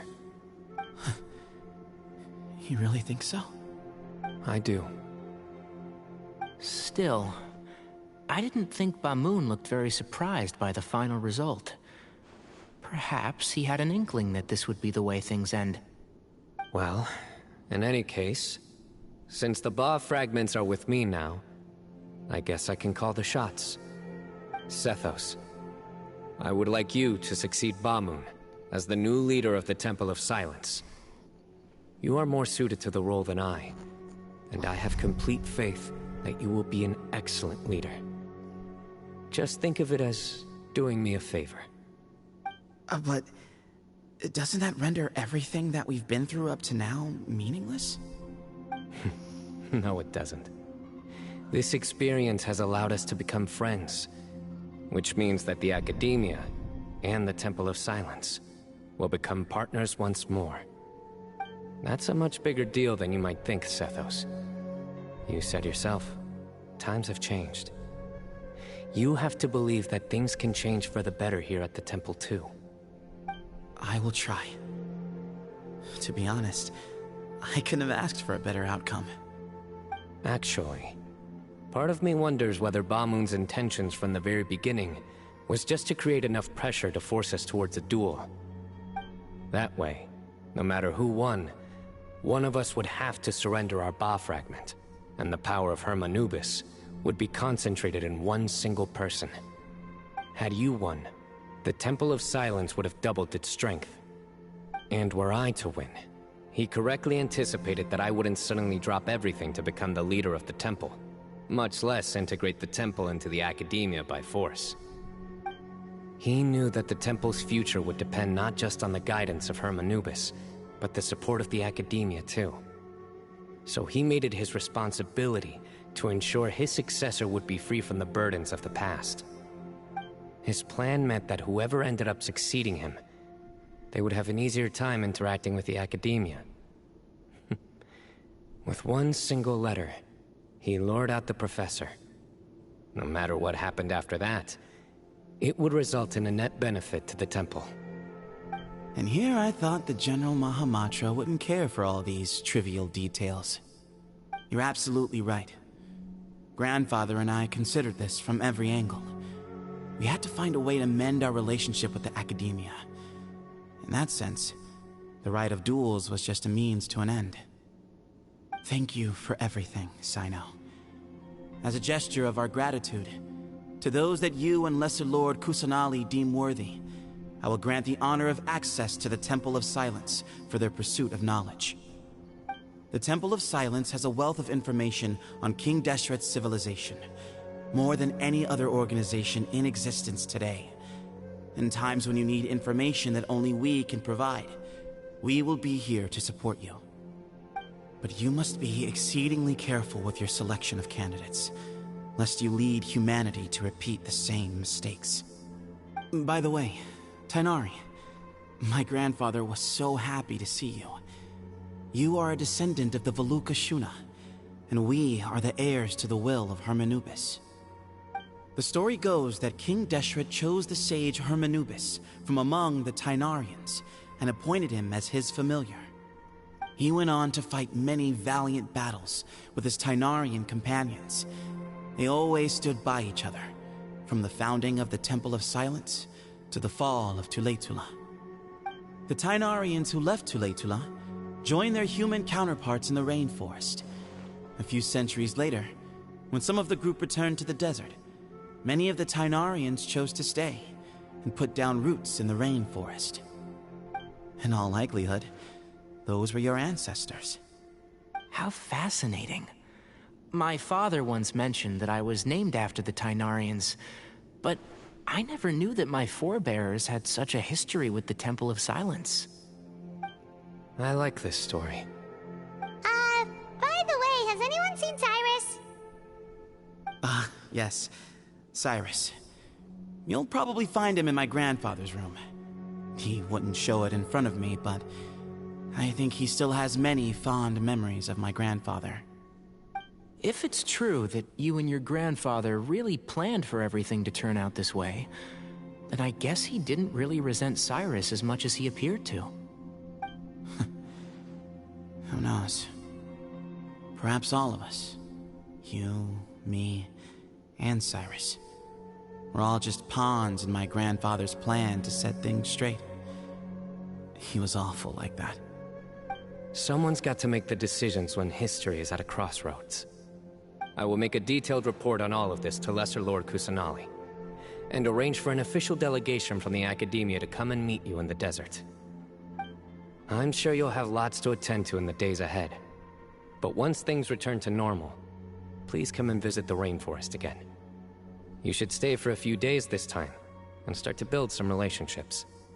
If we're going to work together, both sides have to get to know one another better. I will. All right, well, bye for now, everyone. I'll be seeing you. See you soon. Come hang out with us anytime.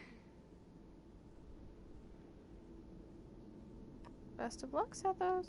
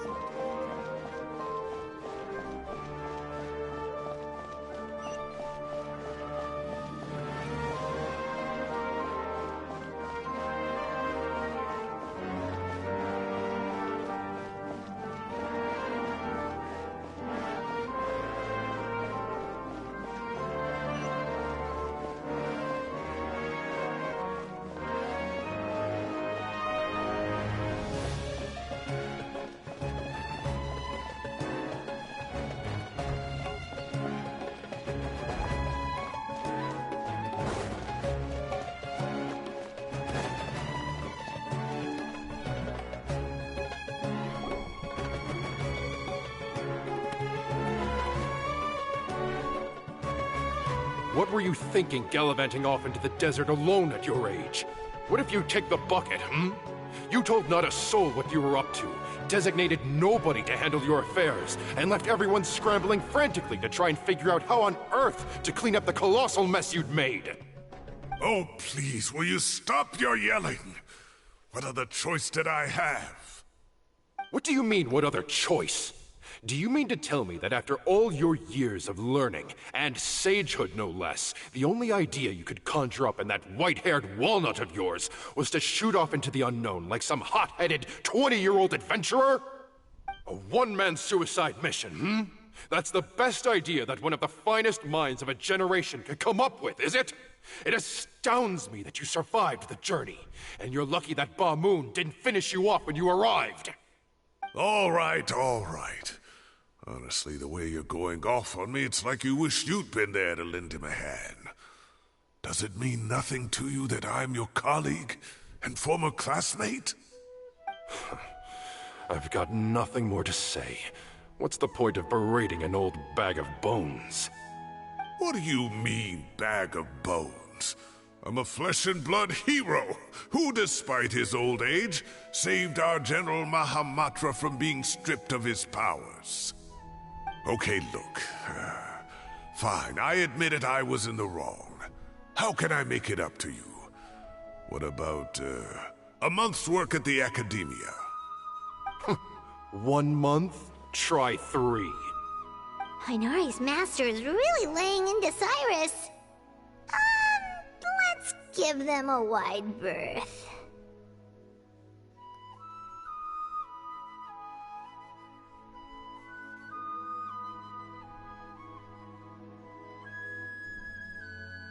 You're too young to get involved. Professor brought this on himself. Don't pay any attention to him. Wow, I haven't seen Master get this riled up in a long time. The last time he chewed someone out like this must have been back when I was still a student. I think I'll go around and update everyone. Tell them the situation's resolved. Want to come with me? We can go for dinner afterwards.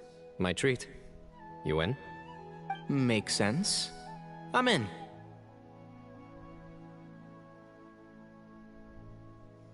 Free food is free food. Hyman's coming too! Let's go!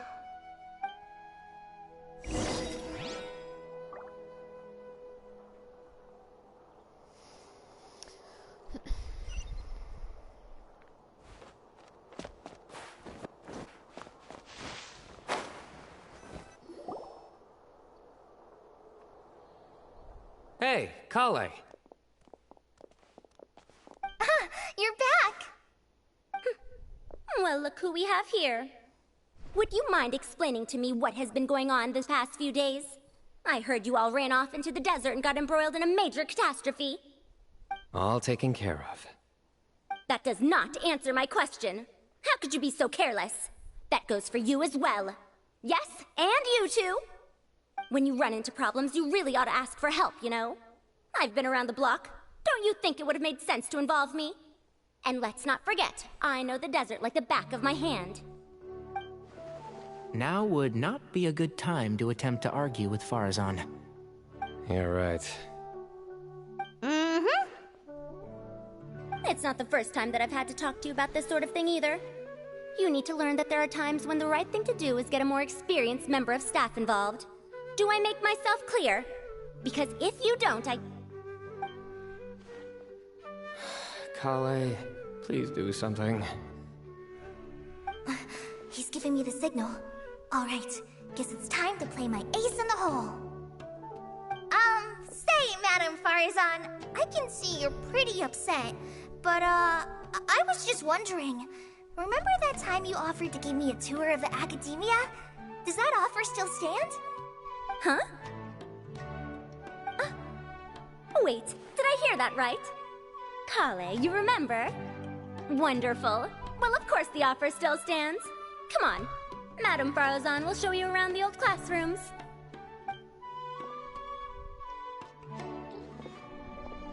Poor Kale getting dragged off like that. Also, check out Farazan acting like some sort of official Academia tour guide. Kale! Cup, Huh? What? Oh! Right! What do you mean, cup? You need a cup. I can get you a cup. Oh, it's nothing. Just Master's way of reminding me to stay hydrated while I'm out and about.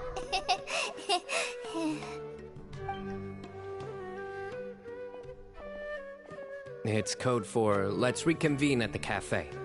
Tainari and I used it while we were in school, and it's become something of a family tradition now.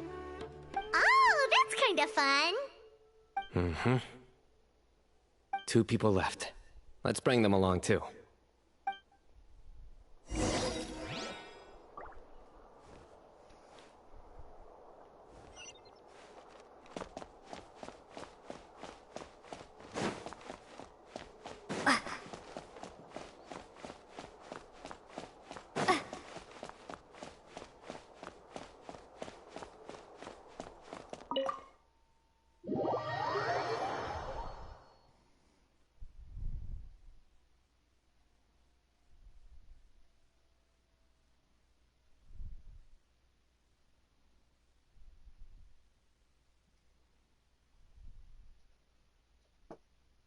Hi, Chelsea.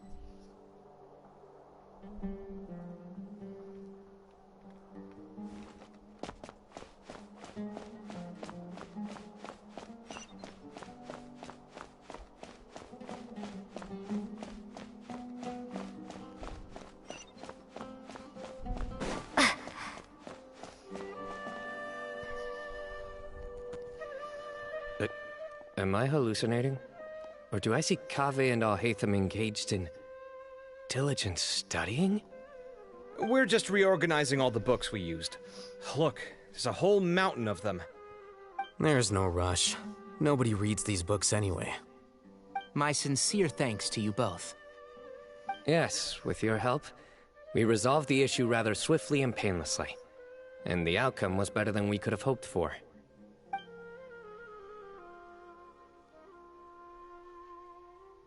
I see. The Temple of Silence resorted to rather unique means of self-preservation. It explains how they managed to remain hidden for so many years. And it sounds like they managed to preserve a whole load of ancient documents as well. I'd love to go check those out if I ever had the chance. That day will come. The Temple of Silence is a hugely important organization, and we'll be sure to maintain good relations with them in the future. Now, as a token of my appreciation, I'd like to treat everyone to coffee. Sounds good. Yeah, sounds great. Although after the last few days, I don't know if I can handle another coffee. But I can just order something else. Sure. Let's go.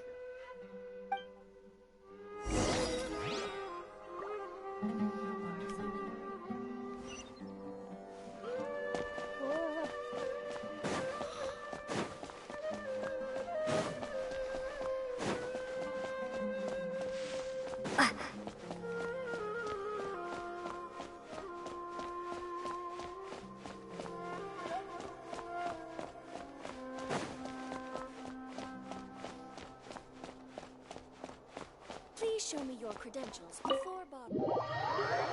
I'm not borrowing any books, ma'am. Do not worry. Do not worry, ma'am.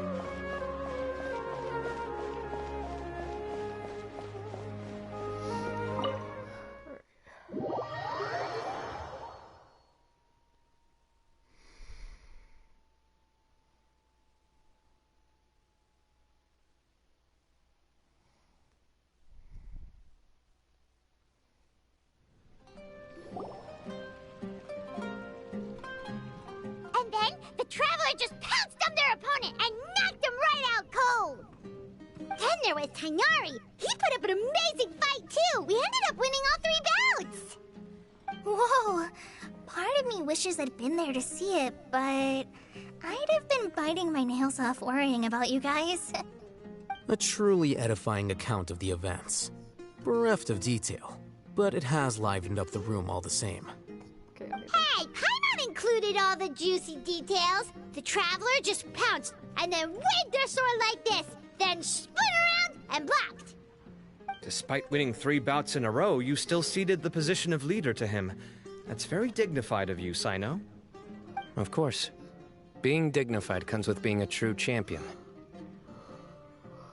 I got to be a champion too for once. I've not sparred much with desert folk before. It was a pretty unique experience. The venue was pretty impressive too, very ceremonial. Yeah! Huge place! It felt like something right out of an epic poem! Imagine this. It was like there was... Maybe save that one for later, Paimon. Dessert's here.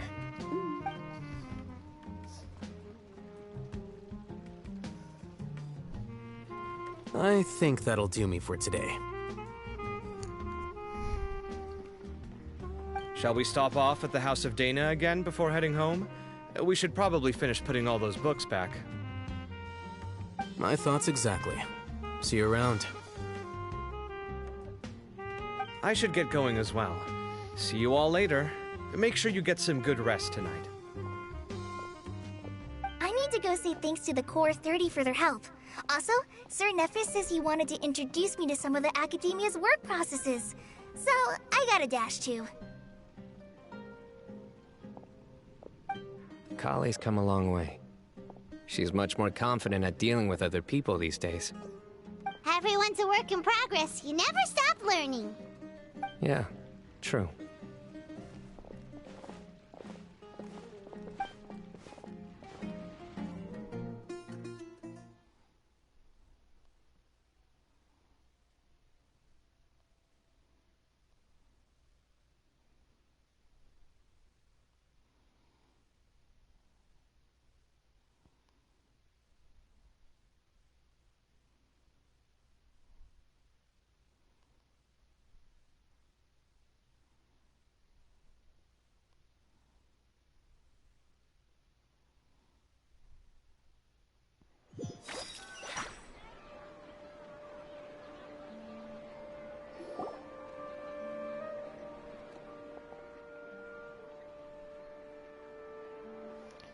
That was good. Feels like everything's finally wrapped up now.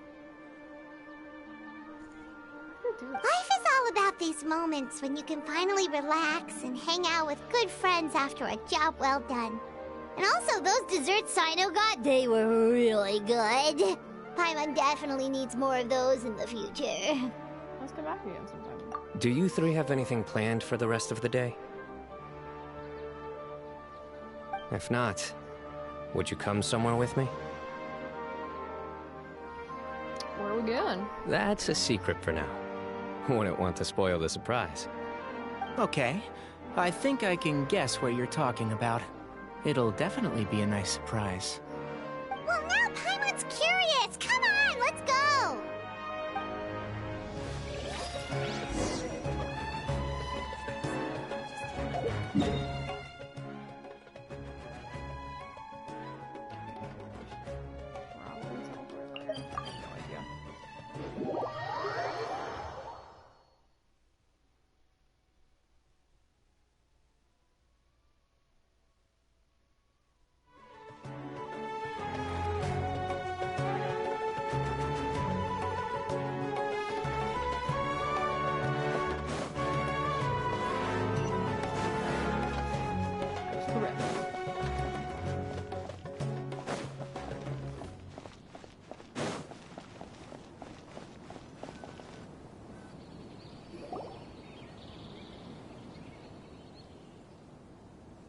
Been a while since I last made my way up here. Wow, look at this place! We're so high up! Need any help? I'm a tree climbing champion, thank you. As you wish. It's a nice spot, isn't it? Wow, What a great view! We're so high up, we can see for miles! Traveler, Yeah? turn around.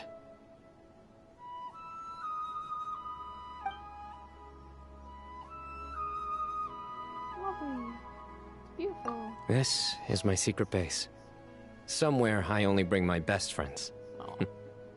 When I was a student, I used to slip away and climb up here all the time, just to clear my head. I was quite young then, and hadn't made too many friends yet. Back then, I had a lot of the same questions that Sethos was asking. Who am I? Why do I have this power? And what should I be fighting for? Our gifts help us to find our rightful place in the world. That was my experience. And I'm sure Sethos will figure things out in his own time, too.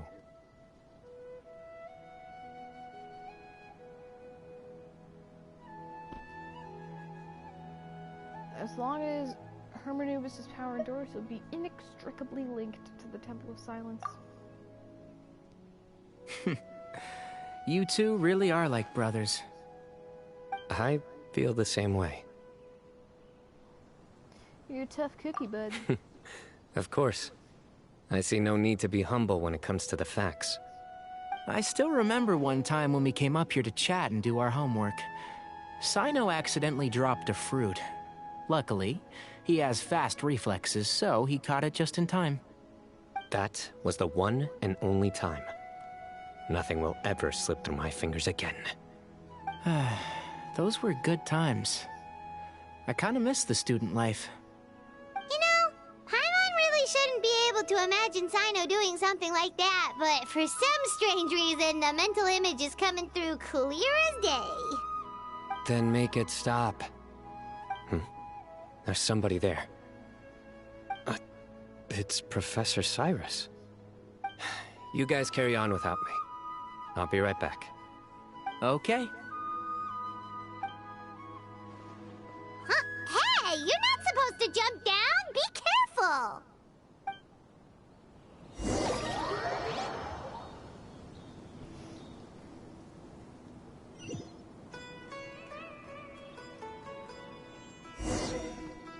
Oh, interesting. Surrender! Oh my days. I can't believe how stupid I look in this one. Professor, what are you muttering to yourself about? Sino. Just the man I'm looking for. Guess what I found in some old notebooks? Some old photos? Can you believe it? This notebook was just sitting in a pile of odds and ends in the Sage's office. I must have forgotten to take it with me, and no one's touched it since. It was still right there. I was at the Academia earlier to discuss my workload with Nephis. I swung by the old office to have a look around and just happened to cross it. Well, time flies. Look how tiny you are in this picture. Still a kid. You look quite young yourself in that one. Ah, it's this one. I remember that. Lisa took it, didn't she? Yep. Looks like her work, all right. Who else could have found just the right angle to make me look so unbelievably hideous? And this one. Looks like we're both dozing off. Oh, cheeky girl. Taking secret photos of us without our knowledge. Is there something you'd like to say to me, Professor? Like what? Like, these are good photos, aren't they? Hey, at moments like this, I hardly know where to begin. I can't pretend I'm a good person. Bamoon had every reason to despise me. And well, so do you if you feel the same way. Don't be ridiculous, you old codger. Is that not what you wanted me to say? Oh, I've dreamt of that place many times after leaving the desert. Sometimes I've dreamed that I was doing research with them again. And other times, I dream of the day they saved my life. Oh, it was One of the happiest times of my life. We all learned so much from one another. You've matured so much over the years, Sino. Beautiful shot. Since you're my professor, I should save you some face by not calling you out on all the non-answers you just gave. So, I will do the right thing and keep my mouth shut. Good thinking. Take your own advice next time. Seriously, why bully an old man like me? I thought heroes were supposed to be gracious. Hey, wait, how did I not notice this one earlier? Lisa strikes again. Just how many did she take? Look how cute you were when you were little. I remember how well-mannered you were back then, too. Yeah, and look how serious and professional you used to be. Oh, I can't compete with you anymore. First you get better than me at the deadpan jokes, and now you're besting me at those little quips, too. Don't say that. I still have a lot of respect for you. That's more like it. Hey, what would you say to meeting up with Lisa again sometime? I'd like that. Let's find a time and pay her a visit in Mondstadt. All right, I'll add it to my schedule. Let's go next week. Wait, no. Next week is the tomato growing competition. I have got to beat Zaha Hadid. Or you could find a real hobby, Professor.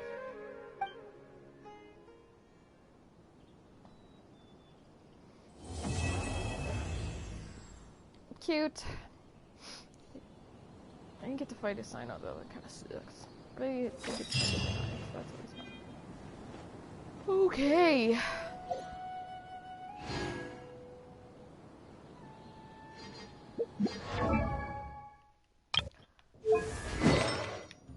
Let's do this. Check if there are any purples. No, looks like nothing actually. Great. Thought I had stuff. Alright, alright, let's do Sadai Storm Chasers again. I guess we'll do that. Or at least try. I figure there's some way to get over there. Somehow. Oh, there's a Wave Rider thing here. Okay, I can do that.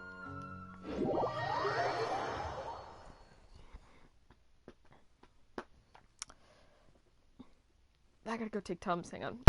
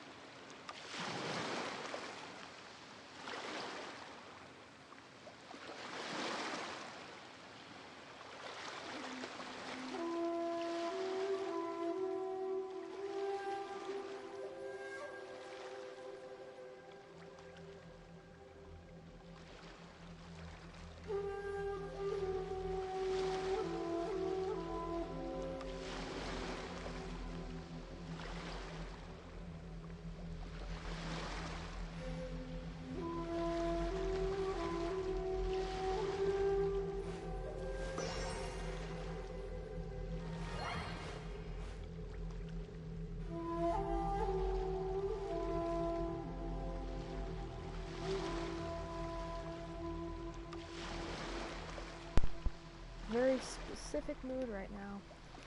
I'm not going to share what that mood is, but...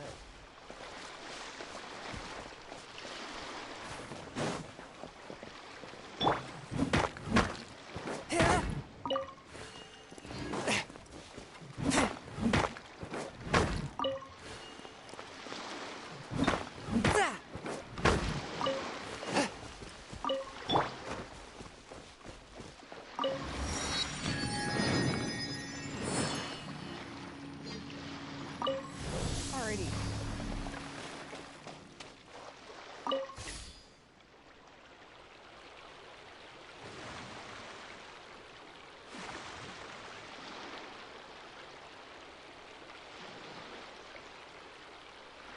Let's get to that statue, shall we?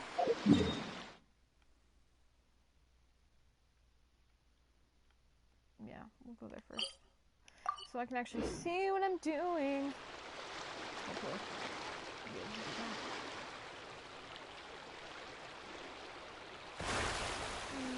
Let's see.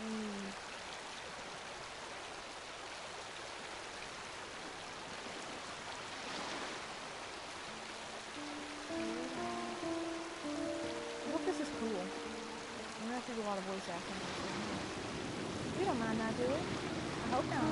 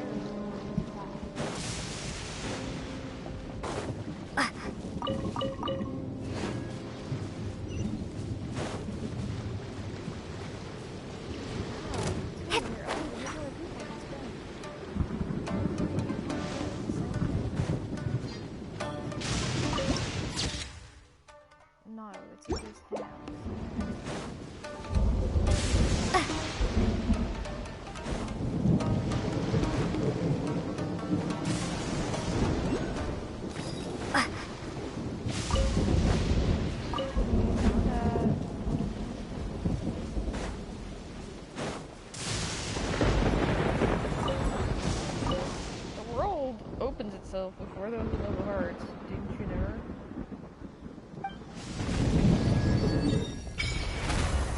Oh,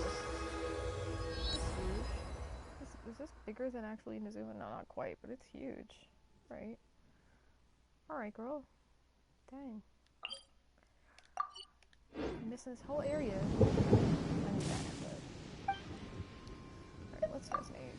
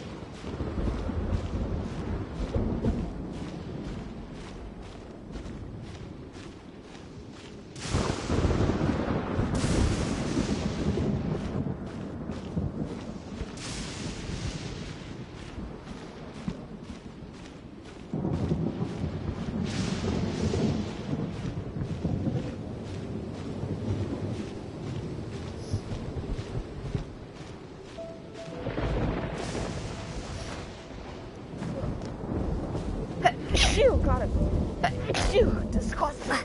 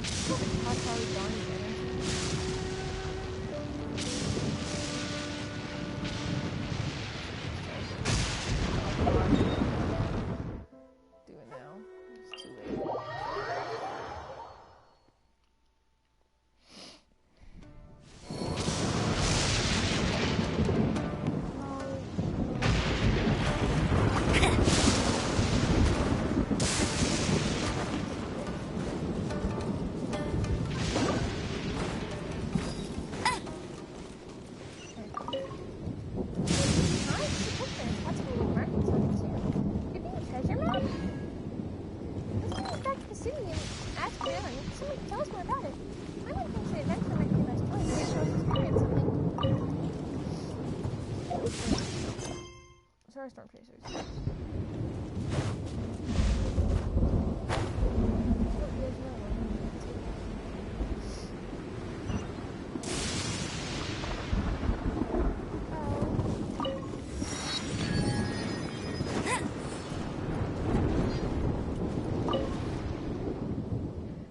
I'll need this book and this one and this one.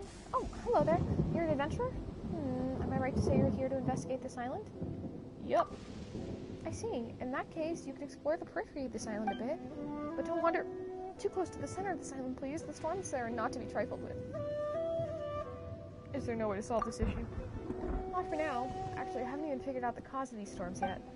That fellow, Taisuke, keeps insisting that the storm must have been the work of the Archon meant to block ordinary people from violating a sacred site. I didn't believe a word of it at first, but then we discovered some very strange stone structures in the area. Taisuke read in the text he found that these structures are known as warding stones. And according to the legends, these stone structures really are ritual implements that can be used to seal certain things. Unfortunately, the stone structures we found are all busted up, and not one looks like it's been repaired in who knows how many years. We lack the clues to solve this mystery. How very frustrating. But since it's work, I suppose we've just got to give it a go. Where did you find them? Not far. Taisuke's been there the whole time investigating. I just came back to help him grab some books. If you want to go have a look, I can just take you there. Oops. Actually, I don't want to go on auto. The quicker we solve this the mystery behind the warding stone, the sooner we can report back to the guild. Just hold on a moment while I bundle this stuff up.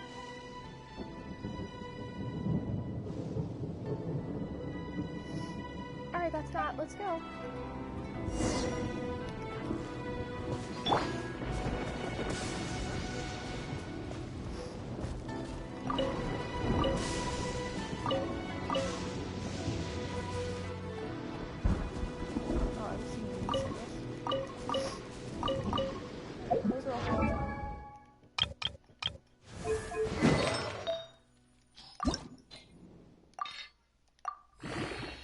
Quit there, huh? Dang, man.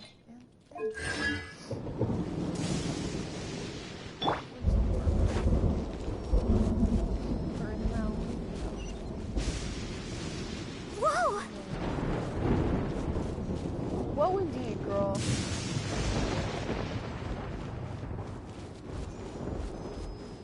I'll protect us. Yeah, right?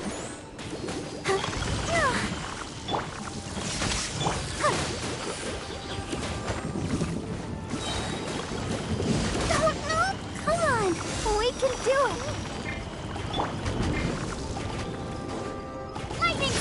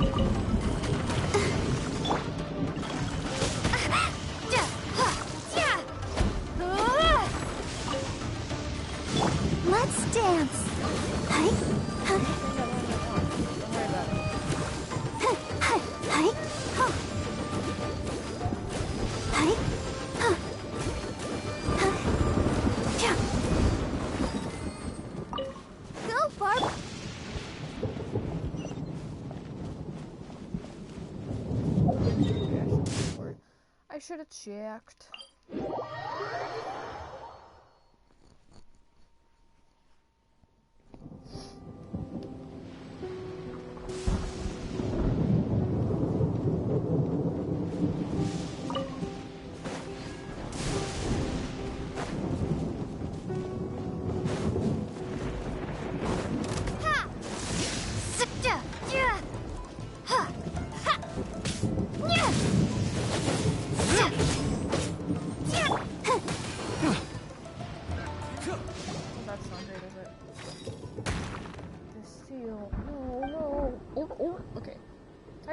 I brought the resources that you asked for.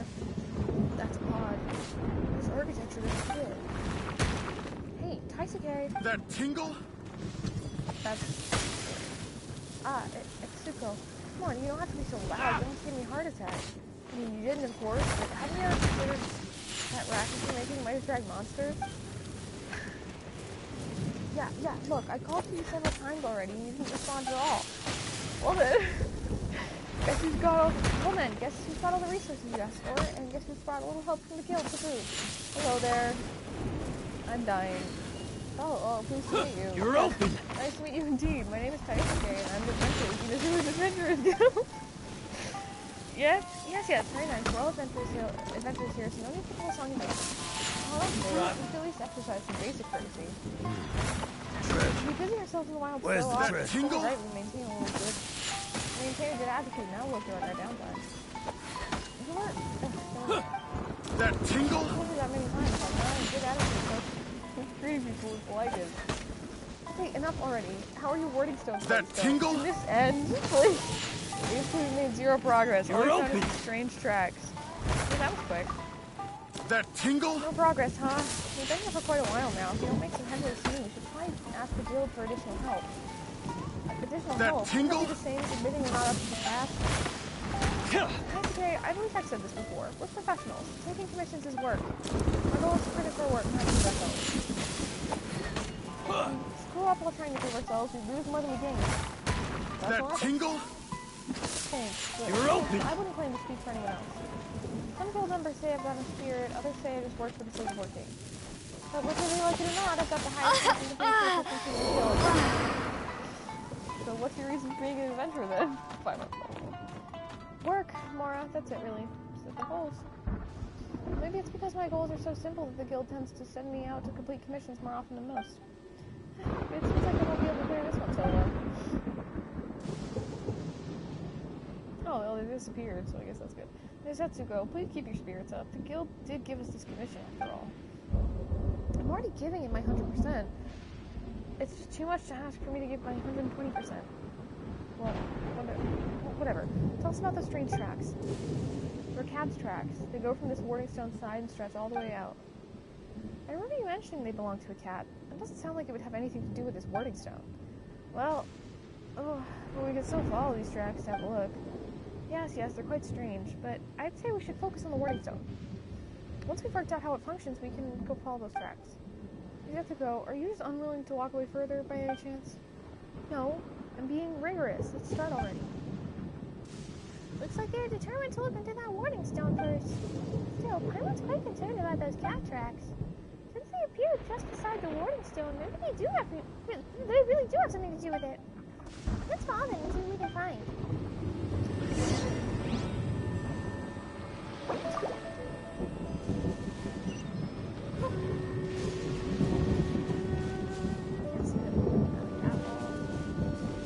Oh, they're glowing.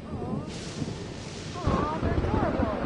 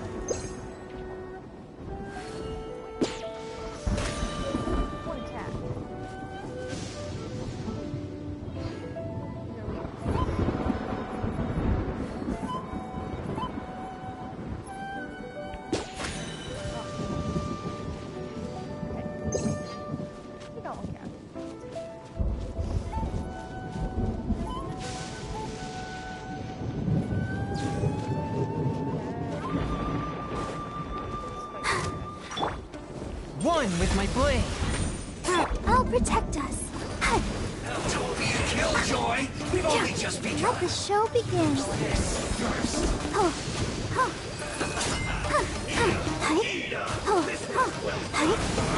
You can't run. Well, I see through you. Don't be a killjoy. We've only just begun. I must collect myself. You can't run. Well, catchy. That all you got? Don't be a killjoy. We've only just begun. That's it. You can't run. Well, I see through you.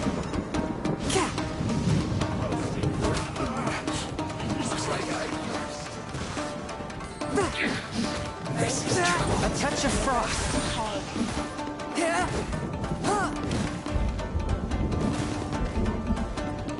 Submit for judgment.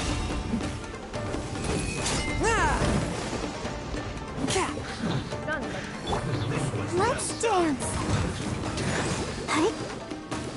You need to hurry up. An unfortunate fault.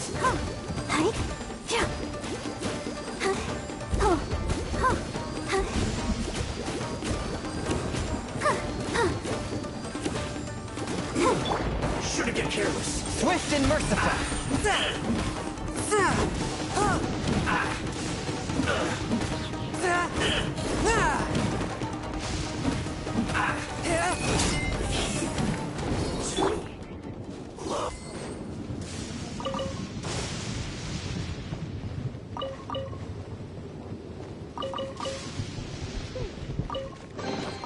I'll keep this close. And now we're alive again.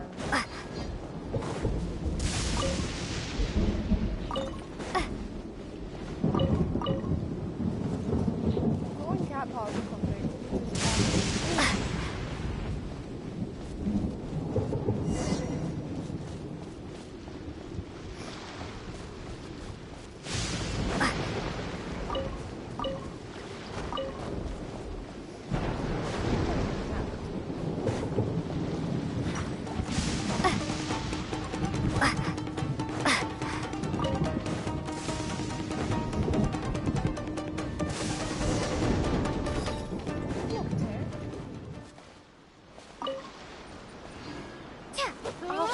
Sorry.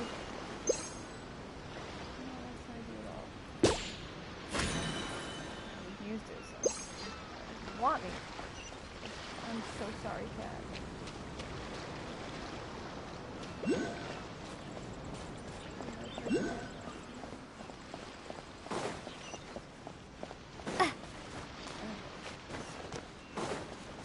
I'm more of a dog person. Because I've always had dogs.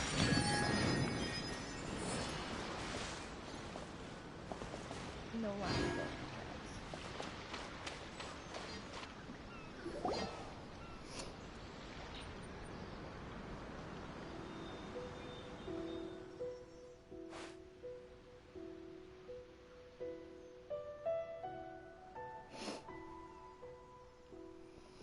Ah, at last, human guests. I love black cats especially. Black cats and Siamese cats are my favorite cats. There's a cat, it's talking! What's yours? Huh. Oh, sorry. Does the sight of me frighten you so? She's gonna have a real feminine, lovely voice.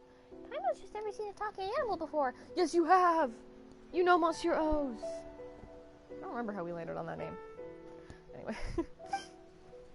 Most rude of you. Are you not a talking animal also? Paimon isn't an animal! Hey, calm down. Also, you are. But... Actually, we have met quite a few talking animals, haven't we? Talking dragon and a snake. Dragons count as animals? Paimon feels like they belong in a higher class than that. I count it. But, well, Jamalin does talk. Well, whatever the case, this is the first time Paimon's met a talking cat. It's literally not. Such wanton yammering. I am no talking cat. This is the Asase Shrine, and I am Neko, the provisional head priestess. She's a priestess. Other felines address me as her ladyship, the provisional head priestess, but since our fates are twined, you may dispense with such formality. Do other cats talk too? Surely, you just comprehend them not. But you were no fool, certainly, considering you knew to follow my instruction. Is this official? Most boring things would be if you were as dull as those other two humans, picking and scratching at rocks as they do. Rocks, huh? Oh, you mean the warding stone from before? I know not what they are named. It's a pile of rocks with a rope tied across it, no? So the cat footprints were you? I did indeed call upon some felines to frolic there. Consider it a test of your intellect. Hibiki unsealed these rocks a good long time ago. It has much to do with those purple, tingling, hair-raising, ill-meaning things. Purple, tingly things? Do you mean Electro? Well, Electro really is running amok here on Sadai Island, that's for sure. I can instruct you in the manner of operating those rocks, but in exchange... Want our help, do you? Ah, there it is again, your superb comprehension. My eyes, too, did not judge you poorly, human. Professional head priestess of the Asase Shrine I may be, but there are some tasks that my paws still lack skill in. For instance, the shrine suffers from a dearth of incense.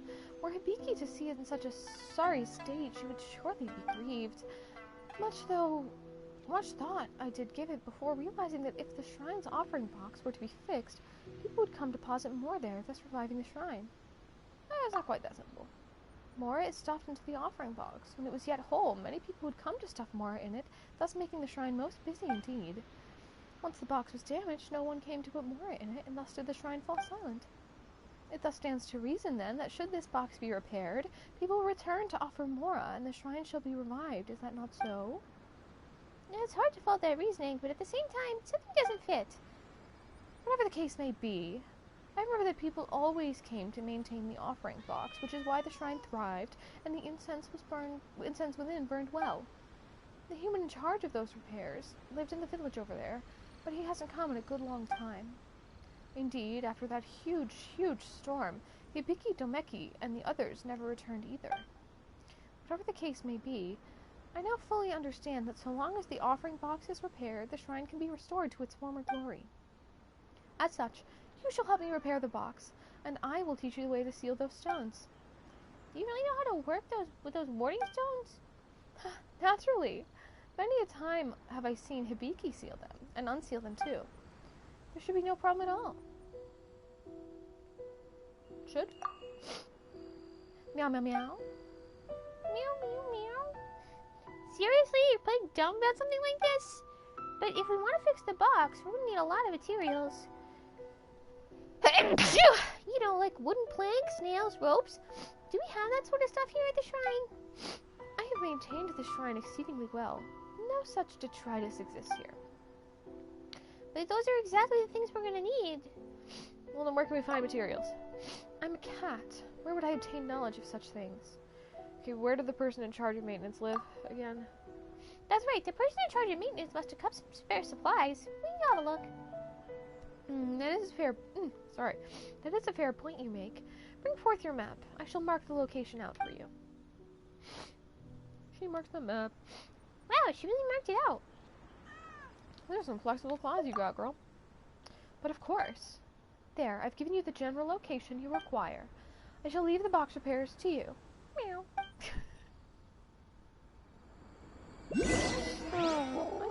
Not the busiest of my days. I suppose I'm doing a good job taking care of the shrine. My name is, my voice is pretty solid, I would say. Compared to what the game has.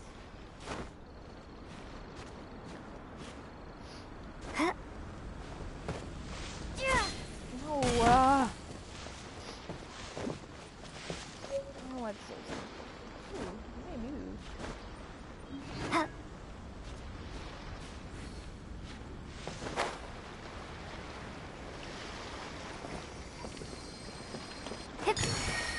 Great.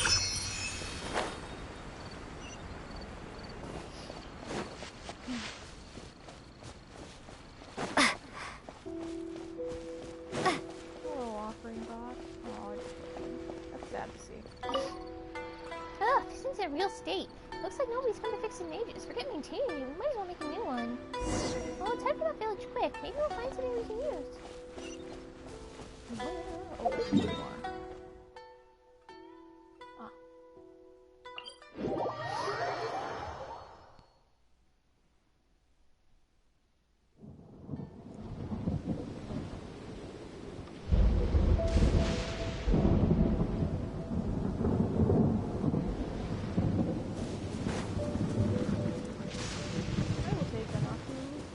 Ah.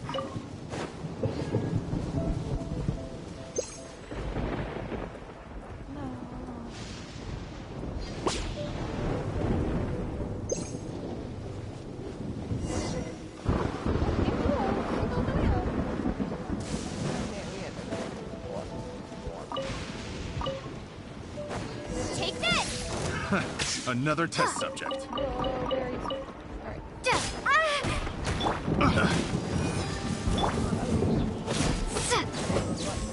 You're open that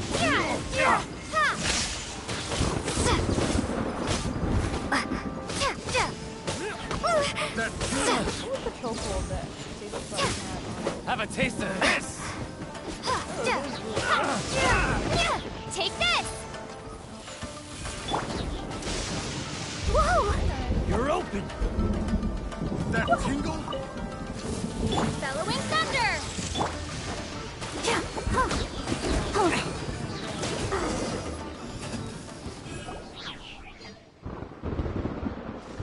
No more, please. We yield. What are we doing over here? We're just trying our luck, doing a little digging, you know? 3, 2, please, we'll talk. We heard from some people that there was treasure to be had here on Sarai Island. The island itself wasn't all that populated, so we decided to come over and see what we could find. But we really haven't found anything. The village doesn't look like it's been tended to for our God knows how many years either. Forget the treasure. We're hard-pressed to find a plank of wood that wasn't broken around here. All the wood's ruined? How are we supposed to find repair materials? Do you have a camp? Well, yes we do. What do you plan to do? Does that camp have nails, wooden planks, and rope in it? Yes it does. Please, just tell us what you want. There's no need to speak in code. You've beaten us, so whether you want more or treasure, it's all yours. Just please spare our lives. Actually, those things are literally exactly what I want. Huh? Then please, just go to camp and take whatever you need. What are you gonna do? We've got other things to attend to, so let's just part ways here. Come on, lads, let's go. Move it.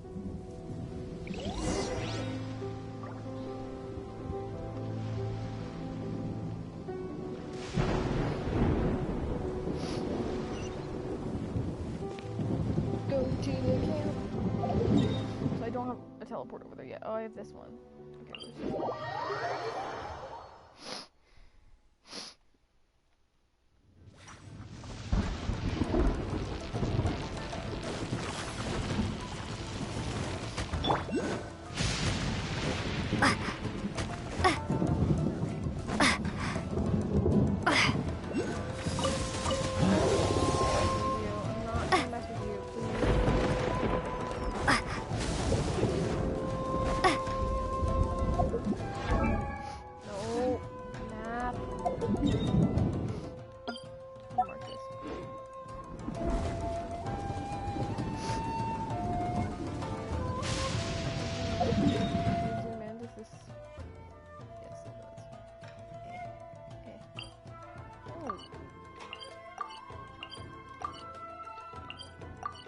Kidding me?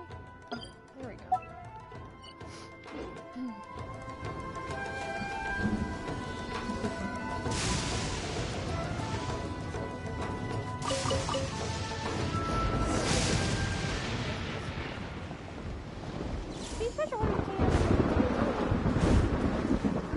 There's no end to this. Lightning slash!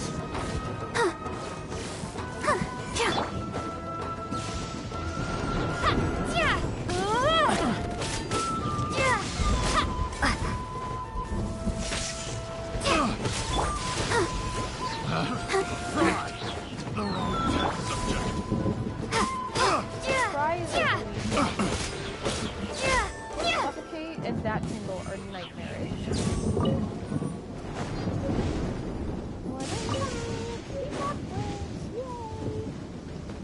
I'm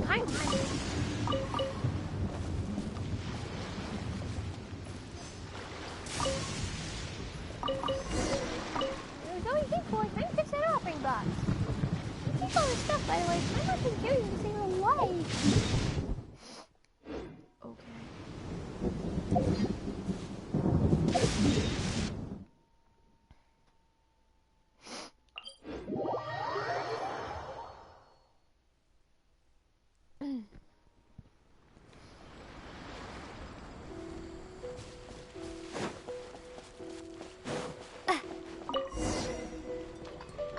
Time to repair the offering box. Well, this should do it. Let's report back to that... whatever.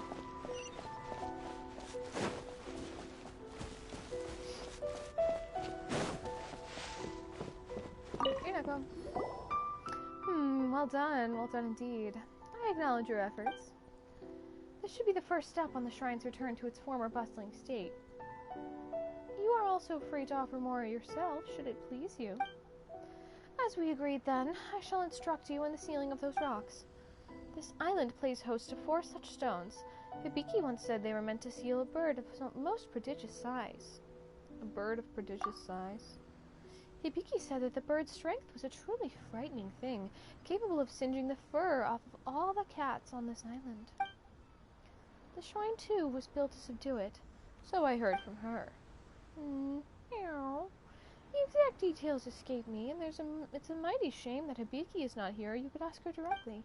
Yet I still recall the sealing methods for the 4 stones. You must meow. I'm not that good at meowing, I'm sorry. Hibiki said that the key is to use the ropes on the rock and that piece of paper. Ropes? Paper? The paper on the sticks by the rock side must become the same as the paper on the rock itself. Uh-huh. You seem confused. Perhaps your comprehension is lacking also. Paper with paper and rock. Did you get that? What is this, some weird game? Rock, paper, scissors? Rock, paper, scissors? I fail to understand. If your comprehension fails you here, have you any of those wooden planks left? I will carve an image of what needs to be done. Sure. Meow. I don't know. How do you meow?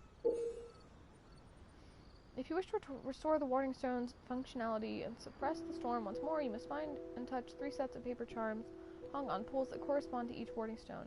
You must recall the positions of each set of paper charms and the number of paper charms on each pole. Okay? There are also paper charms hanging off the Warding Stone itself, and the stones are split into upper and lower sections that may be rotated independently. Rotate the Warding Stones such that the number of paper charms on the sections of the stone that correspond to the 3 poles match the number of charms placed there. Once you rotate the Warding Stone sections such that this correspondence is perfect, the seal upon it shall be reinstated. Now surely you understand. This is how one seals the rocks and where they are. Now go, and quickly. The shrine's maintenance, that requires my attention. Now that the offering box has been repaired, the shrine shall soon return to its former thriving glory. You're really good with those claws. Small beans it was, really. And you have beans, Neko. Visit the shrine after some days. Once it grows busy around these parts once more, I'm certain that more humans will come to pay their respects. I may require your aid again then. Hibiki would be most grateful to see the shrine become lively again. And that Domeki fellow too. Not the busiest of my days. I suppose I'm doing a good job taking care of the shrine. Shrine. Love her. She's such a slave. Where's she, guys?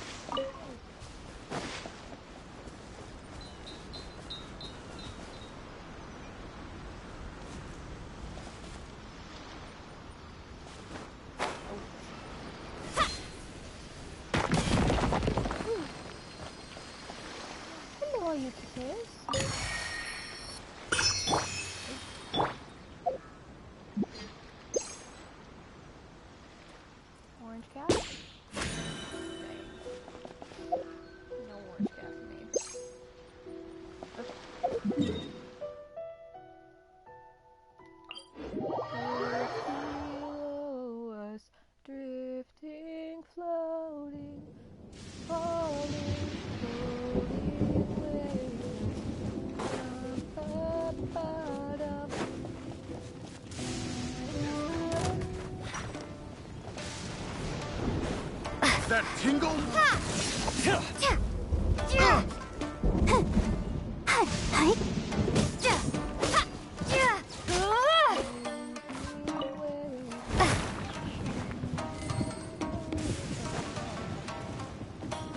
Take this!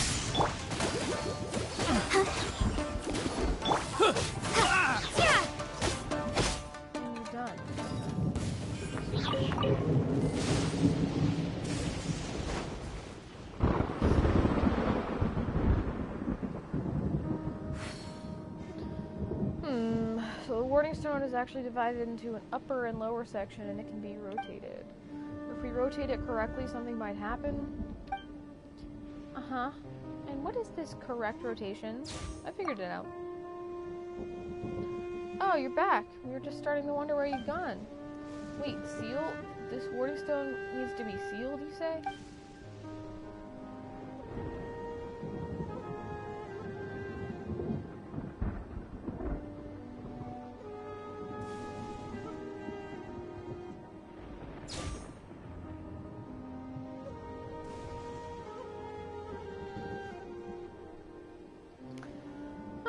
A talking cat, you say, guarding an abandoned shrine?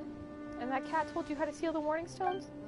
That's just incredible. Maybe the guild's rated its commission difficulty a little too low. If Setsuko, this is not the time to worry about guild evaluations. Look, the words on this wooden plank seem to have been made using claws. This is just incredible. Is that cat named Neko still at the shrine? Do I need to bring any greeting gifts when I go there to pay respects? You know, like fish, cat food, something like that? Taisuke, please. We need to seal the warding stone first. Guild commission, remember? Right, I'm sorry. Alright then, let's figure out how we're supposed to do this sealing business. But according to this wooden plank, it isn't going to be that easy.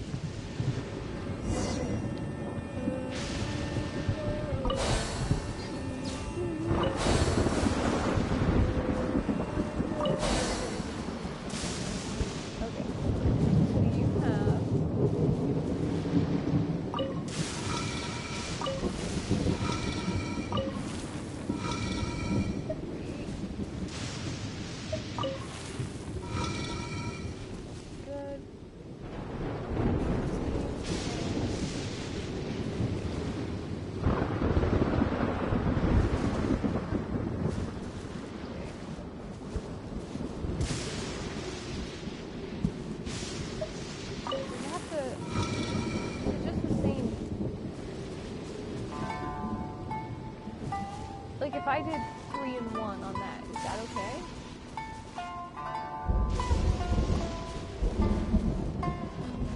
Let's just do it. Yes. Oh, okay. That's very cool and all. Nice. Less tar calories on the energy. Well, that's the warding stone. Oh, that's the warding stone squared away, right? And yet the storm hasn't abated at all. Looks like we gotta seal all 4 of them. That seems to be the case. Well, that Neko's already made all 4 warding stone locations on the wooden plank, right? Indeed, let's go. Let's roll. Yep, let's do this. Can I at least go to visit the shrine and see Neko? We can do that once the storm's gone. Come on.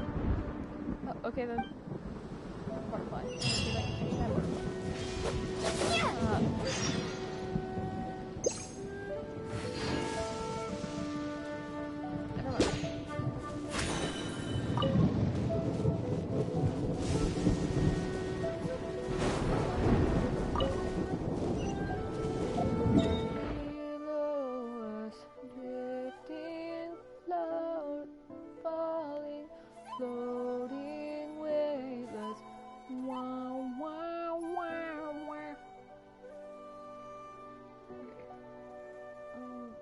I guess this is the best way. Sorry, it's a catchy song. Probably gonna get muted for that. Blah.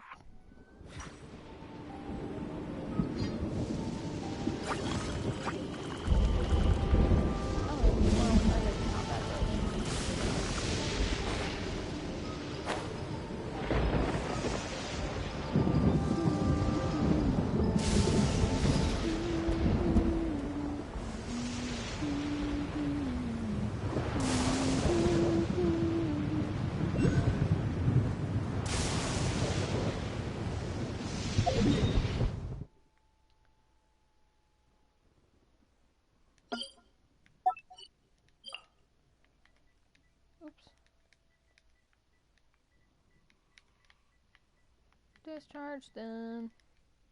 Great.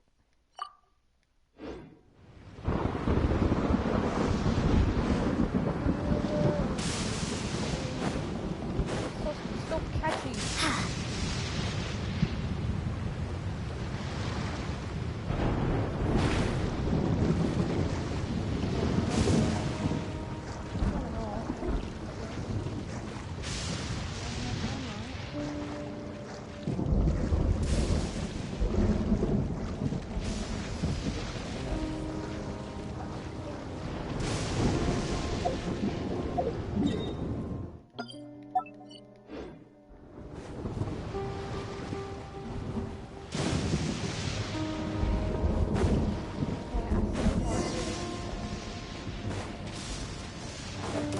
Let's get down to business.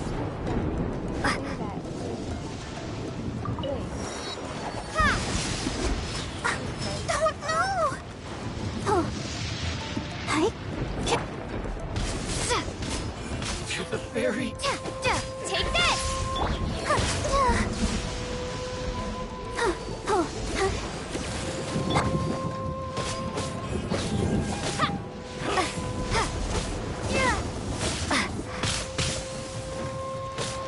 Cut down. Let's do it. Let's go. Why if I should be the same?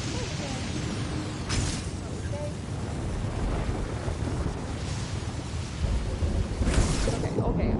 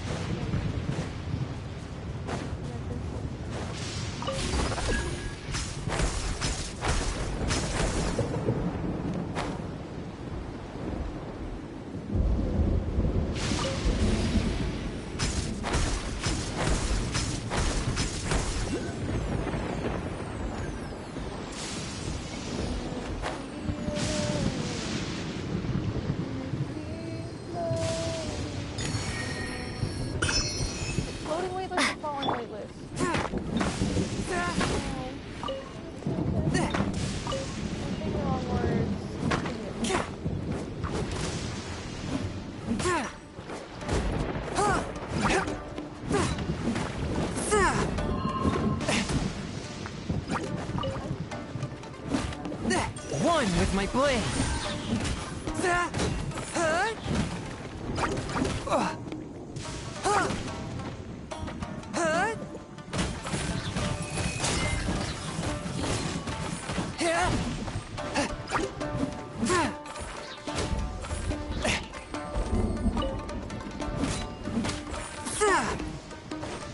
Fourth, my blade.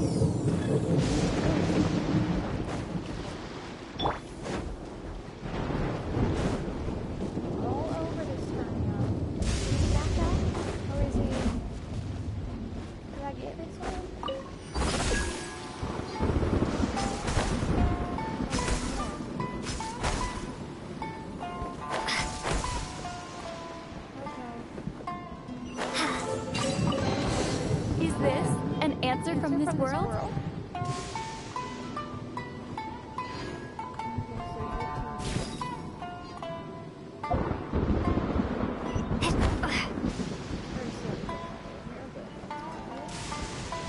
I just assumed that was a different board step, to be honest. Once I do this successfully, you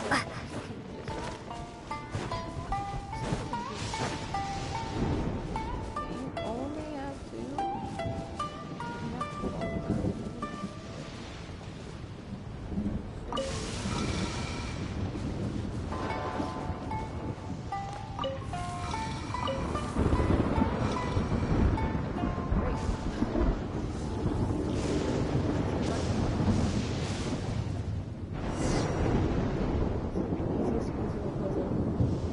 Okay, give me a minute. Oh, dessert time.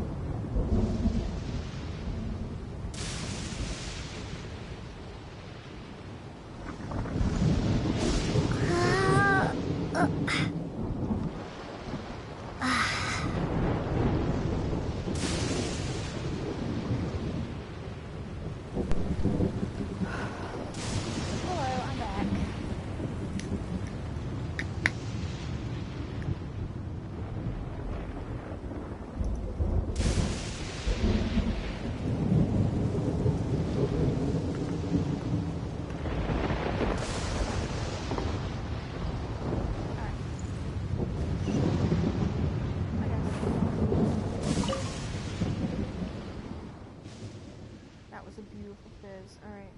Hi, Jenny. That's the second warding stone sealed. Only 2 left.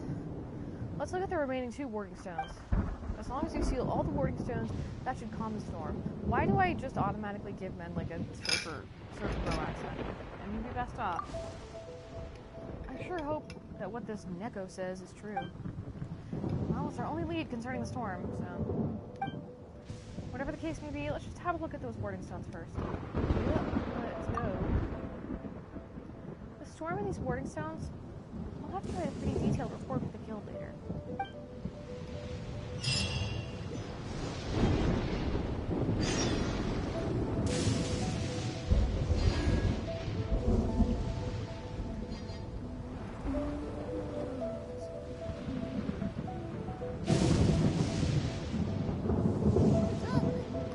Alright, my cake's a bit of a mess.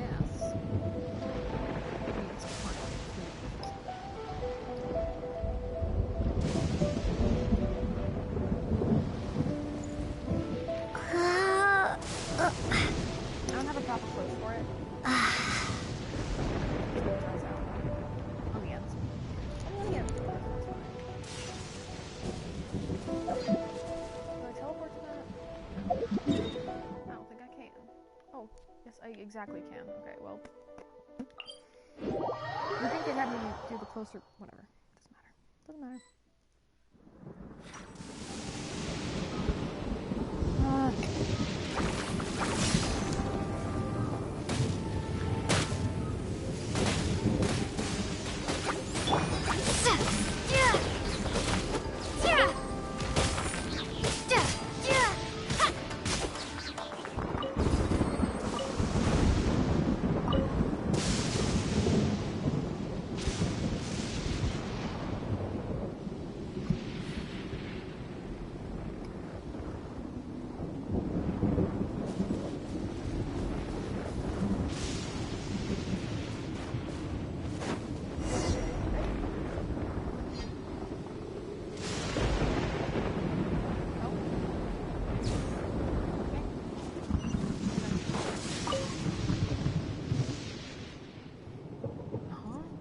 Warding stone. Looks like this won't be as easy as we thought. Let's look around. Yeah, it looks like that's our only option. Let's see if we can find anything. This place is huge. How long will we have to search? Well, I guess it's up to luck. Either way, time to start. Seems like how to find warding stones is one of our sealing problems as well, huh? Well, let's just hope we can find some hints nearby. Come on, Taisuke. Time's wasting. Okay, Miss Atsuko. I guess this is our only option.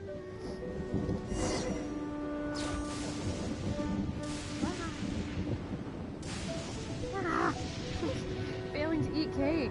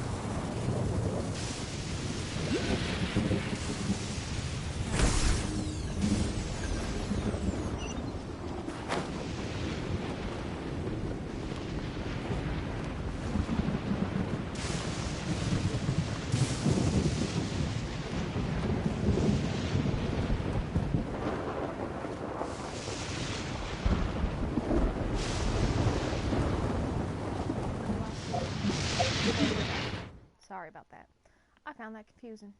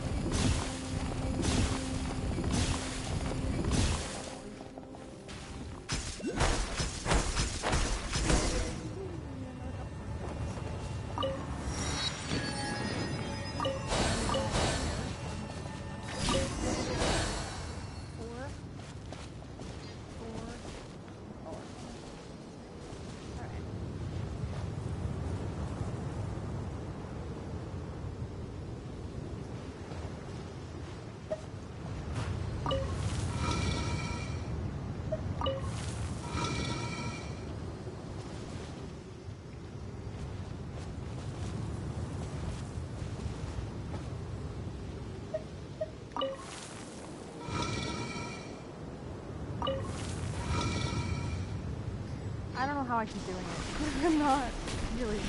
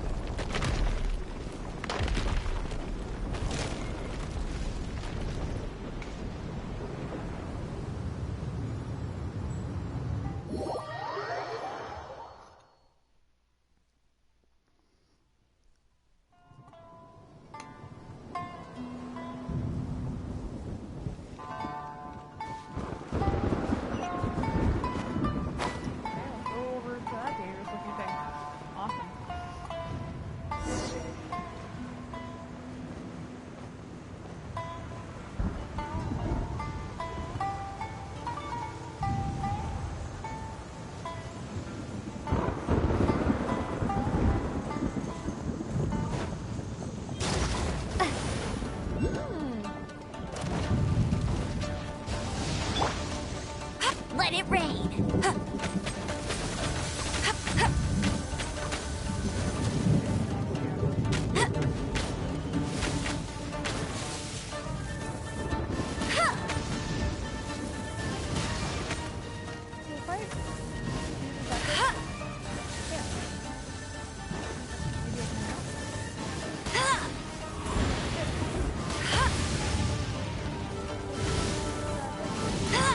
I'll race you there.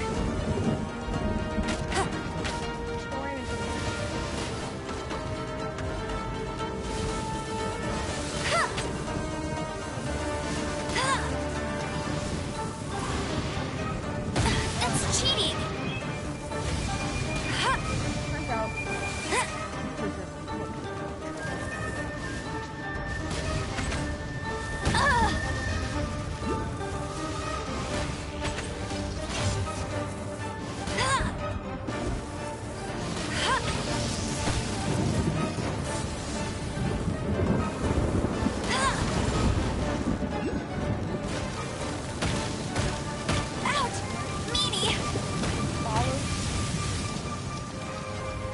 Ready, steady, go!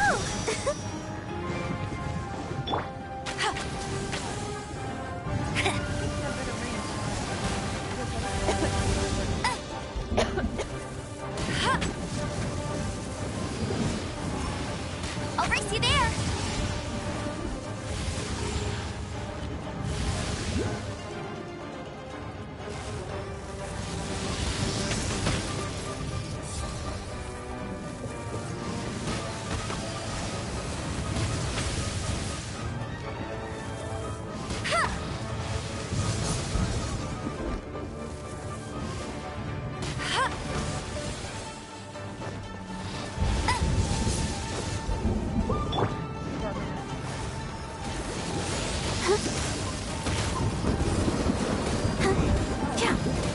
Go, Barbara, go!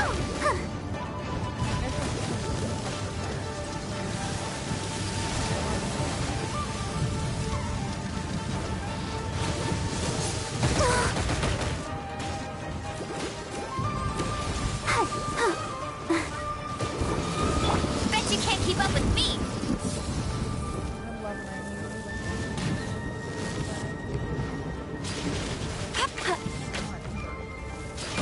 Not so hard! Thank you, Barbara, but it hates you, so I don't hate you. I love you, Barbara.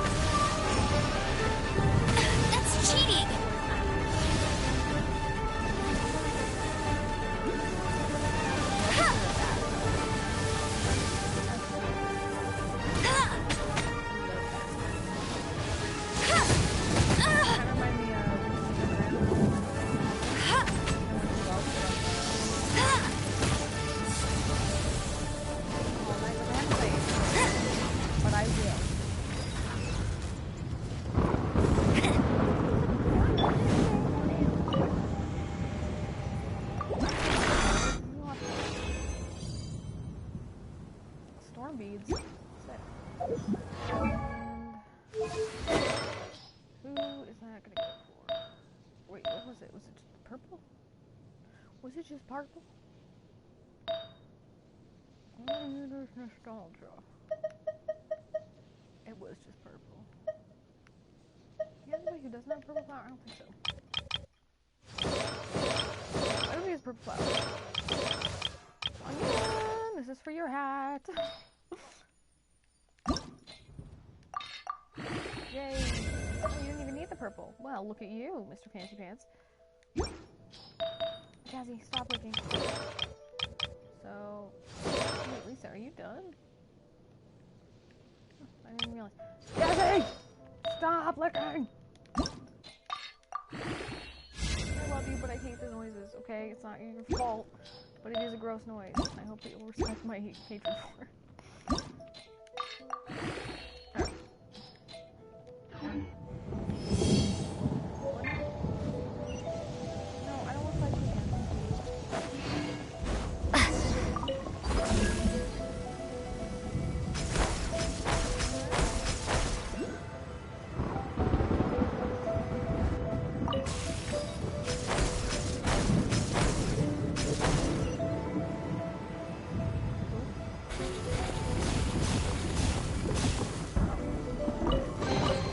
I'll keep this close.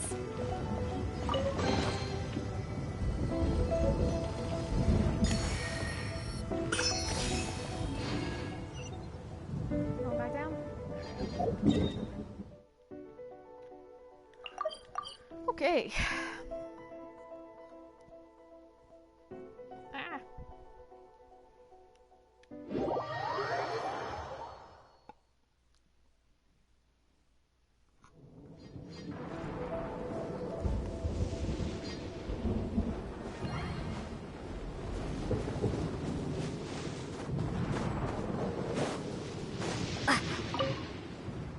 The storm has passed. Seems like all four warning stones have been sealed. Yeah. It's you. How did you get up there? Daisuke said you passed through some sort of door and then you disappeared?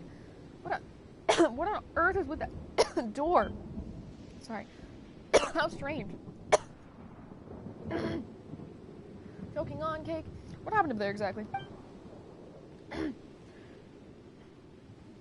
Atsuko and I heard a strange rumbling from above, almost like thunder. But the storm should have abated already. Well, here you go. Here's the info that you crave. Rocks floating in the sky form a platform. Huh, that's... Yeah, I must confess I've never heard of such a natural phenomenon occurring at Sarai Island. Say it I. Sorry, be lazy American. Oh my god. I'm not trying to press that. Which part of that sounds like a natural phenomenon? Seriously. It's super unnatural no matter how you look at it. Yeah, fair. Well, natural or otherwise, the storm over Seidai Island has been conned and our commission is complete. We also found this feather. This is... Taisuke, you have a look. Alright, allow me. Apologies, but I have no idea where this feather came from. This feather's pattern and texture are nothing like any birds I know of. And if you study its dimensions and ratios involved, the bird would have been as large as that stone platform up there in the sky. Is this feather that important? If you want to figure its history out, why don't you put up a commission at the guild? Who knows? You might run into someone who can give you a lead. Alright. Well, in that case, thanks again for your help, Traveler. Taisuke and I will head back to the guild to make our reports. Right, this is for you. It's not much, but I'd say you're still owed some payment for your help. Ooh. Taisuke, get ready to pack it up. We're headed back to the guild. So, Itsuko, let's drop by the shrine real quick and see that cat. Shall we? Ah! Taisuke, come on, it's a cat that can talk. A talking cat. Seriously? Oh, God.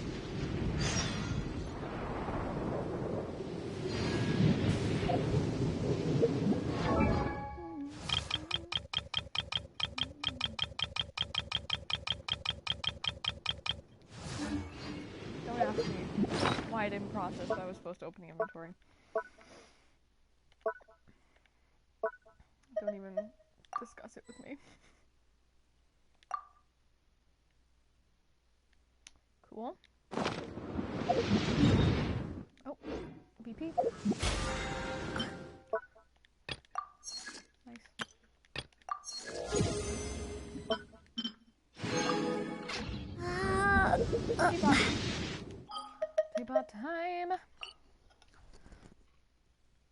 What?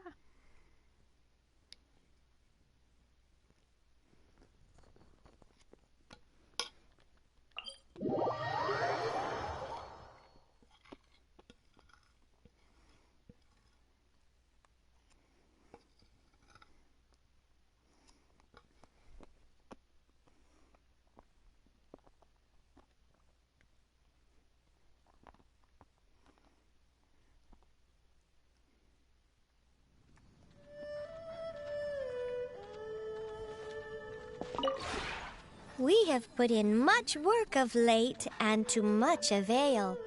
Slowly but surely, the area is coming to life. I feel like I'm standing too close to her.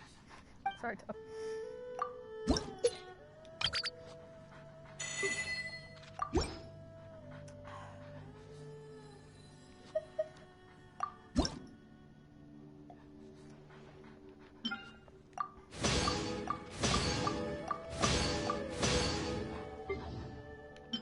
You would.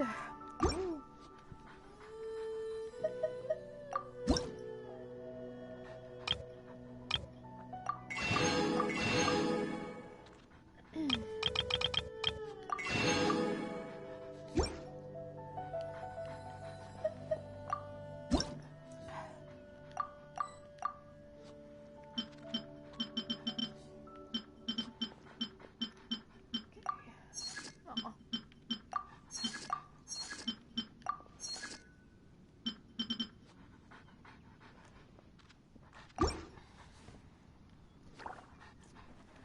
All right.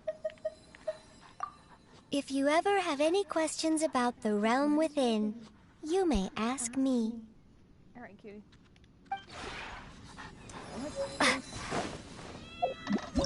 Stuff to place. Let's place it. I do want this. I really do. I think it's so cute. Ooh. I guess this is how it should face. Put it with the mushrooms. That's so appropriate. Okay. We don't need this cup thing, or whatever, stall. Work. Oops. Okay, this is awesome.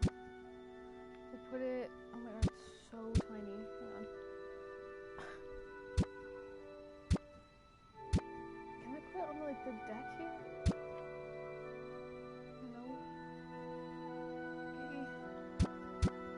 These guys, it just feels like it should be in a better spot. Whatever. It's so tiny. Okay. Oop. Just keep placing animals in the same dang area. No! No! Dang it. I won't. It's fine. It's fine. Oh. Anyway. It's very good. I'm random.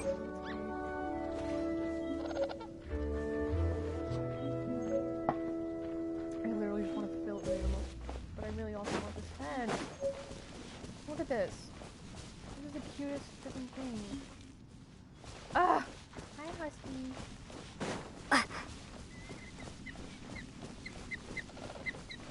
Look at you cuties.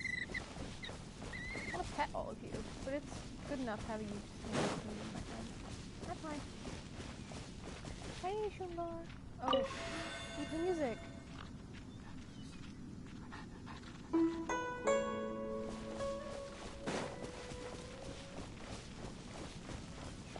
Oh, I have to be near it. Feels like something I should be able to put inside. I'm gonna try.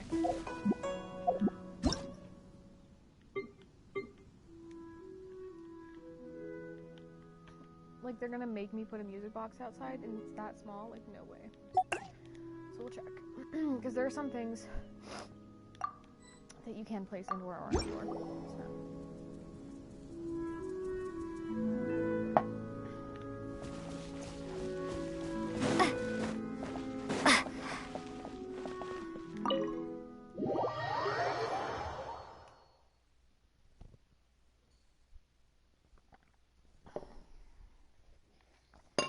Ah.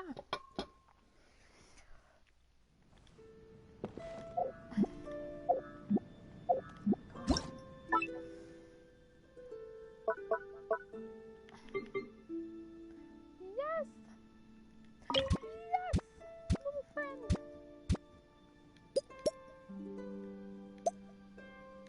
I think you should face this way, actually. Okay, so I guess...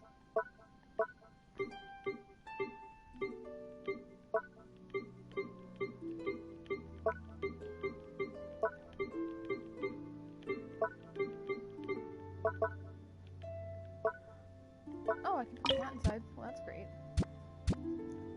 Why don't you do some cat behavior? I can't put you on a table? Okay, fine. Rome. Okay. So I do have to put that outside. That sucks. Why is that? Hi, kitty. I have a pet little house cat kitty. So cute. Little R&R statue. Oh my gosh. So perfect. I love the little things I get. I don't really, I mean, I'm buying the blueprints just to use up the realm currency and have enough stuff to keep making stuff so I can keep leveling up. But oh my god, I only need the stuff that I get from Quest because they're so cute. They're the cutest things. Anyway.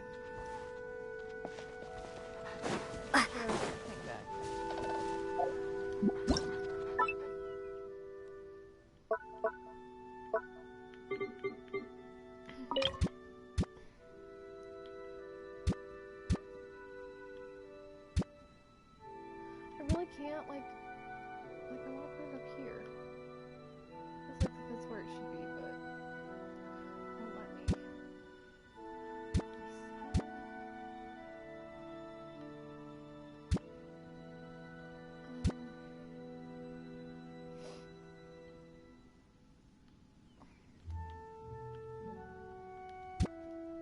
I guess I can put it in my hut.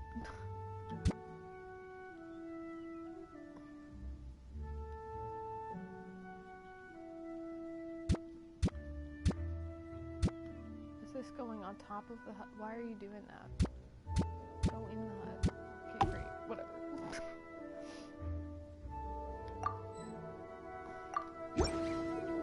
Okay.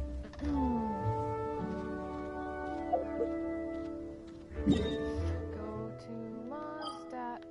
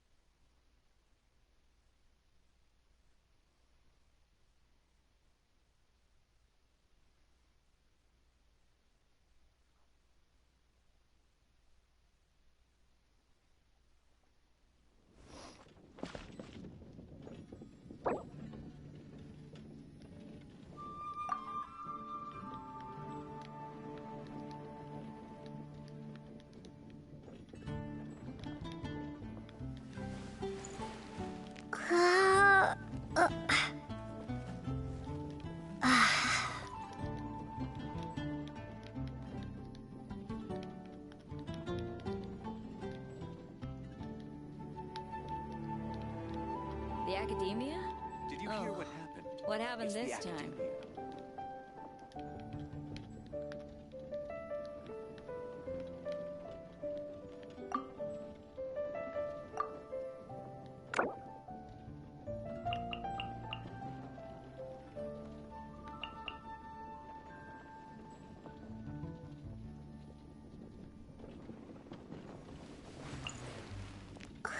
The Academia?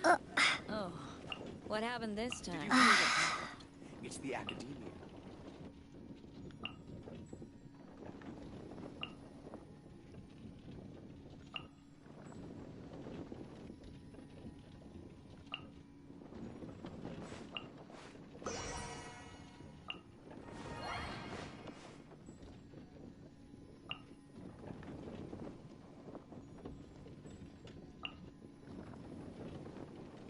The Academia? Oh, what happened this time? Did you hear what happened? It's the Academia.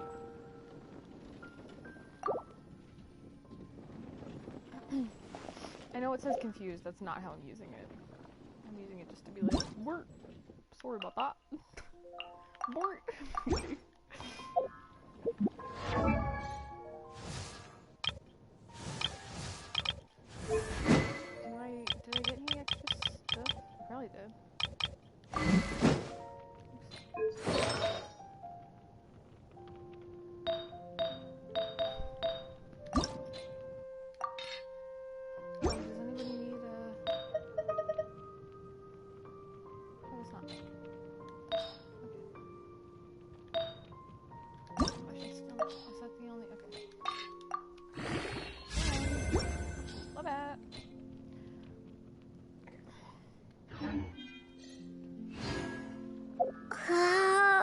Ah.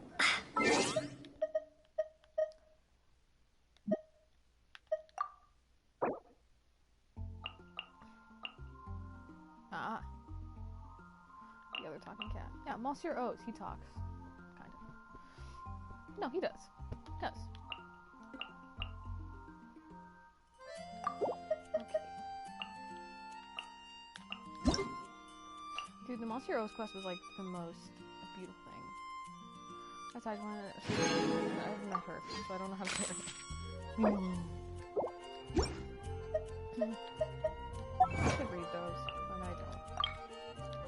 Mineko, the provisional head priestess of the Sase Shrine. Defeat a thunder manifestation without ever being locked onto. Great. Complete the pendulum of weal and woe and unlock an chat about the future with Kaveh in the desert. Okay.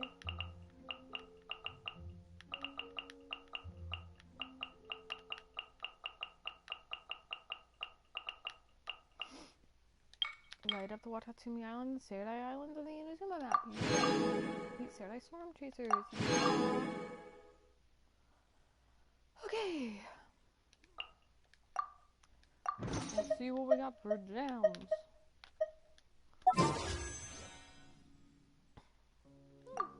Use that.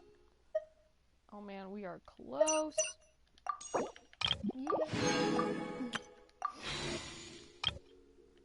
Alright.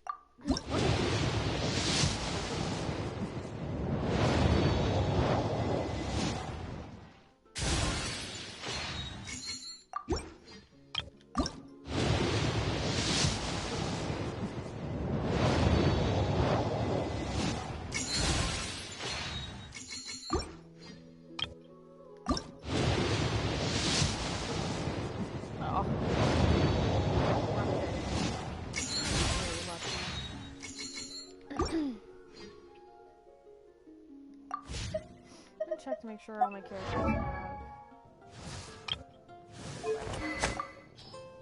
yellow and purple only. Also purple nice, yes, to be the priest. Also purple. Yo. Yep.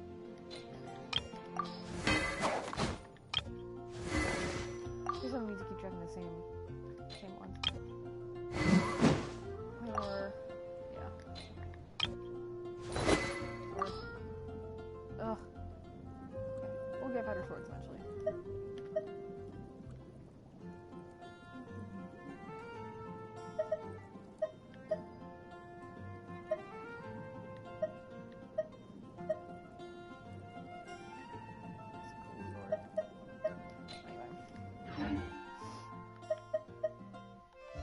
Yeah, I checked all of them. Okay.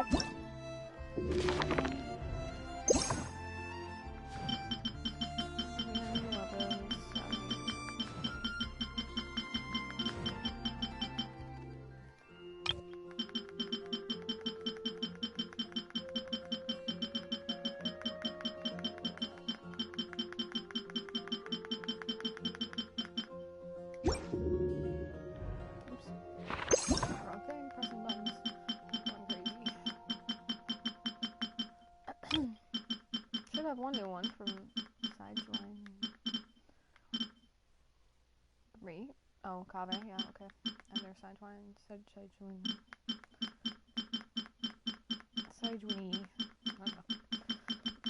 I don't know her.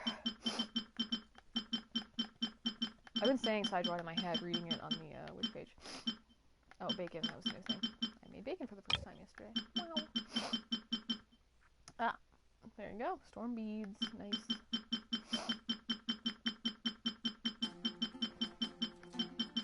We'll also have a new enemy for that. It's pretty cool. I wonder if the pigeon I caught will be a new bird for me. That would be cool. Okay. Don't think I have any books. Suck the books.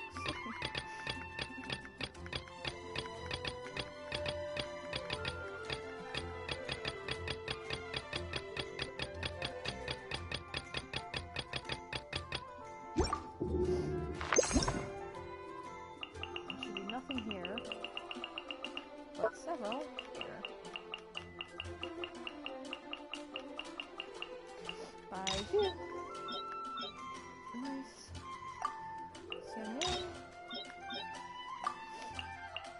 Yoimiya. So good, Yoimiya's. Oh my god. Killed me. Cold blood killed me. This is a long one. Great.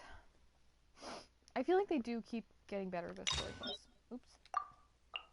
We should have one. Or two. Two.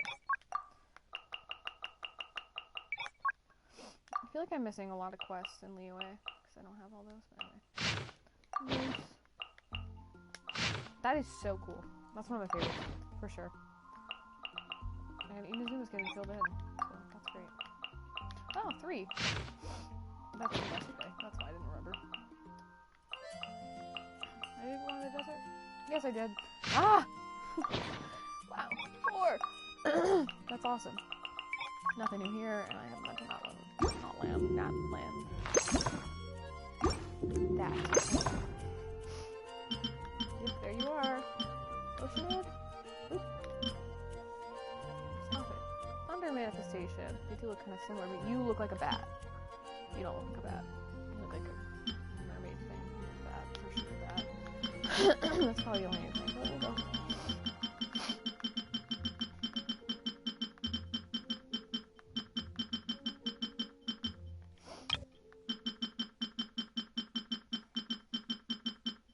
Oh, so did not count? Oh, I guess I already had it. Okay, well, my bad. Awesome pigeon. Anyway.